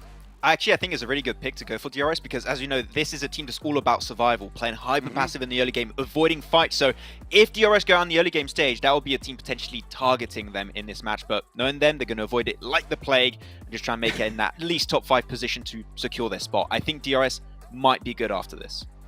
Now, I'm going to get a little bit worried for some of these teams. We take a look at the player shots. You can see Besiktas here. They are within reach of getting through into top 5, but it's if they can close things out here, if they can hopefully have a strong game, even Game Lord here, Navallo, I don't know what kind of match you need to have. Maybe just by yourself, get your teammates to go sit it out, go take a break here, because maybe you alone will be enough to help carry Game Lord through. But it is tough times. I mean, if you're one of those teams who don't have a chance, it's a little bit depressing here going into the final match of your season of 2022, but at least you can potentially spoil things. Maybe you can move up the rankings for some more earnings as well, but I definitely would not want to be in the shoes of any of these teams. You're still clearly aiming for that top 5 position. It's such a tough position to be in, but unfortunately, you cannot let that affect you. You really cannot let that affect you because, as you said, if you're one of the teams in the middle of the pack, you will need a massive game if you want to just barely push yourself in top 5. And on top of that, you need teams like your DRS, your Titan, your IHC to have a really, really bad last game.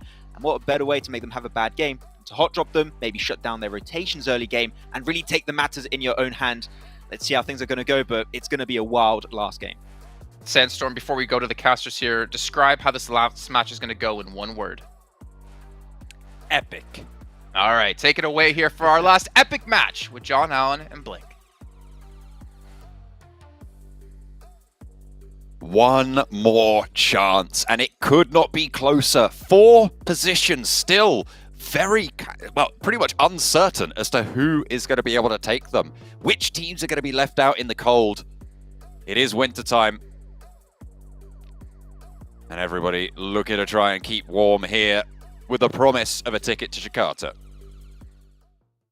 There's a lot of teams still available to get into. So, I mean, I know this is crazy to say, but Reject still have a chance, Damn1 still have a chance, Game Lord still have a chance. It just all relies on DRS, Titans, HVP going down early. Besiktas still trying to make their way in towards these final moments of the tournament. I think the worrying thing for HVP at the moment is if they are dropping on a tiebreaker in 5th place between DRS or Titans, their issue is that they've got 51 elimination points. They've also got 45 rank points. But maybe not so much of an issue anymore. It's because they've got those 2 chicken dinners, which will see them winning that tiebreaker out. So for DRS Titans, they have to not hit those tiebreakers in the first place. Again, though, Besiktas, iNCO, Game Mode, Reject, down 1. It is ridiculous how many teams can challenge out for those top spots. Right now, HVVP, they need a good game here on our angle, and they have had some ups and downs here on this map. Either not finding the best position or getting left out in the cold on the edges. And LGD currently have been giving them some real troubles. The northern side, it looks like potentially maybe a little bit of a hot drop scrap, but LGD dropped short and onto the vehicles early, actually fighting off against Bigatron. YZ is going to go for this turnaround. Liquid gives him the slip again. Trying to run to cover. There's backup from Bigatron as well as Misery looks to swing in, pick up his teammate. Not much point unless you have a gun, but they're going to try and run him right off the road. What is that? Is that a shotgun? I think it's a shotgun in close range. Unlikely. What? Bigatron! No way! No way! They just split apart, but MVM crashes on into the side of Liquid. They get away with the buggy. I thought that was going to go well. Hang on a minute. Down 1. It's all popping off. Rejects now into a fight as well. Hot drops coming through at the start of the last game of the tournament. And the placements are going to get a little bit easier if teams are going to start to diminish themselves with wild starts to things. Down 1 and Reject, both on 74 points, both close to one another. And at the moment, it's Down 1 with the advantage. Forest is low. Both teams have lost a player. Divine is down. And Reiji soon to follow. Will have got Rez there, but needs to hold on the outside. Divine wants to Santal, cuts down through the alley. Wants the shot on the Fabian, but has to fade away. Does fall down on the inside as Divine hops on in. 2 versus 1 now. Pushes up the stairs, knows there's a player in there. Swings in with a Mike Cruzy and cuts across on a strafe. The points coming on through. The punch is there. Bit too bold there, mate. Fabian cuts it out. You wonder if they've got enough ammo left in the magazine to even finish out that engagement. But Down 1 will sit at 4 points gained there, as well as have 3 players to play the rest of the match out. HVP sent all the way over towards North George. There is 2 teams ahead. Titans, DRS. DRS do not go out early, many times at all. If these 2 teams fall now, it makes it so much easier for HVP. Again, that is if HVP don't fall themselves, because Titans and DRS, I think they've done an excellent job during this last chance to get themselves towards where they are right now. DRS, unfortunately, has been falling slowly but surely, because you do see that consistency coming out from DRS, but you don't see those similar games that IHC, VPE, as well as A7 have shown us over these last 6 matches, which is just unbelievable point scoring in certain games. And having that star power to hit those big matches. A 19 elimination game, A7 100% should leave last chance with that grand total prize pool at the top. They're the only team currently over that 120 predicted bubble. 10-point average. Vampire still a little bit short of that. Bacon time. Going down to Titans. It's a point. That is a point, and that is a pivotal point potentially. Because Titan, of course, 4th place, 98, breaks the tie with DRS. Puts them just a toe ahead. 99 now. It's one off the triple-digit mark. Titans, that was important not to fall to that. iNCO had a chance at the top. We're there for a long, long while. They go for the same strap, central, set us up, set us back. But for iNCO, for them, it's a big game needed. Right, this can't be one of those matches where they sit central and hope that the game comes to them, because it certainly will not. These teams are hunting for eliminations. You've already seen what Down 1 have done. Getting Reject confirmed to not go through to that grand finals, not have a chance to sit at the top of the top 5 in last chance itself. We are first team leaving us here. A couple of times we've seen HVVP go down to the fact that they stay a little bit too long. Don't move early enough. This time around from North George, we've breached that 5-minute mark, so soon they should be looking to leave. Rotate towards the east here on this circle. It's still a long journey for them. A long journey ahead towards that eastern side of the map, which has caused some problems in the past. So all that knowledge that they've garnered, all that knowledge they've gained over the past 2 days has to be brought into this one right now. Very small point difference between them, DRS and Titans. Even they could sit themselves above IHC, but right now it's just those two teams they're looking to beat. Again, they have to beat everyone underneath them. Besiktas, iNCO, GameLord, Damwon. They're on for a big game. That is certainly something that could prove a big problem for them.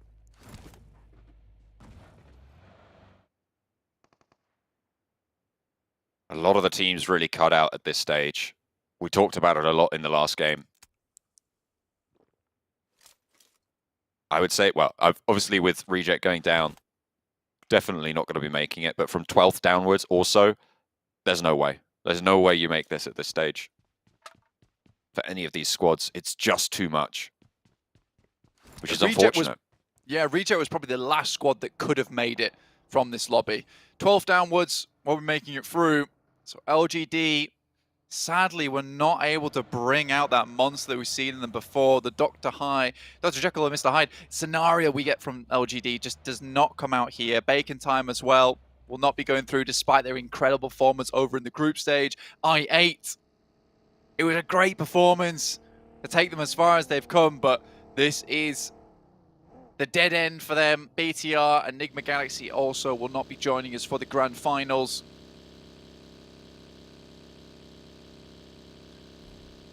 Unfortunate. Blue zone envelops HVVP on the northwestern side. Still yet to move. 7 minutes now. They are really picking through everything in North Georgia Pole. LGD have already made that break for it. MVM into the ruins on the south side of the river. They don't cross up north. A lot of that area getting cut out in this circle. And they'll try and move in on that south side. With Down One and Reject taking that fight earlier, you were talking about how it made it easier for HVVP. It's going to make it easier for LGD as well. That area on the northern side of that chunk on the south of the river will be a little bit more open, less sightlines to worry about. And smoothly run through. I mean, we saw a lot of times Reject heading on the west side of Rozhok towards Sunken. Obviously, you don't want to go this way at that time just because of where the circle is landing. A7 heading further down towards that south side, towards where Besiktas currently are playing. From Yaz, BTR moved out from there much, much earlier, and iNCO's got a little bit of a lineup underneath them to the south side. HVP locating a compound to play from, all the way on that northern edge. IHC on Novo, still playing on the island. They'd have to move through and pass Titan. 4 points behind at the start of this game, Titan were from IHC. With the elimination point that they've got, they are currently... they were 6 points behind at the start of the game. They're now 5 points behind. They get a squad wipe, they get a placement point. That's going to push them up and over that barrier. And if you're ahead of one other team in this group confirmed, it's kind of likely that you are going to stick it up, because unless Besiktas blasts out, there is only that one spot really that could chop and change. At the moment, HVVP have that unfortunate mantle.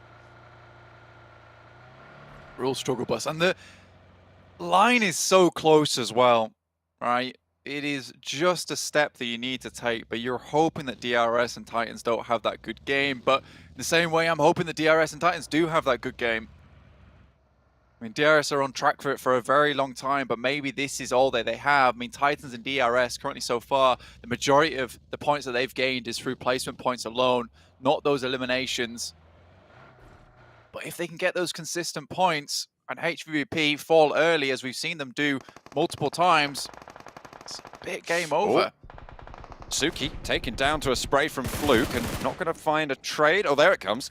YZ does manage to pick that one up. Vampire lose a player to LGD. LGD went north of the river. I thought they were going to stay on the south side, but they did swing north and actually have slowed HVVP's approach.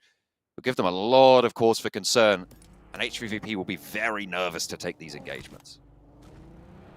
They're not moving just yet. Waiting, biding their time.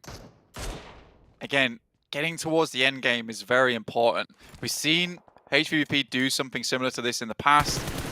Over in the PMWI, just going for that numbers play, just sitting it out almost. fact, not even PMWI, just in Western Europe, is just sitting it out, trying to go for those placement points and hoping that that sets them over the edge. In the case of Western Europe, it did not. The team got far more eliminations, but I think that's where maybe you identify the overall ranking, see that Titans and DRS don't always get the huge amount of eliminations that maybe HVVP can find. So a survival game could be good here for HVVP. The option that they have, other than going across the river in the same fashion that LGD did, is swing all the way to the north of Yasnaya, where they might find this Bacon Time fleeing towards them. In fact, they might find them anyway, as Bacon Time getting sent back by Besiktas, currently playing on the east side of Yasnaya Poliana on a 2-2 split with the other duo down south side. Instead, though, HVVP looking to mount up for the bridge. No one on the other side to control them right now. Kitsune will see Bacon Time moving, and Bacon Time will see him as well. Kitsune needs to get back to the rest of the team. Cannot afford to go down here. They cross the bridge, and they know there's teams across the way, but they will hold the gas station, or actually maybe even overshoot it as the circle shrinks down. Again, a little bit leaning to the east.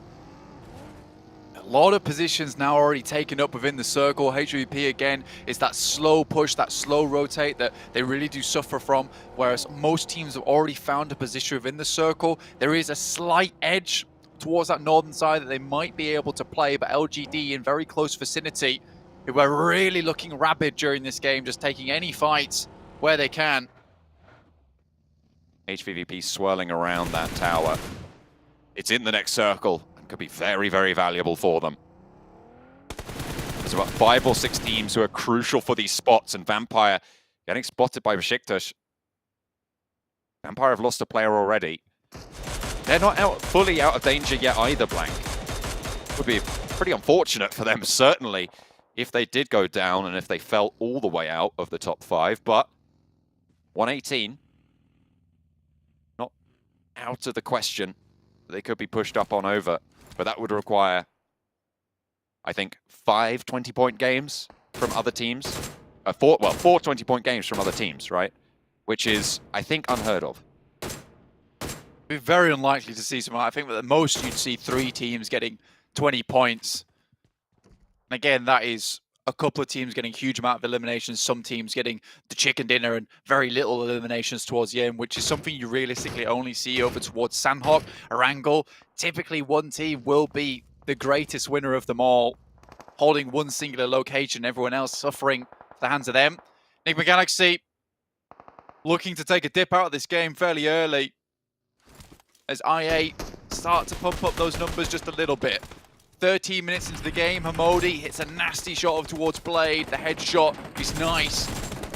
But a pincer maneuver comes in from Aegon XIA, and they establish a crossfire nice and fast. Freak last standing, spots Ghost, gets the knock, takes a lot of damage, has to heal it back on up, but in comes UZM, rolls up to this ridgeline yet again. First aid should be popped off there. Freak will be able to get it done. And an aid from UZM, wants to put it behind the tree, but the Molotov backs him off his own. Nade to follow it up as well from Freak. Enigma Galaxy, they don't want to go down without a fight, but Aegon XIA in the meantime picking up the pieces at the back as UZM has done the job. The distraction is good, and they can stay alive as 4. Enigma Galaxy, only the 1 now, and actually UZM thinks better of leaving this entirely. Scouts out the rest of the hillside. Freak. Very close to the competition here on top of the rocks. Inside the tree line, IA should be able to finish one off, but good return fire. And with the circle coming in, might be a little bit difficult to pick up the player, but it does stop short now. Circle moves down towards iNCO, the magnetic team, in which case the circle has benefited them so many times. And HVP instantly rotate over towards that eastern side, directly towards Alpha 7, who are an absolute tear during these games. They should know they're in this vicinity. I think taking any engagement with Alpha 7 is danger, considering just how good they are. Matic rolling around in the back. They're thinking about where they want to go. Currently pulled up short across the road from Besiktas. Currently 86 points for Besiktas. They haven't managed to get any eliminations just yet. And they slow things down a little bit. They want to play along this hillside. Kitsune's scouting south. No one really ahead of them there. Alpha 7 might have sightlines from the western, from the eastern side of that rotation. But what can they do here? Besiktas will have to move in as well and potentially looking to line up a fight. So hesitant to make any pushes here, and you can understand the amount of pressure they're under. 2 points would see them safe. That's all they need.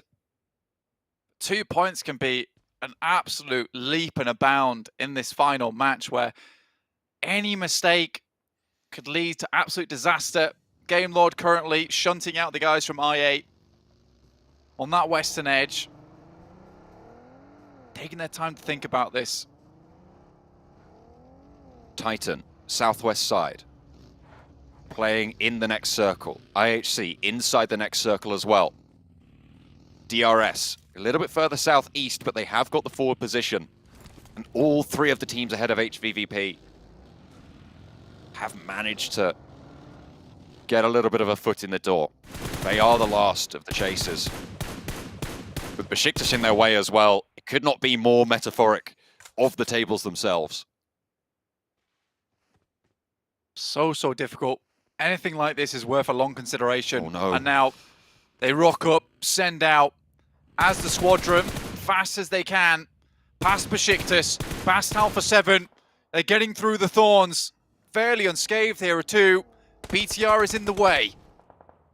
Jem Foster, 3 players alive with him for Bigatron. Alpha 7, they haven't been able to hit these shots, and Jen Foster doesn't hit them either. Tixie managed to get it all the way across the road. They know this position.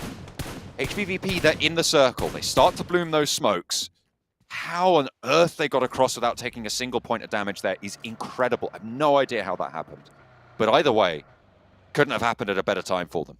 Waiting for the right moment there, watching out towards the north side of the blue, making sure there's no one coming through there. Besiktas move out. HVP set themselves up to maybe challenge versus this. On a rolling hillside, Besiktas much more in danger from LGD right now. As in come Titan, this is crucial. Titan need to win this fight to stay alive and keep themselves going. They will do just that, efficiently, effectively. And they'll chase down IHC even further, making them not so certain of themselves. And Titan are at 4. 5 eliminations now on the game. A good run for the squad. Vampire, nade from Agon XI8. Answering, no, not going to find a knockback their way. It's UZM and Blade playing for the squad of Agon XI8. As the shots do look for the flush, but Ravenclaw wants to pick up the points for Vampire themselves. The circle shifts away. It's only IHC of the big three, of the big set of teams that are in this next circle, Blank. So amusing. I mean, it's happened time and time again, and somehow iNCO is able to grab the circle and sit it right down around them. You know, there's a chance here for iNCO. There really is. They haven't done so much so far. They do typically wait to the very later parts of the game before they start taking any kind of shots towards anyone else, but they need big eliminations, and sitting still, sitting pretty, looks nice, but it doesn't get you the big prizes. No, again, just these shots just aren't sticking in this final game, Blank. LGD, they lose 1, but they will be able to get over with 3. And ahead of Besiktas, it's HVVP. Hold up 2 teams here. Titans lose 1 on the cross. That's from DRS. 2 teams battling out against one another. Dear. And look at that. A massive amount of damage comes their way. I think that's down to just 1 player now. 1 player left for Titans. A really important position for them. 5 eliminations on the game. If they go down here, Blank, they will set the marker. As Besiktas try and make this mad dash as well. Sun HP cut down out in the open. The outside chance here for the top 5 spots. Down to 2 players now. Zessi tries to drop that smoke. 1 player remains for them. As the Titans continue to just stay alive on that 1 that they have. And they will fall. 5 eliminations in 10th place. Up to 103 points. Great nade. Tixie. For HVVP, they've had 2 eliminations, but DRS have had 3. 103 points is the marker now in 4th place currently for Titans, but they're out. Kitsune able to lay it down as well. And another 2 points added to the tally for HVVP in crucial fashion, in crucial time. Up towards the last 8 teams. HVP just need to go a little bit further now, and the placement points might just see them a little bit ahead. Besiktas still chasing, but 1 player, iNCO, directly in the center, but much further to go for them with only the 2 eliminations they've got so far. It is so down to the line right now, and Titans are terrified of what could come next. DRS need to fall right now, and HVVP soon after for them to be safe. An aid over Dematic from Alpha 7, tournament leaders, trying to take down the squad from the CIS region. Besiktas eliminated, so no chase other than HVVP for this position. But they're down to 3 now, and Alpha 7 are hot on their heels. They're trying to sweep out on this northern side. They're forced into the fight with down 1, and shots from Revo light them up on the back as well. It could be all drawn short here. Tixi has to hit the deck, and HVVP's run could be over. 4 eliminations. They're on the chase. They're 1 point behind DRS right now. They're on 100 points total, 7th place right now. They need a couple more placements to see themselves over the Titans, stay alive. All desperate positioning. Every single ridgeline matters now for HVVP as they lose Kitsune. And Alpha 7 might just rock up on this position as well, take a little bit more from them. Look how low Meku is. They need 2 placements, and that would just about do it. But look at the amount of teams that have so many players left on board. Down 1, close to falling, but realistically, HVVP are the only ones close by to make that happen. It's going to be on DRS. DRS are going to need to make a move towards iNCO or towards IHC. This is the team that can go down ahead of them. This is the chase that they have. And with the first knock from IHC, they're going to be happy to be able to pick up these points on a team that's chasing them. DRS out in the open. Meku spotted yet again. Mythic not going to let up. The test for HVVP. They've been shut out so many times. But they need to stand tall now. They need to stand strong. No meds for Meku. I wonder if Tixi can even throw a bandage over. Has got 5 of his own. Might think to do so. But perhaps it's better to just invest in keeping Tixi alive. Meku down. Goodness me. Has to make the long crawl, but very unlikely that'll happen. For Alpha 7, saving grace for HVP is that maybe soon they'll have to deal with Bacon Time. They can remove them in a full 4v4. Maybe Tixi can steal away some of these eliminations. Tixi needs these teams to go down. They need to start making moves. Bacon Time are going to start to move in as well. Alpha 7 taking knocks from Bacon Time across the way. They've been preoccupied with taking Tixi out. And DRS playing with 2 now on the southeast side. iNCO with sightlines over their way. There's a fight raging on the northern edge with Alpha 7. If Alpha 7 go down, Tixi could crawl forwards, but it looks like Bacon Time will not be able to do that. IHC are taking a fight as well with down 1.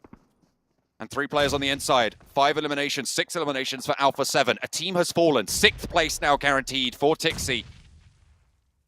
And DRS could potentially fall. IHC could also go down. Down 1 right at death's door. Tixi just has to go for a bit longer. This guy has always been known as one of the most aggressive.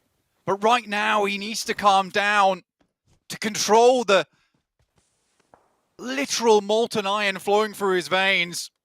Be like steel. Stalwart versus this lobby. DRS slowly losing members. Down to just 1 now. This could be it. Get to a top 5. Down 1's close to going out. If DRS fall, the ladder up is there. HVVP will be ahead of them. Gianti flush, last player now, Delta for the squad. Titan already, I think, at risk. With 103 points on the game. 6th place position.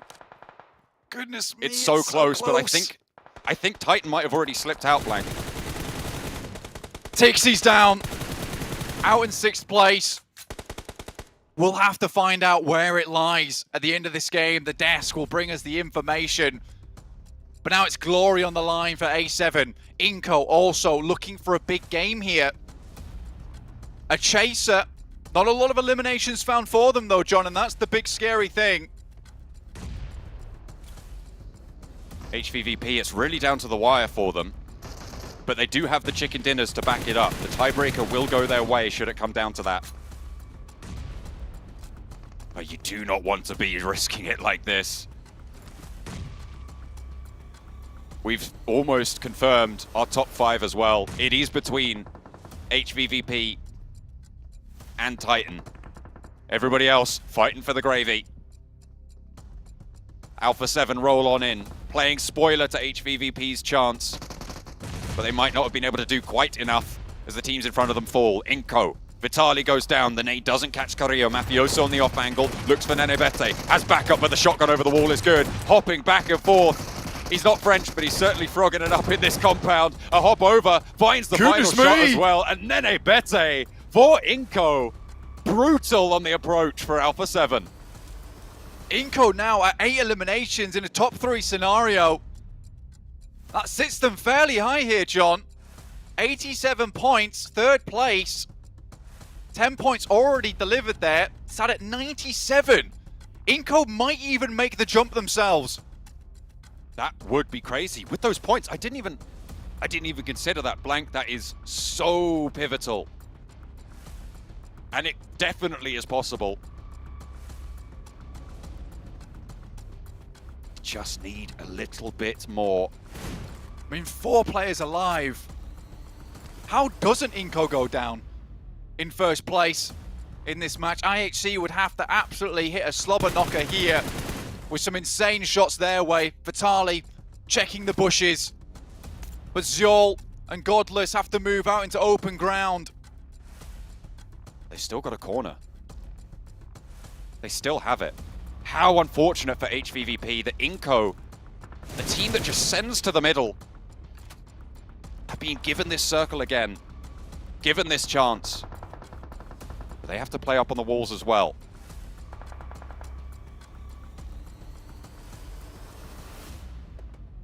Very little hard cover here for IHC to even move out into. Decent shots from Squash. Both teams now waiting for the last zone. IHC has to take the 2v4 of their lives. A 3rd place with no more eliminations might not cut it here for iNCO, but every single extra point counts, and with the amount of eliminations still available here and 5 extra placement points on top of what they've already gained, might just be huge. Tixie had to go for a bit longer. Right on the edge. And iNCO, like we said, they have their 2 big matches of the day, and that's all they need. Efficient. Oh, Delta could play spoiler. Needing a 10 elimination game. I think to draw even, blank.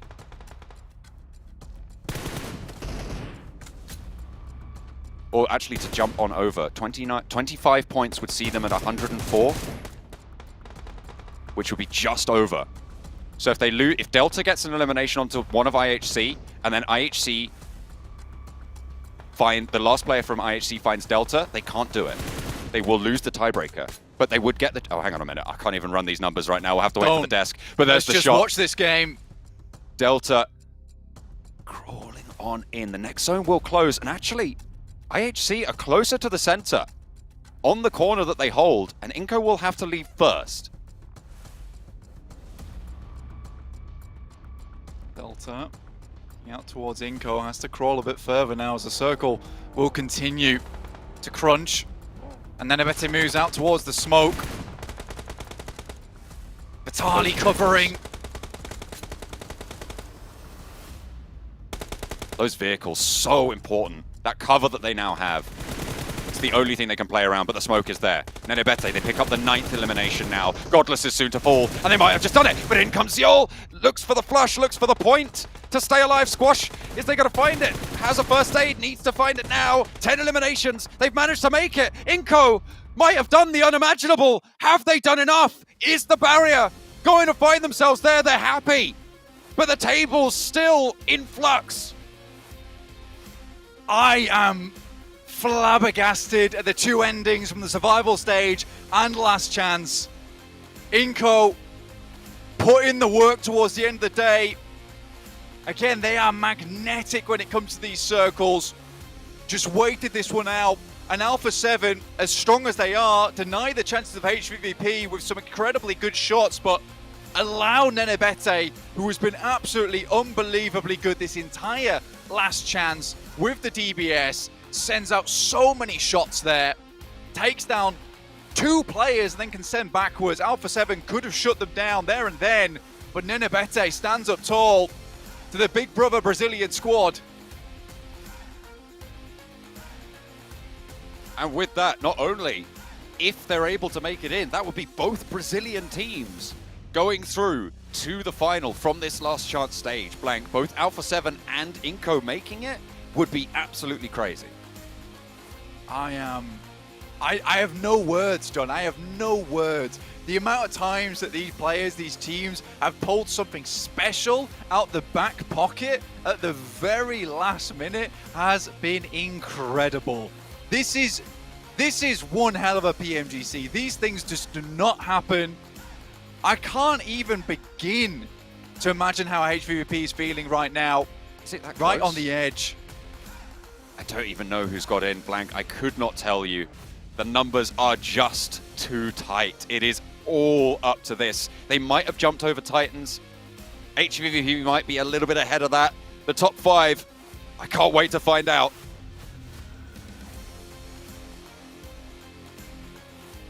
It looks like, hang on a minute, they've just found out. I feel like iNCO know.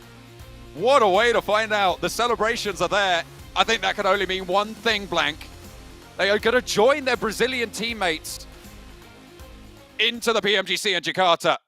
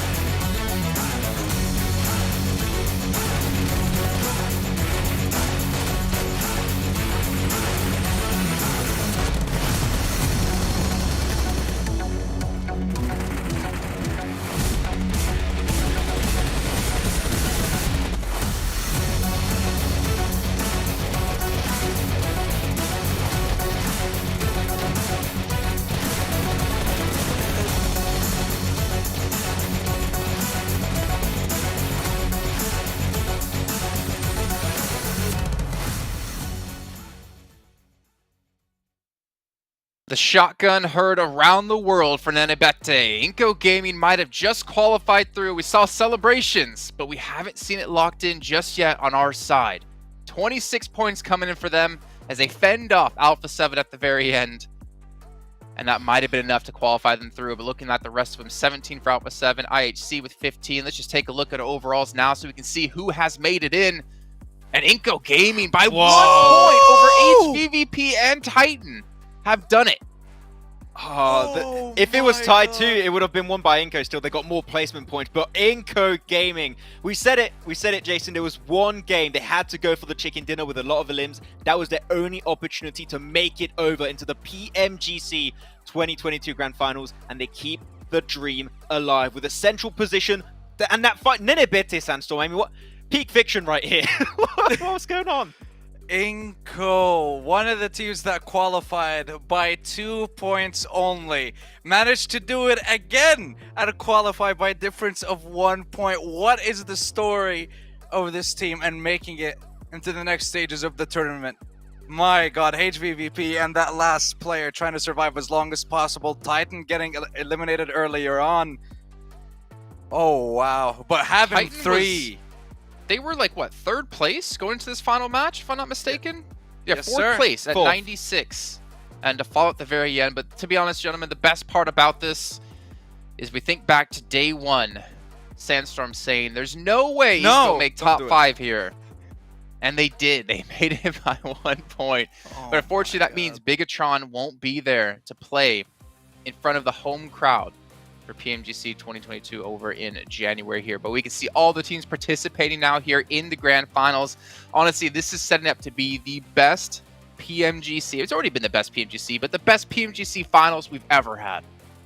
It's going to be amazing, Jason. I mean, every single team that's qualified in the group stage, of course, came out like absolutely swinging. The last chance was down to the wire for a lot of these teams. I think that I would No, mate, I was going to say I would not have it any other way, but it's just so many teams that could have qualified. It was just who was going to make it, no idea, but I definitely am happy with this lineup. And SMG and also Alter Ego are two amazing teams from, of course, Indonesia and, of course, from the PL scene for Team SMG. So I cannot wait. 1 month cannot pass any sooner, Jason. Okay, Christmas, screw that. Get in the grand finals right now. Okay, I don't want my presents. But this is my question. Why are we waiting a month? Can we not get it started tomorrow? Please. These games are too spicy to wait a month for. No, we can't, Sandstorm. I'm sorry. Here's our MVP, though, the last chance stage. It's going to be Revo, and why wouldn't it be? I mean, the nade we saw from him over onto Vampire to completely demolish them with just one nade alone was amazing. But Alpha 7 in general has also just been almost on a whole nother level compared to a lot of the teams we've seen so far in the last chance stage. Yeah. And hopefully this time. No, I was just going to say, hopefully this time they'll be able to perform at the highest level possible when they get to the grand finals. Alpha 7 does have a history a little bit when it comes to getting to that final stage of the tournament, getting towards fighting the best of the best, and then just faltering at that last hurdle. But now, having 3 teams from the PEL, having 3 teams from Brazil as well, that is definitely a clash that I've been waiting to see for such a long time, and especially with Influence Chairman as well being there for Brazil. I said it in week 1 that they're going to be one of the contenders for top 5 at the end, so I'm still watching that. All right, well, gentlemen, that is going to be it for us for now. I'm sorry, Max, I'm going to get your point in a second. We have to hear from the guys on stage. They have just qualified through in 5th place by 1 point. Let's hit that on the stage with iNCO. Ladies and gentlemen, nothing is impossible. We're back right here at the main stage of the PUBG Mobile Global Championships 2022, where we have just concluded the 6th and final match of day number 2 and a final day of the final chance qualifiers itself. Of course, ladies and gentlemen, I am joining together with Nadabat here from Team iNCO Gaming. They just recently finished their final match, and of course, congratulations. You've just made it to the next round itself by having just 1 point difference than the 6th place. So how are you feeling right now? Então, ele disse que nada é impossível, porque depois do final do 6º jogo, vocês conseguiram a classificação por 1 ponto. Então, como está sentindo? Tô com a adrenalina lá em cima, muito energizado e muito feliz de a gente ter conquistado essa vaga aí. So I say, of course, he's very happy. The adrenaline, is still high. He still doesn't believe that they made it. Well, they definitely made it right there. The results already out. And of course, what does it mean for you and your team to advance to the finals this time? Então, o que significa para você e para o vosso time ir para o final desta vez? Cara, é um sonho pra gente. É tudo que a gente veio batalhando até chegar aqui e acho que significa é o nosso sonho. So for them, it's like the dream that came alive because they've been fighting all the way for this dream, and now they finally they can make it. It's truly a dream come true. And of course, what was your plan before the match? What was going through the team's mind during the last circles of the match itself? Então, qual era o plano antes do último jogo e o que ia na cabeça de vocês durante as últimas círculos do jogo aí? Rasga pro meio e mata quem tiver na frente. So he said he's just going to the center and kill whoever was in front of them. I like that a lot. Very simple and straightforward. Go to the middle, go and kill everyone, and just go for the win itself. And of course, last question here. Now, you guys are making it to the main event of PUBG Mobile Global Championships. Which teams are you looking forward to defeating in the grand finals, and why? Então, vocês já conseguiram ir para a final? Qual é o time que vocês querem derrotar mesmo na final e por quê? Não entendi a pergunta. Qual dos times vocês querem mesmo derrotar na final? Acho que todos. He said all of the teams. All right, there you have it. All right, ladies and gentlemen, once again, congratulations to iNCO Gaming for that amazing gameplay right there. And of course, that concludes all the matches we have right here at the last chance qualifiers, the PUBG Mobile Global Championships. Ladies and gentlemen, we are going to be passing it over to our host and analyst to get a little bit more details about what had transpired throughout the whole competition right here. And of course, we will see you guys in a bit. Take care, everyone.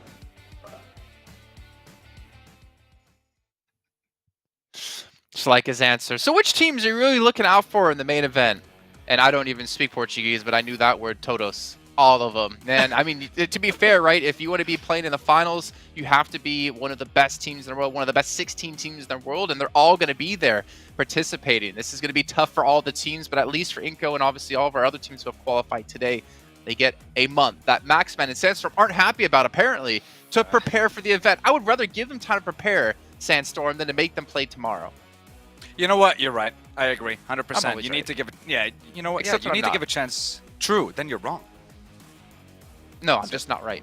Yeah, give the teams a chance to prepare. Obviously, for these teams, right, they've been playing out the last few weeks as well, trying to prepare for this one. If you were a team in Group Red, well, you basically went into Group Red of having to play.